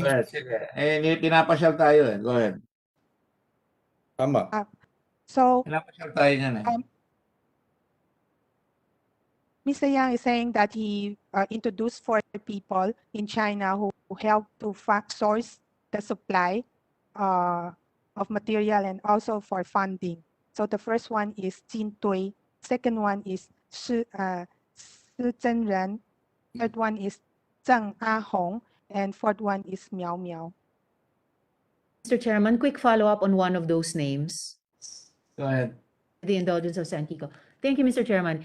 Ms. Lingling, pakitanong kay Mr. Yang kung yung binanggit niyang Miao Miao ay yung parehong lumabas sa isang column sa isang business newspaper na Wang Miao Miao na nakatira sa Magallanes Village. Lumabas sa isang dyaryo sa business column. Yun ba yun? 杨先生，那个 Senator Risa Hontiveros 在请问说，您口中刚才所提的一个叫做苗苗的，跟有一份报纸上的那个作者叫做黄苗苗，是同一个人吗？不知道，应该不是吧？我不知道，应该不是。Mr. Yang said he doesn't know, but he supposed it's not the same person. Can he not know, Mr. Chairman? Kaibigan, dapat kilala.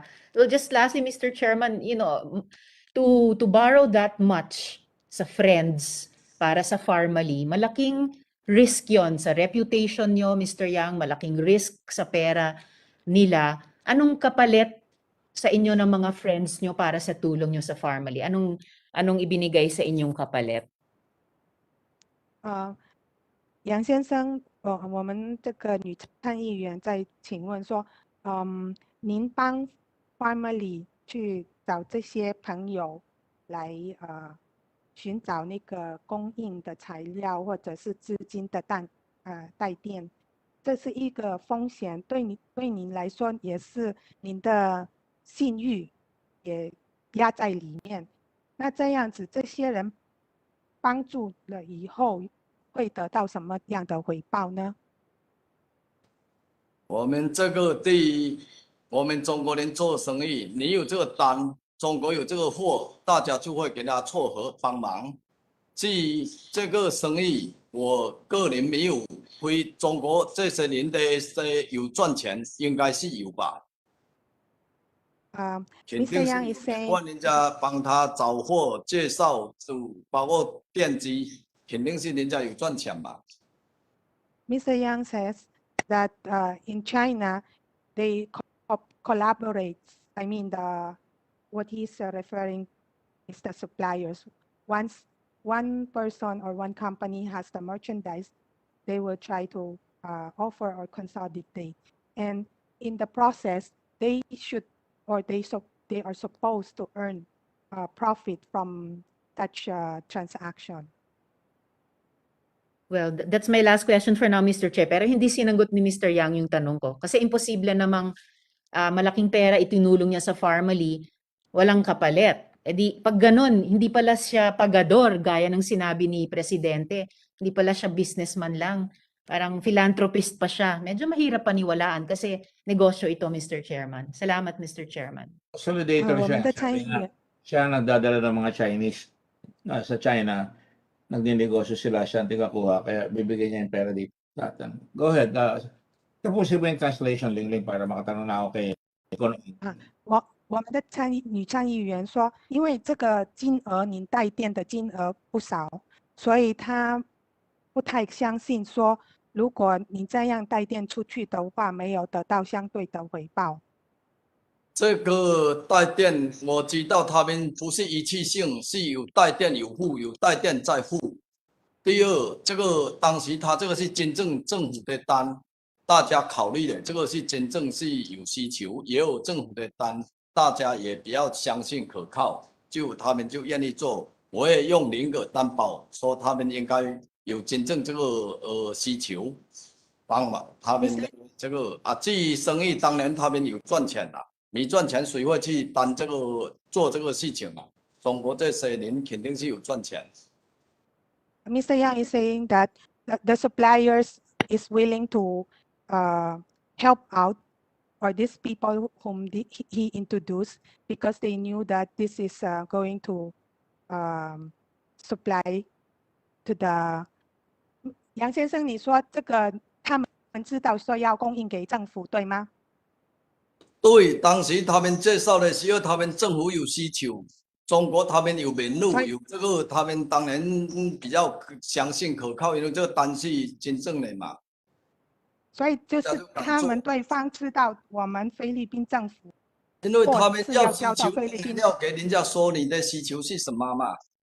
Okay, so Mr. Yang is saying that because these suppliers knows that the goods or the merchandise they are going to supply is eventually for the government, so they are more or less confident to supply with such credits. And besides, the payments is, I mean, the credit or the loan is not one time. It's partial by partial, meaning to say they pay for the first few batches and then loan again or import again. Believe that, Mr. Chairman, kung nagdiretso na lang sila sa gobyerno natin, di ba? Kaya lang dumaan pa sa isang formally eh. And speaking of partial, magkano ba yung partial na loans na yan? Ilang tranches at magkano yung total?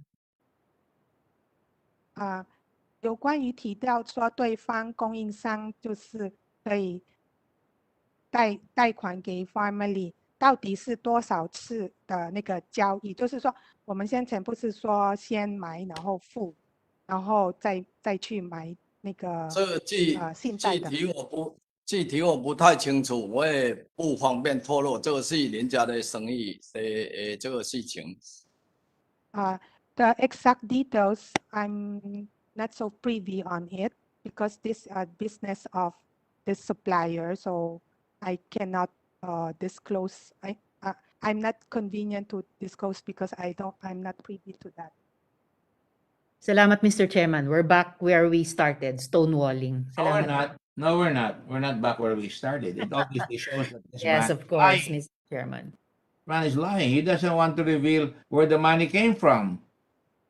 It could come from drugs. It could come from any source whatsoever. It could be legal. It could be illegal. So, talangin natin si Ligonong because sa sumunod na tranche, another 600 million. Di ba? Pagkatapos yung 600 million na tinanong natin sa kanya, kumuha na naman sila ng 600 million, right? Ito. 688 million. Binigay yung April 22, yung 200 million nilaw. So, ang nabigay na sa family is 887 million 86,000. Tapos, noong April 23, nakakuha na naman sila ng order na 688 million. 1 billion na. 575 million. Tanong nga kay Lincoln. Lincoln, ikaw I've really run out of patience with you. If you do not answer, I am just going to act on the motion of Senator Drilon and Senator Pangilinan and Senator Lacson. All right? Saan mo kinuha yung 688 million? Mr. Chairman, the 688 million project of A-Star Fortitude is not funded by Mr. Michael Yang. It's Mr. Huang. Sino Mr. Wang? Huang Tzuyen. Wang Tzuyen. Yes, but Michael Yang is not involved in this project. Ano po yun, Mr. Chairman? Paano niya pinasok yung pera sa Pilipinas? Napakadali nito Tatanungin lang kayo Paano niyo pinasok yung pera? Kaya lang kasi magbabasok ka ng entry ng pera na pinasok mo. Paano niyo pinasok? Hindi ka makakapaglabas ng pera kung hindi mo pinakita na may pinasok ang pera.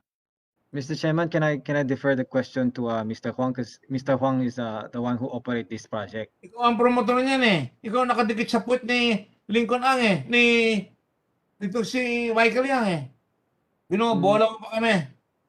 Mr. Chairman, Michael Yang is not involved in this A-Star Fortitude project. Ngayon, hindi naman involved. Alright, sige. Mr. Wang, where did you get the 688 million? Mr. Chairman, with the delivery schedules of A-Star Fortitude, it was done in tranches. So what we did was... Ask that. The total of deliveries is 688 million. How did you get the money in here? To be able to pay for all those supplies coming from China. Where did you get that money? Mr. Chairman, we for this project, I used my savings and I paid the directors. Not How directors. did you pay your savings here? Or did you Use your bank account in Singapore? Yes. The one that came from Taiwan, yung $50 million? No, Mr. Chairman, my father did not send money. From Taiwan pala. The one that came from Taiwan, $50 million. Because that's the only way I will know that you got the money from Taiwan because you embezzled money. In fact, there's another article in Taiwan today that came out, and they're now looking for the personalities that lost money. So where did you get that money? In Singapore? Mr. Chairman, firstly, I have never held a single share of Taiwan stock of the state company in Taiwan in my life. Your father did. And So I your have father is not showing up, right? You have not seen your father, correct? Yes, Mr. Chairman, I have not seen my father. So are you refusing to tell me that your father was not involved in Taiwan? Ayan o. What my father did in Taiwan is doing. Mr. Chairman, what my father did in Taiwan is his doing. I don't know the full story. I cannot deny that. As to my involvement, we should stay on record, and it can be testified that I have never held a single shares. I have not received a single dollar. How did you remit the dollars then to pay for the Chinese? And where did it come from? It came from my life savings, Mr. Chairman. And Life savings. Where are those life savings? In Singapore, Mr. Chairman. Singapore. Can you produce to me the bank documents to show that it came from your life savings? Date on date. Mr. Chairman, I wish to state that for a lot of the projects, some projects, yes, we seek the help of Mr. Michael Yang to fund for it. But for some projects, if we are able to do it combined with careful cash flow planning, we are able to complete the project in tranches. I know there are tranches, but Mr. Yang covered the 600 million and his friends. Now this is 688 million. And you're saying life savings. And now you're saying Mr. Yang also contributed to the 688 million, right? I'm asking you a simple question. Mr. Yang did not contribute. Can you show the bank transactions? I'm sorry, I'm getting to be strident because I'm really losing my patience. Would you like me to write the Minister of Finance that a crime has been committed in our country by you because you refuse to tell us where the money came from? Mr. Chairman, I wish to iterate that we did not use Michael Yang's assistance in this particular project. No. I'm just asking you a direct question. Give me a direct answer. Which bank in Hong Kong, in Singapore? Mr. Chairman, I don't understand why there is a constant scrutiny in how we funded for the projects. You know why? Because nobody can believe that you guys got 8 billion. If you can't do that, I thought you were smart. You really are showing the kind of person you are. You're lying to your teeth. How can you not question the fact that if money came in here, if money was paid in China to get this corrupt deal in progress, then you must report to us because that's what we're pursuing. Mr. Chairman, we are not corrupt. And the truth is we delivered. Okay, then in that case, I will write your government in Singapore. I'm not without friends in Singapore, I don't have friends in the government like you do, Mr. No. Maybe they should not have friends with you with the kind of business that you undertake. You cannot explain? Where did the money come from? It came from my life saving, Mr. Did it come from Geneva? Did it come from Luxembourg? Mr. Chairman, no. It came from my savings in Singapore. How old are you? 31 years old? Yes, Mr. Chairman. And you made all that money?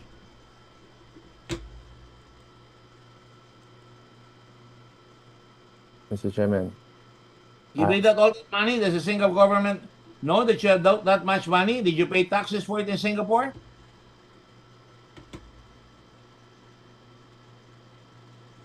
Mr. Chairman, I pay the right taxes in Singapore as I'm.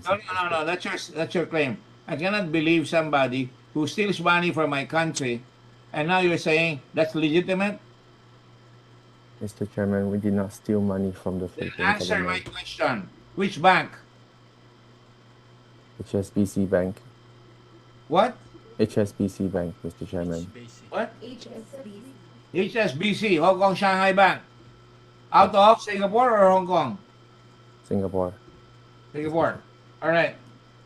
We're not without friends then. Hong Kong Shanghai Bank has national branch dito, di ba? They're quite big here. Yes. Okay. And how much put out? Can you show us the checks?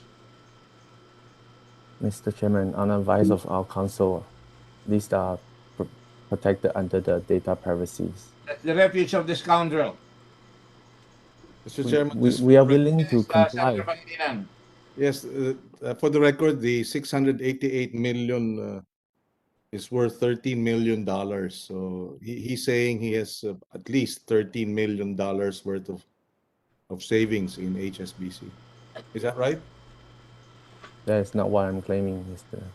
Well, what are you saying then? Now you're withdrawing it again. You're saying you got it from life savings, and it's the amount that the transaction is 688 million. Now you're saying that's not what you're saying. What are you saying? Mr. Chairman, I said it.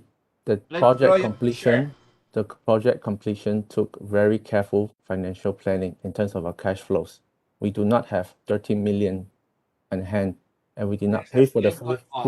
We did not pay for the full product at one go. It took planning, so we paid partial, and then we wait for hope, and then we deliver, and hopefully we get some of the repayments from the previous contracts, and then we can deliver again and pay for the rest. So it took substantial planning. You have no idea the difficulty during that time when we pay for a product and waiting for the government's payments to come back. That dire emotion. Now, because we are a small company, we don't have so much funds to throw around, and really it just took a lot of planning. Planning on the schedule of deliveries, planning on our financial capabilities. So it's very hard. When you ask me, do I have 13 million? I don't have 13 million. But it took a lot of planning on our side with all my partners to make the deals work. It's not just, today I have a deal, 13 million, one shot, 13 million out. It's not like that. We faced a lot of difficulties.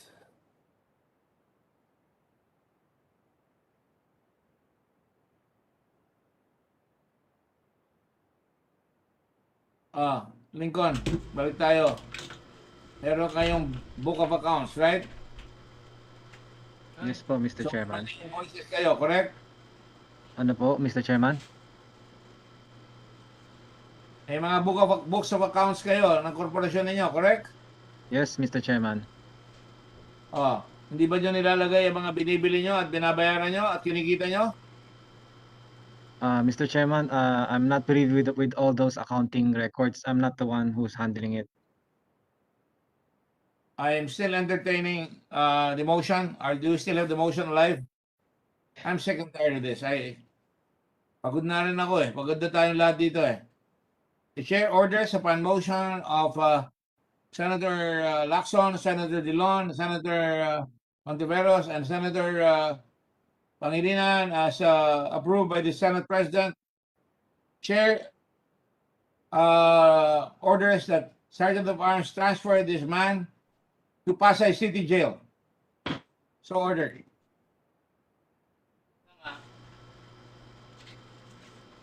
You lie and you steal from our people, you're gonna pay.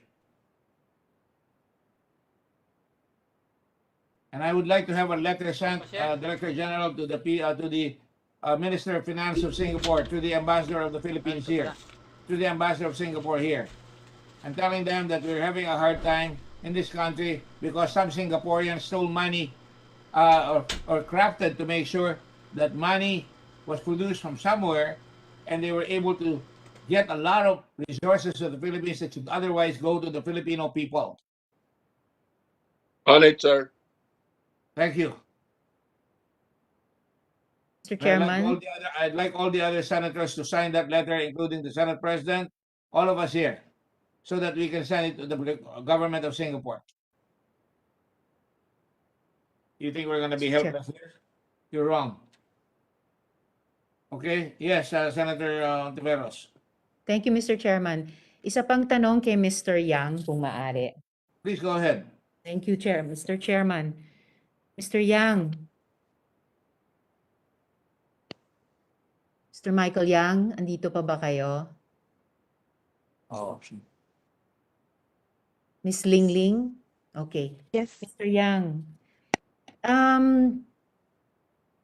gumamit ba kayo ever ng calling card na yung identification nyo doon ay chairman ng Fudesheng or Full Wind Group?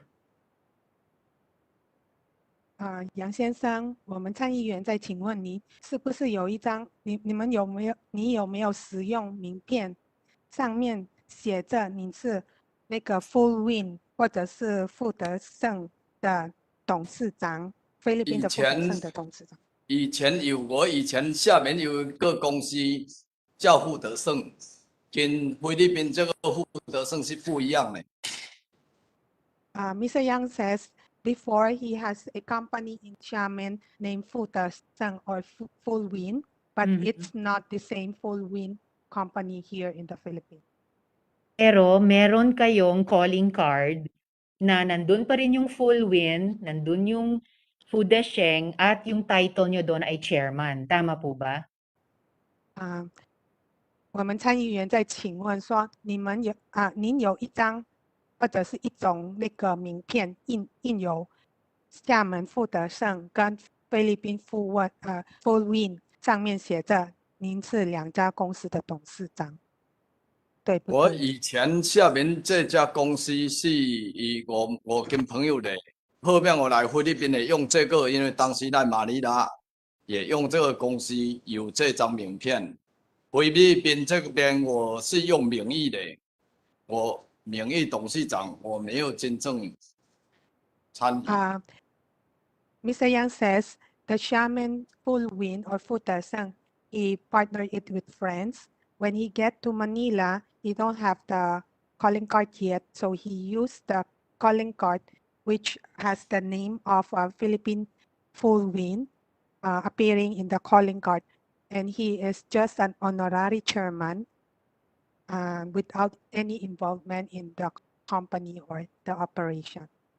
Oh, pero honorary chairman. So confirm, merong pong calling card, nandun yung pangalan ng Fudesheng or Full Wind, honorary chairman, ginamit nyo. And that's the calling card, Mr. Chairman, na lumabas dito sa ating hearing, lumabas po sa mga Chinese language newspapers dito sa Pilipinas at sa China, lumabas din sa mga news reports. Pati ng Rappler. So curious lang ako, Mr. Yang, kasi yun na nga, kino-confirm nyo na there was a time, ginagamit nyo yung calling card, andun yung pangalan nyo, yung title nyo as honorary chairman, at yung Fudesheng or Full Wind Company. Pero maalala nyo, the last hearing, the previous hearing, ang claim ni Rose Nonolin ay never daw si Michael Yang connected sa Full Wind Group. Yung Full Wind Group na si Miss Nonolin ay major stockholder at corporate officer. So, ano yun, Mr. Yang, sinascam mo lang ba yung sambayanan by misrepresenting yourself in this way? 杨先生，我们参议员说，那现在就是确认说您有用那张那个名片上面是有写着您是两家公司富德盛厦门跟菲律宾 Full Wind 那个董事长。那您先前说在菲律宾 Full Wind 的公司你是名誉董事长而已。可是先前 Miss Nonolin 出席的时候有说杨先生您跟菲律宾 Full Wind 没有任何关系。在菲律宾 Full Wind 里面的大股东跟那个那个重要的管理层是 Nonolin 女士。我也说了，我是下面以前的公司也是以我用下面的来到菲律宾，当时到马尼拉，我好像是没有用菲律宾，以前也有可能给朋友说一声说借用一下这个名义的，我从来没有参与别的，可能都是裸露为呢，我们这个也没有参与，就是与影片上呢没有别的。Mr. Yang is saying, reiterate that his company in Xiamen named Fuwin or Futaseng. When he get to Manila, he might have asked the permission of the friend to use the name. 您是请有朋友允许你用菲律宾的这个 Fuwin 的太公司久了，忘了。可能以前有口头跟人家说借用一下，可能就是有这样，就是也没有参与他们，就是可能就是这样呢。Because it's quite a long time ago, so perhaps before I have seek the permission of friends to use the Fullwind company, the Philippine Fullwind company, but I never have any involvement in the company. Okay lang yon, Mr. Chairman, basta klaro na kino-confirm ni Mr. Yang na may calling card sila at sometime in his life dito sa Pilipinas, andun yung pangalan niya, andun yung title na honorary chairman, andun din yung company name na Fudeseng or Full Win. And so for the record, Mr. Chairman, nung nag-claim si Miss Nono Lynn na never connected si Michael Yang sa Full Win or sa Fudeseng, lumalabas na nagsinungaling si Miss Nono Lynn sa ating komite, Mr. Chairman. For the record po. Salamat, Mr. Chairman. Mr. Chairman?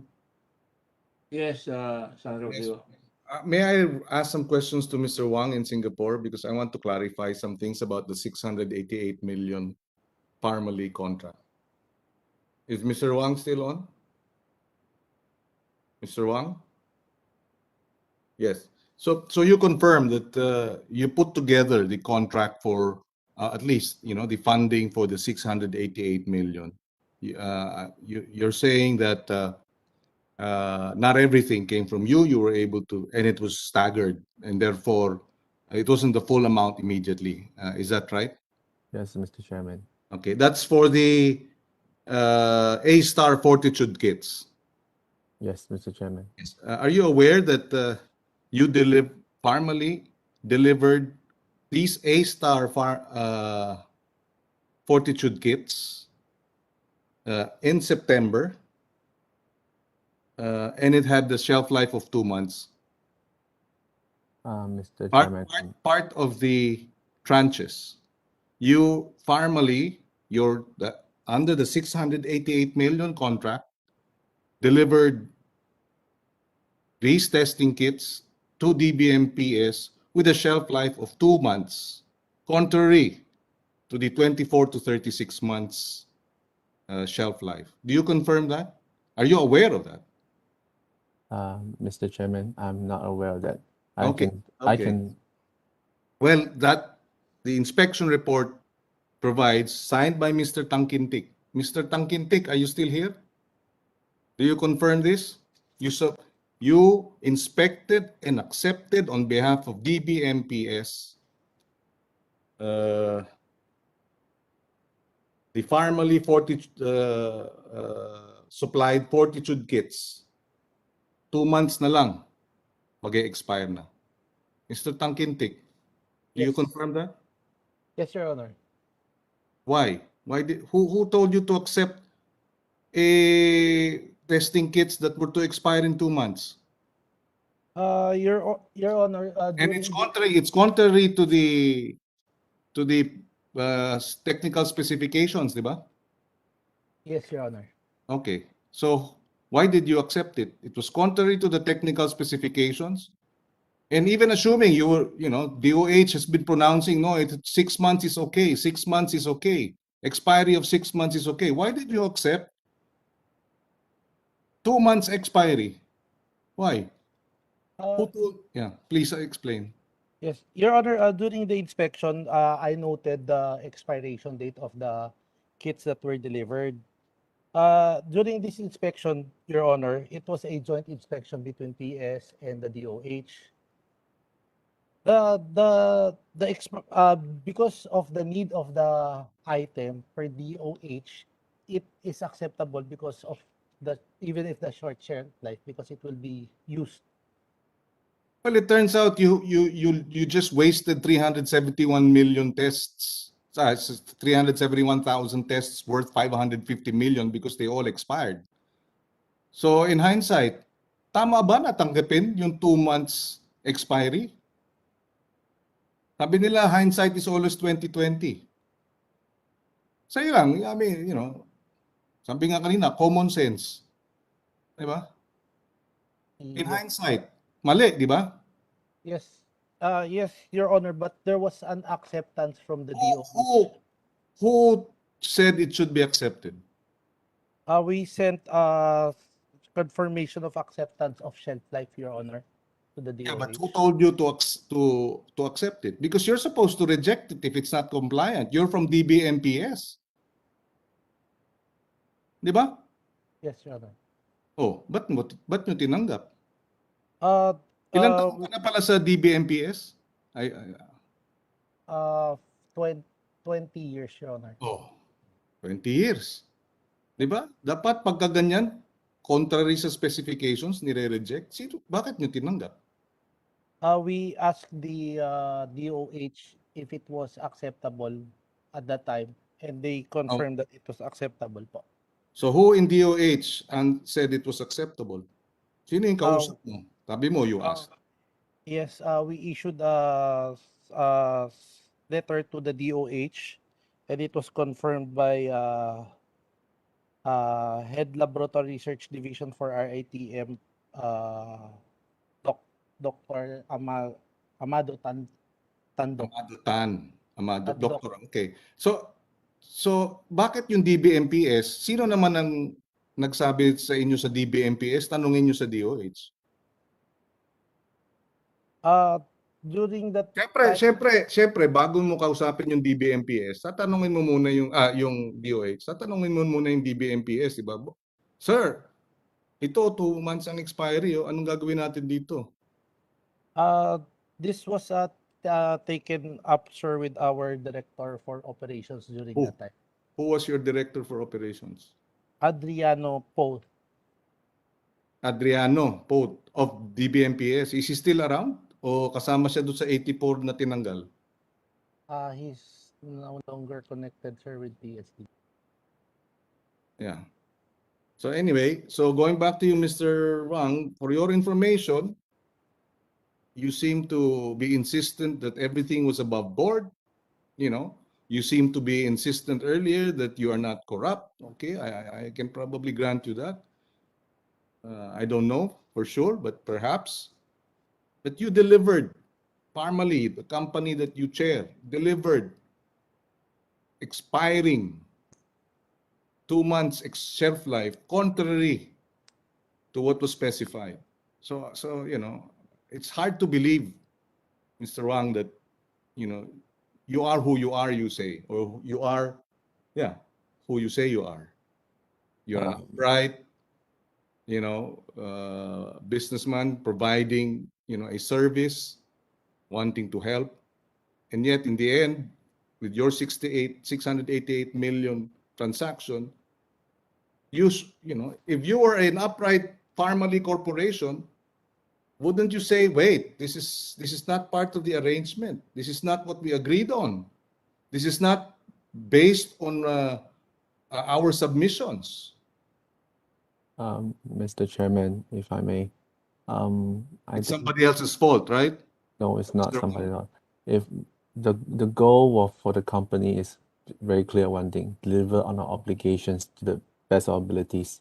I can recall incidents where, you know, just right before our delivery dates for the A-Star Fortitude, the first ever delivery, we actually had a contract signed directly with the manufacturer, and on the day before supposed shipments, they canceled our shipment because I think they gave us the excuse that there was a limitation of such products from exports. So for us, we just really trying very hard to make sure that we meet with these obligations and then to get these things delivered. And then we went through many ways to get it done. And perhaps I'm not sure if there was a small batch that had a much shorter shelf life compared to the 6 months. Maybe there was a 2 month, and we really apologize for that. But for us, what we really wanted to do is just really get this test kit out there, because we were in the impression that these test kits are badly needed, and mind you, you sold those kits to us at 1,720 pesos per kit. Normally, you sold it to us at 1,720 pesos per kit. 2 months after that, the government itself, DBMPS, purchased directly to the same company, the Mirxes PTE Limited, bought it at 925 pesos per kit. So, you know, you made a killing here. You made a lot of money here. Philippine government, I have the document here, certification from the FDA by authority of the Director General, certifying that Mirxes Fortitude Kit 200 Singapore complied with all the requirements. And then the DBMPS in 2 months later, on June 24, bought directly from the manufacturer of Fortitude kits in Singapore. The price per test is only 925 pesos. Of course, you know, you're in business, right? And therefore, you bought this amount and sold it to us at a markup of 9 plus 9, a double. You made a big profit here. You sold it at 1,700. You bought it at around 900, right? So you made a lot of money, and then delivered to us contrary to the specifications. You know, is that the kind of business practices that you would consider acceptable? Of course, the question as to why, and this is another question, Mr. Chairman, why the DBMPS 2 months before bought from Pharmaly the test at 1,720 pesos, and then 2 months later, DBMPS buys it at half the price directly to the Singapore company. Well, anyway, I just wanted that on record, Mr. Chairman, and for the information of the committee, we will submit. This is part of the documents that we were able to retrieve, had it not been before it was deleted.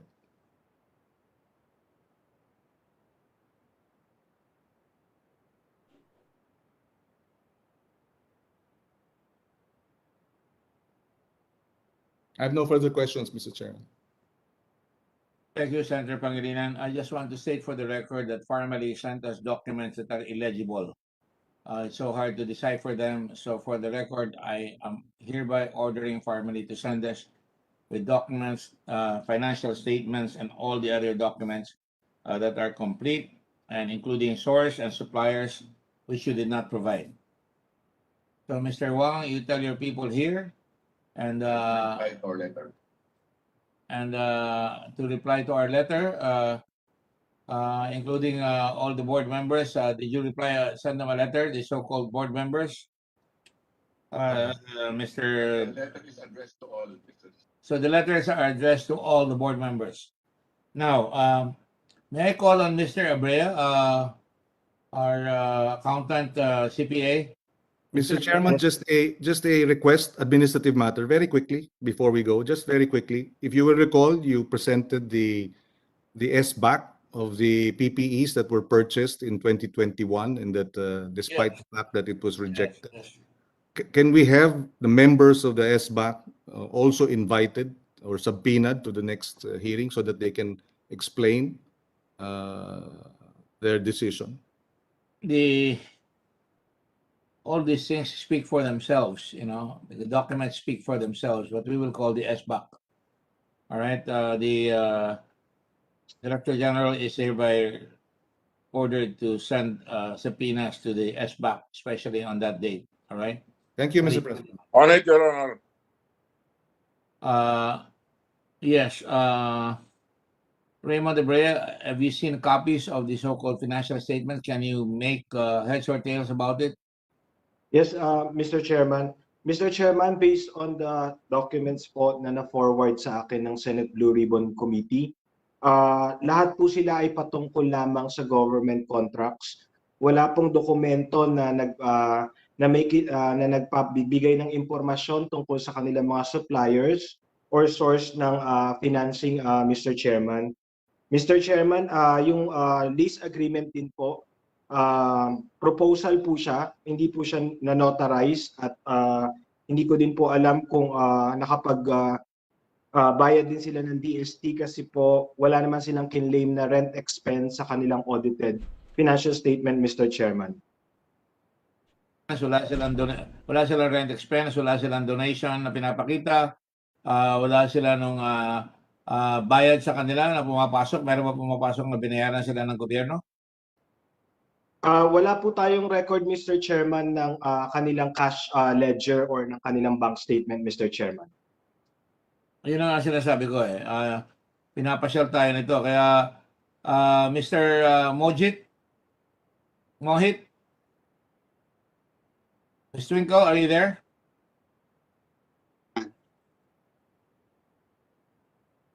Yes, Mr. Chairman.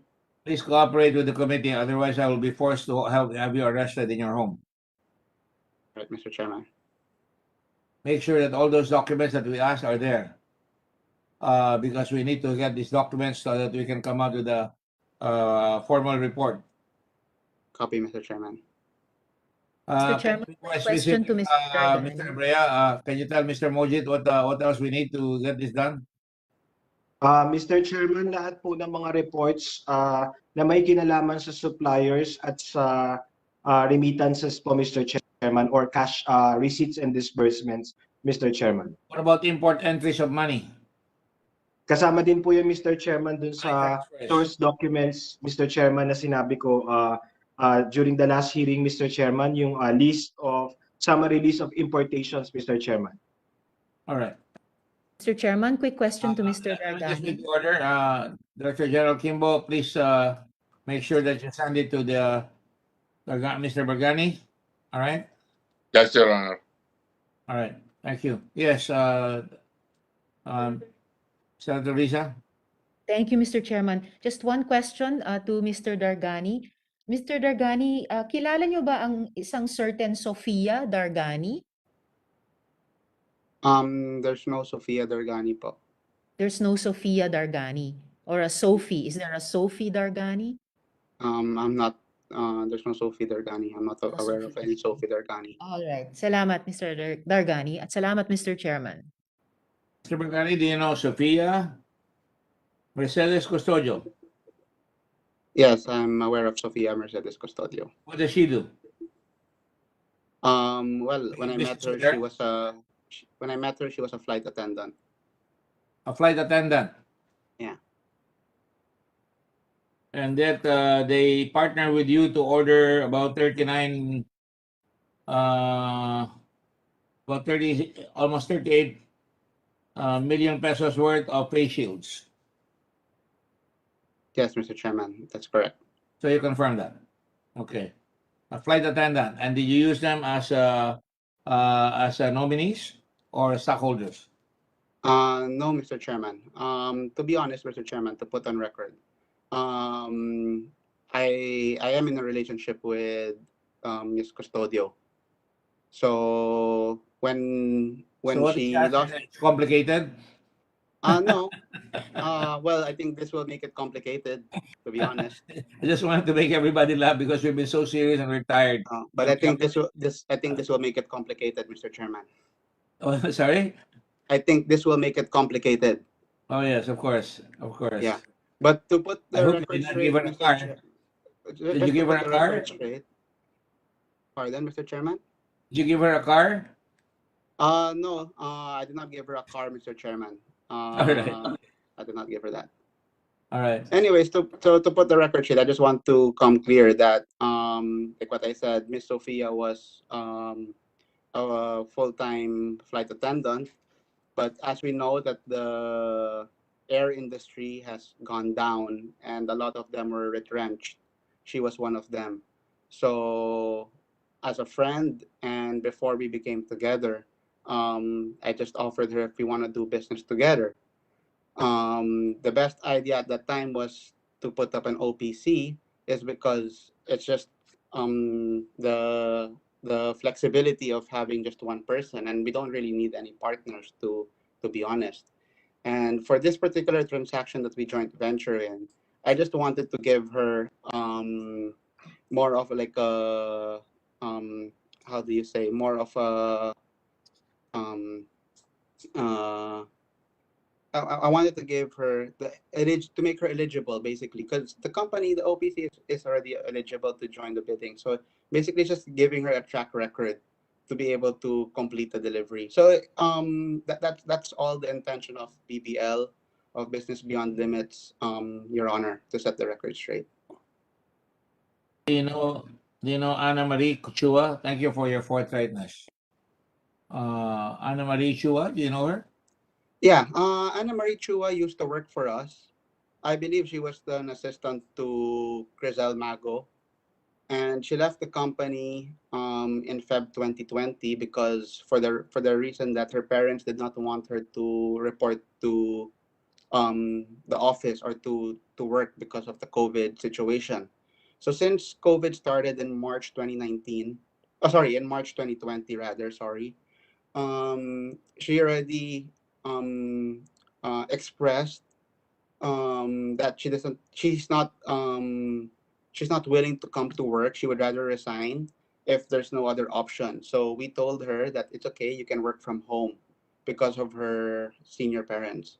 So that's all. And until that, and after that, when 2021 came and the restrictions were easing down, and I wanted to see people in the office. I asked her to come to the office. She said that her parents are still not allowing her, and if she could exit the company. So we agreed to that. I think we left in good note, attorney. Sorry, Mr. Chairman. And the unit 12, 10th floor, Victoria Tower, C, 5th Avenue, corner 23rd Street, Fort Bonifacio. Are you paying for that apartment, or is the company paying for that apartment? I'm not paying for it, Mr. Chairman. I believe it's the company that's paying for it. Their own company, the company of Sophia. I'm not sure if it's the BBL or if the lease contract is under Sophia. I will have to check. I will check on that, Mr. Chairman. Business Beyond Limits. Mr. Chairman, related question. Yes. Thank you, Mr. Chairman. Mr. Dargani, si Ms. Sofia ba yung nagmamanage ng Farmally warehouses? No, she doesn't No. manage anything. She has nothing to do with Farmally. Maybe she was seen in the warehouse because maybe when I would go, but she has nothing to do with Farmally. I just want to set the record straight on that. All right. Salamat, Mr. Dargani. Salamat, Mr. Chairman. Mr. Chairman, just a quick manifestation on Mr. Dargani. One moment, Senator Kiko. Can we, Director General Kimbo, can you include in the subpoena the matter of Business Beyond Limits OPC? We need their financial statements similar to what we're asking from Farmally. Would that be a step in the right direction, gentlemen? I think it would be because they got an order from, and they were in joint venture with Farmally. So ordered. On it, Your Honor. Yes, just a quick manifestation on Mr. Dargani. Very quickly. Yes, sir. Thank you. For the record, earlier, Mr. Dargani, when confronted with the testimony of Ms. Mago, although he denies giving the instruction, he did not deny that the instructions were made to change or to switch the expiry date, Mr. Chairman. Yeah. Mr. Chairman, we will just allow me leave to it at that. emphasize on that again, I don't recall on receiving any of those informations or anything. I said maybe it was brought in the group. What I That's mentioned not a what while the ago. transcripts will I show, said Mr. that President. maybe That's it was. not what the Mr. Yes, can you Mr. hold it Chairman. first? That's not what the transcripts will show, Mr. President. You could have denied it immediately that no such transactions happened or no such switching happened. All you said was, I did not order the instructions. For Yeah, the because record. to be honest, Mr. Chairman, I really don't know. That's why I said if you allow me to check. Allow me to check. I Well, would like well, to Mr. check really. Chairman, that is actually directly And I think in and conflict it. with it. Wait, I'm still speaking, Sorry, Mr. sorry, Mr. Chairman. His manifestation earlier was in direct conflict with the manifestation of Miss Mago. For me, And because Miss Mago said she stands by her testimony that the instructions were given by Mr. Dargan. For the record, yeah, Mr. Mr. Chairman. Chairman. For me, I believe that like what I mentioned, we will get to the bottom of this. We will find out if there was any instructions given, and Mr. we will do Dargani, disciplinary actions yes, to the person yes, involved and who decided this. Mr. Dargani, you also said that you made the mistake in putting on your linked account that you were special assistant to the president. Do you know how to play mahjong? No, Mr. Chairman. Yes, there's a saying. Anyway, mahjong is a Chinese game. Namumuro ka na, Mr. Dargani. Marami ka ng mga sinasabi dito na lumalabas, ikaw ay nagsisinungaling o kaya ikaw ay hindi nagsasabi ng totoo. So I hope you understand, if in the light of someone's testimony that is and has admitted against interest that she actually confirmed that this activity of switching the expiry dates happened, and I hope you understand, between her and you and your previous testimonies, Ms. Mago is more credible. For the record, Mr. Chairman, thank you very much. I need to know from Mr. Dargani, who was doing all the business representation? Who were your contacts with PS-DBM? Mr. Chairman, I have no knowledge with anyone from PS-DBM. I was just getting instructions from Mr. Lincoln Ong, and if there's anything on the email that would come that would need my signature, I would ask Rizal to do the necessary emails. Yeah, that's really how we worked as a team. So your team, the point man is Lincoln Ong. Would that be correct? For this scenario, I would say yes. What, for this scenario? Yeah, I mean for our past dealings, for our business deal, yeah. Were you astounded? You must have been very happy because you were getting an awful lot of deals and a lot of billions of pesos in contracts. Right? Sorry, Mr. Chairman. You must have been giddy. You must have been very happy. Masayang-masaya kayo. Because you were getting all these contracts. Did you bother to ask, sino connection mo dyan? Ba't ang lakas natin dyan? Of course, not to mention the fact that you're a special assistant to Michael Yang. At that time, my main focus was to make sure that we are able to deliver, Your Honor. So, you're saying, lahat dyan si Lincoln Ong? Dahil nakakausap dyan ang presidente at saka si Michael Yang? I don't know if Link involved in these deals, and I don't think he involved anyone. I think he just hustled his way and got the first deal, and that's how it started. Yeah. Senator Dulan? Yes, Mr. Dargani, the report of the PS-DBM indicates that Pharmaly Pharmaceutical Corporation was able to deliver 10,398,516,498.24 centavos of orders. Are you saying that this is all the job and only Lincoln Ong was responsible for this? I would say that it was Mr. Ong who would really help us in getting the contracts. So that if there was overpricing, it's the responsibility of Mr. Ong. Ganun ba? I don't think there was overpricing to begin with. Assuming, I'm not saying it as a fact, but if there is an overpricing, only Mr. Ong will be able to do that. I really don't know the answer to that. But you said that Mr. Ong had all the contacts with PS-DBM, not you. Yes, if anything, it was Mr. Ong that has that went to PS-DBM. As to contacts or not, I don't know who his friends are. Yes. So he is responsible for everything insofar as PS-DBM is concerned. That is safe to assume, sir. Yeah. I wonder what Mr. Ong will say to that, Mr. Chairman. Everything is passed on to him by Mr. Gani.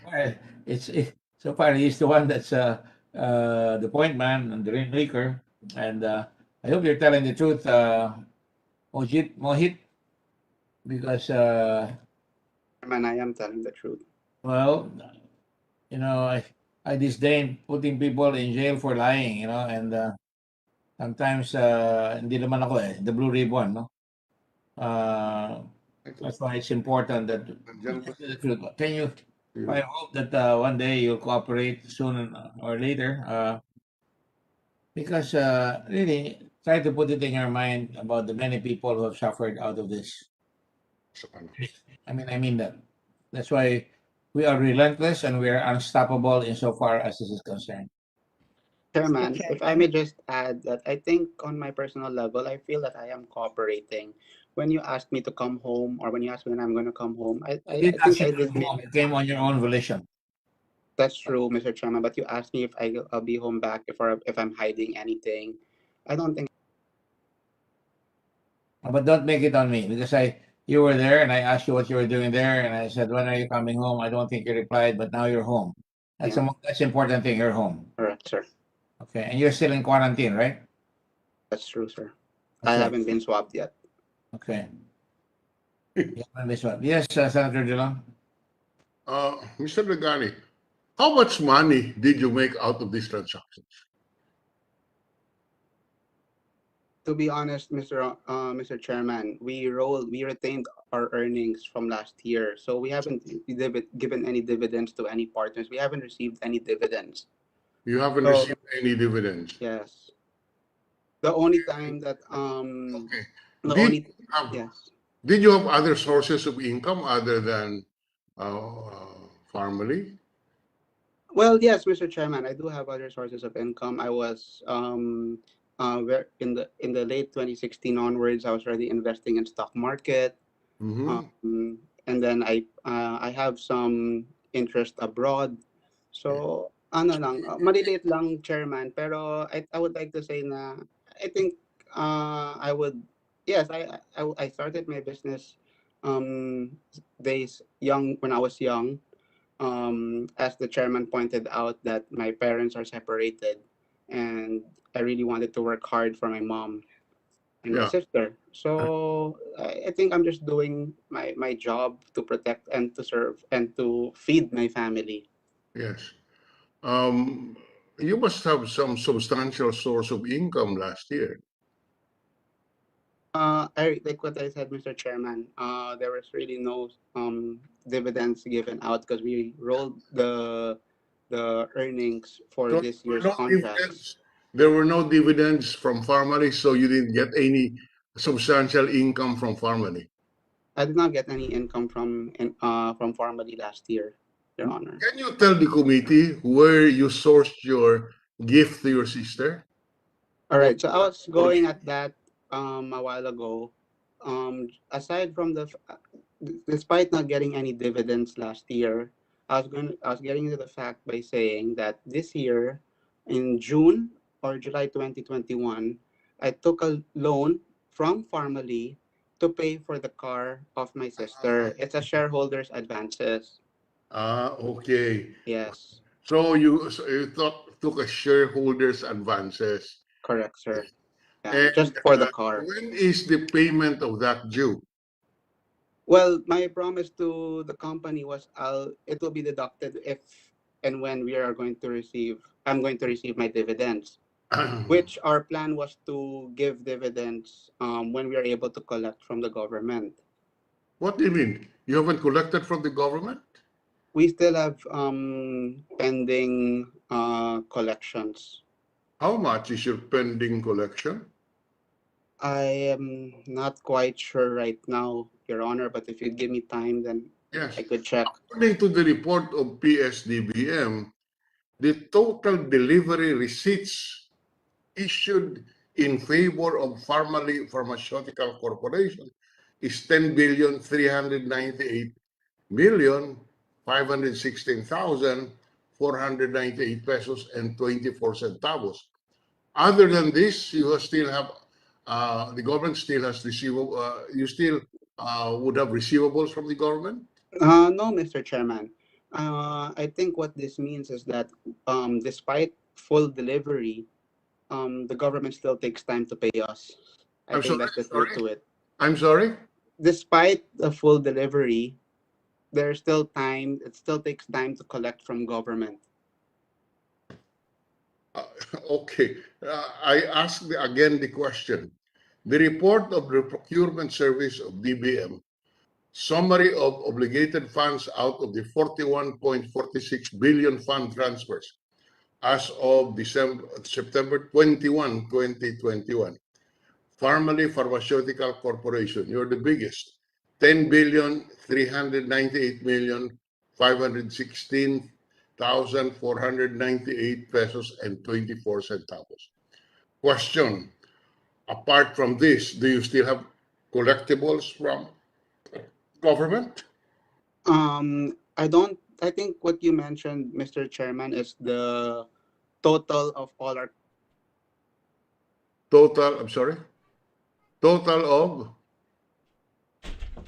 Naghang yung signal niya, Sen Frank. Hello? Yes, I can hear you. Sorry. So yeah, I think what you mentioned, the 10 billion plus, is the sum of all of the contracts. What I'm trying to explain, sir, is we haven't been paid the full 10 billion yet. Okay. But we don't have anything after the 10 billion. Okay. How much have you been paid? That's what I asked for some time to check, Your Honor. Can you tell me the answer tomorrow? Sure, I will check if it's possible. It's your financial statements have been audited at least as of December 3rd, up to December 31. So this should be no secret. Yeah, I'm sure of that. I will just check on it and I will let you know right away, sir. All right. Yeah, I'd like to know how much this is. So these contracts have already been signed and ready for delivery. It's just a question of executing delivering the or has it been delivered? Mr. Chairman, it has fully been delivered. All of them have been delivered. Okay, so that's fully been delivered, and we're just waiting for our collection. How much of so yes, okay, I understand. We would appreciate if you can tell us tomorrow how much are pending in your collection. With the permission of Senator Drilon. Sir, yes. Mohit, are you sure you're telling us the truth? Because cursory look at your financial statement says that there is no loans recorded in favor of Mohit Gargani. No advances as well. Yes, Mr. Chairman, but I think the audited financial statements that's on record is of the fiscal year 2020. It's of the fiscal year 2020. Our advances were only taken off from the company June or July this year. I think it was July, if I'm not mistaken. July is when you get the Lamborghini? But Mr. Chairman, we do intend to reflect everything in our audited financial statements. But Mohit, the Lamborghini, which you say is 18 million lang, is it 18 million lang, you said? Yes. Was registered on December 7, 2020. Mr. Chairman, as I So when mentioned you about got that the advance in Lamborghini, June of this year or July, when did you manufacture the money to buy it in December?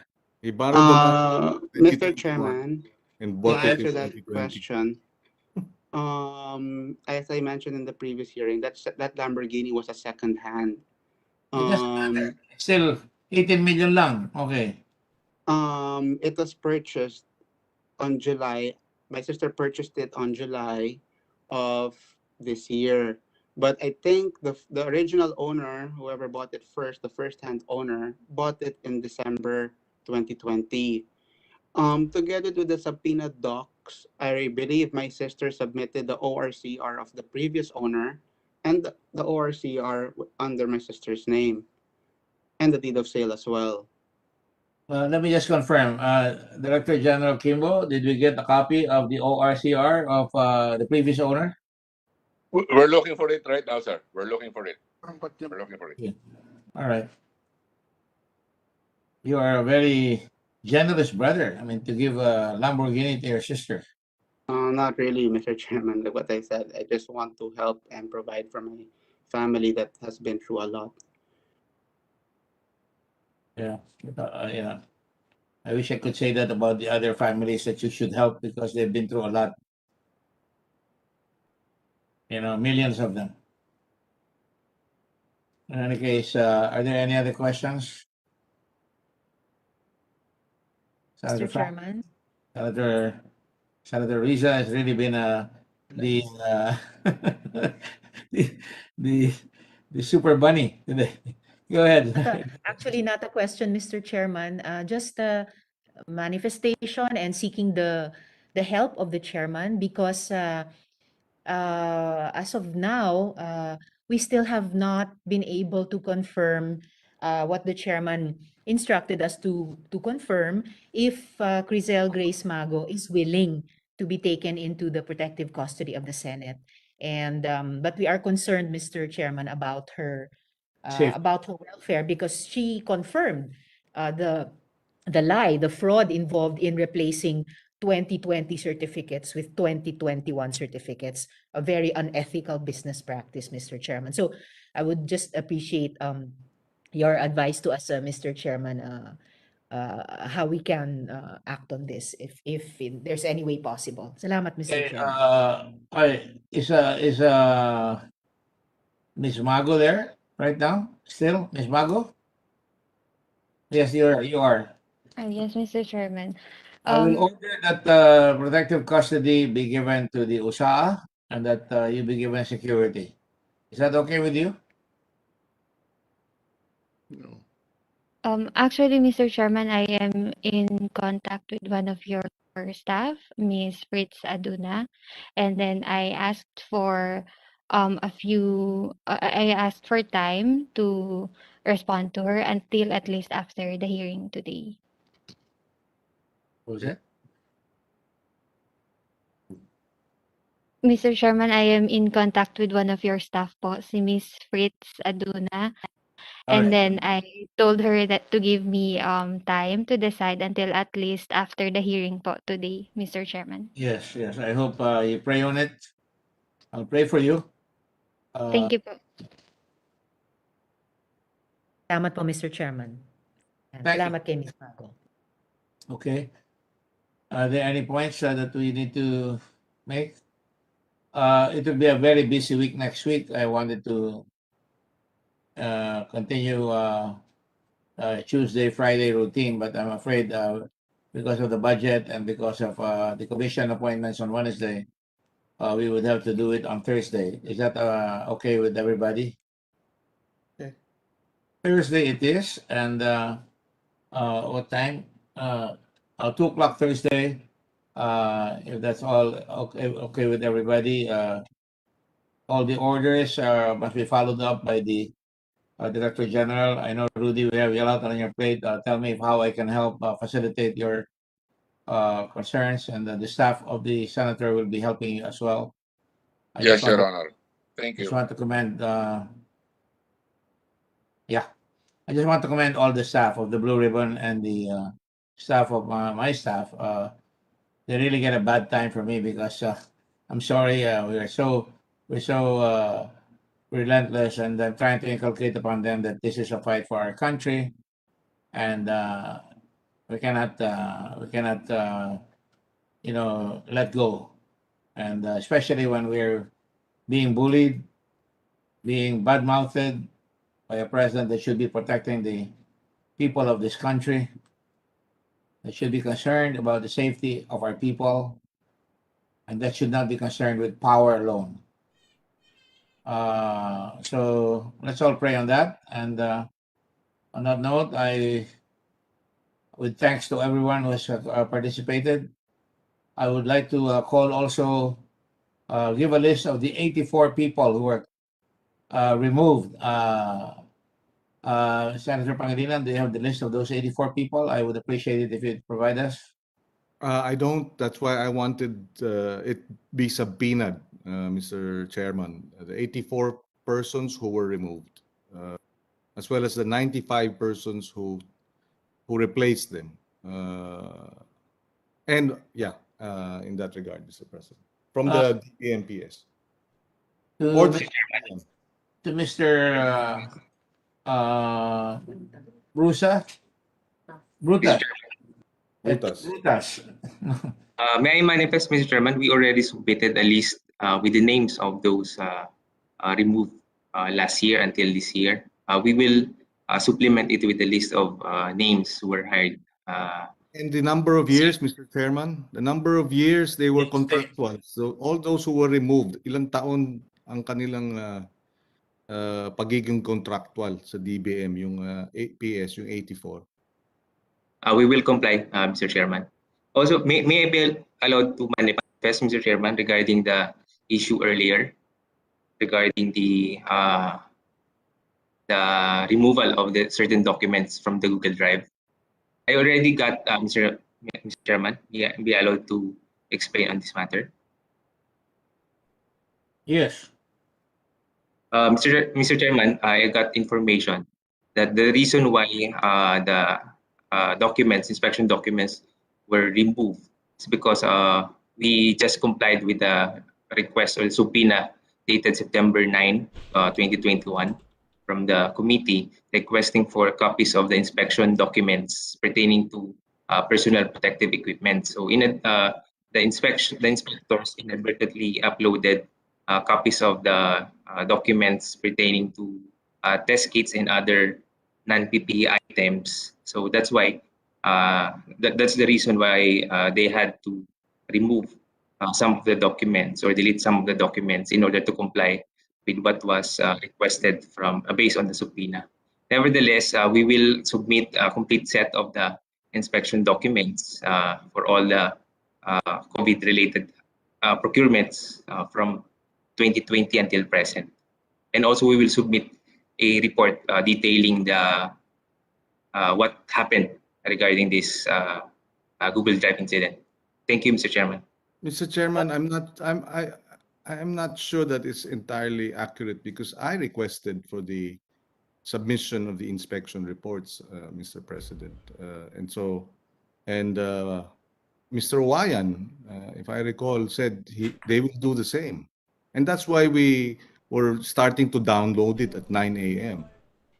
of September 10. I mean, why will we download documents in the morning that we received it if we were not expecting it? So you better check your facts. Baka may binubulong sa'yo na hindi tama. Yes, Mr. Chairman. We apologize for the inconvenience and for the mistake. Baka naman nalinis na yung. I'm sorry, I'm very concerned. Baka naman binago na yung mga inspection reports at iba na ang isasubmit. I don't know. I'm just concerned because we asked for the documents. We asked for submissions, Mr. Brutas. But since you're not the one in charge, so baka may binubulong sa'yo na hindi tama. Na hindi accurate. Thank you, Mr. Chairman. Thank you. Thank you, Mr. Chairman. Mr. Brutas, is Mr. Wayan able to communicate? As of now, Mr. Chairman, I think he is in Davao. Davao? He unfortunately, his mother died of COVID Sorry to complication. hear that. Sorry to hear that. Many, He is also we he have many contracted deaths also. every day. So he's in Davao? Yes, Mr. Chairman. So I'm trying to update him of what the Thought he had COVID. ongoing investigations, Mr. Chairman. I thought he had COVID. Does he have COVID or not? Or does Yes, he? Mr. Chairman. He contracted COVID-19 recently. Are So you that's why saying he was in Davao all along? he had to go to Davao when his mother passed on last week, Mr. Chairman. Okay. Please extend our condolences to his mother, to the family of Mr. Wayan. We do not want him to feel that they're alone in their grief. Will do, Mr. Chairman. Thank you. Yes. All right. So thank you very much. If there are no more comments, the chair will now call this meeting suspended until Thursday at 2 o'clock in the afternoon. Thursday, September 30 September. Session, this meeting is adjourned until September 30, or rather suspended. I'm sorry, not adjourned, but until September 30. Thank you all very much. Salamat, Mr. Chairman. Thank you, Mr. Guys, mga kababayan, hanggang dyan na lang yung ating video, no? Tapos na. So, hindi pa natapos yung pagdinig, mayroon pa rin. Pero, at least, mayroon tayong nakikitang mga improvement na, nakita na natin. Pating itong sana magtuloy-tuloy itong si Crisel Grace Mago na tutulong sa gobyerno. Dahil tila dito ginagamit na lang siya. Parang ginagamit siya para gamitin siya, no? Dahil magaling nga siya magsalita. Medyo yung salita niya kasi parang maamo, di ba? At saka kanina ka pa nagkubo ni Juan. Ay, umalis kasi ako kanina. 5 hours kasi itong live na ito. Medyo sumakit na yung tiyan ko kakaupo. So hanggang dyan na lang, no? Sana masampahan na ng kaso. Lalo na itong si Lincoln Ong. Talagang napakasinungaling eh. Hindi naman, boses lang. Nagandahan kasi ako sa boses niya eh. Yung boses niya kasi parang tawag nun, maamo. Masarap pakinggan kumbaga. So, yan. Itong nakitaan natin talaga na nagsisinungaling. Kinasubaybayan naman natin yung kaninang pagtatanong kay Lincoln Ong na unang tinanong siya ni Senador Gordo na si Michael Yang nagbigay ng 600 million at kung tinanong pa siya kung sa anong payment ang kung saan nilang dinaan na pagbayad, sabi niya nga Union Bank pa. Pero nung tinanong na sa ni Senador Drilon, iba na naman sinabi niya. May indiin pa silang sinasabi, parang iba-iba. Dapat nyo mga ito nililitsyon na di ba? Dapat ang mga tao nito binibitay na para hindi na pamarisan. Para magkaroon ng takot yung ibang nagbabalak palang gagawa. Kasi kung hindi mo ito maparusahan mga kabanat, tuloy-tuloy ang ganitong gawain at alam naman natin na sila ay napakatalino yan. Tingnan mo ngayon, nangyari doon sa PS-DBM, in-upload nila nung nakarang araw, tapos in-upload nilang umaga, kinatanghalian ay ibuburahin nila. Madaling magpalit ng andali lang gumawa ng dokumento. Andali. Yan, pag binigay mo paniwalaan naman yan ng mga lalo na yung taga-audit, paniwalaan nila yan, andali. Lalo na sa panahon ng pandemya, napakadali nilang magnakaw mga kabanat. Kasi nandyan yung tinatawag pa rin na Bayanihan 1 yan, na cover sila ng paggawa ng kalukuhan, di ba? Sinasabi lagi ni Law tawag ni Senador Drilon dyan ay Senador Gordon Ang laging ipangatuwera ni Law, kahit verbal lang daw na pagbili okay na o pag-uusapan. Verbal na pagpo-procure nila okay lang. Mantagin mo, walang safeguard yung ginawa nila mga kabanat. Kaya dapat dito may managot na Dapat siguro pang sa sunod ay 30 yata, no? September 30, magkaroon pa sila ng hearing. So, pang siyam na yon. Sana hanggang siyam, mayroon na silang nakitaan na maaring bitayin na sa publiko. May makita talaga yung taong bayan na may mga binibitay dyan sa kalsada para wag nang pamarisan. Kasi hanggang dinig na lang tapos wala man lang nabitay, walang napaparusahan. Kaya hindi natatakot itong magnanakaw na ito eh. Hindi natatakot kasi alam nila kaya nilang lusutan yung batas. Dapat talagang baguhin lahat ng sistema kasi paulit-ulit ng ganyan mga kabanat. So maraming salamat mga kabanat. Alang oras ngayon ay mag-alauna na. Salamat sa walang sawang pagsuporta. Patuloy kayong nanonood kahit na alam nyo namang replay ito. Kahapon po ito ginawa pero nanood pa rin kayo, no?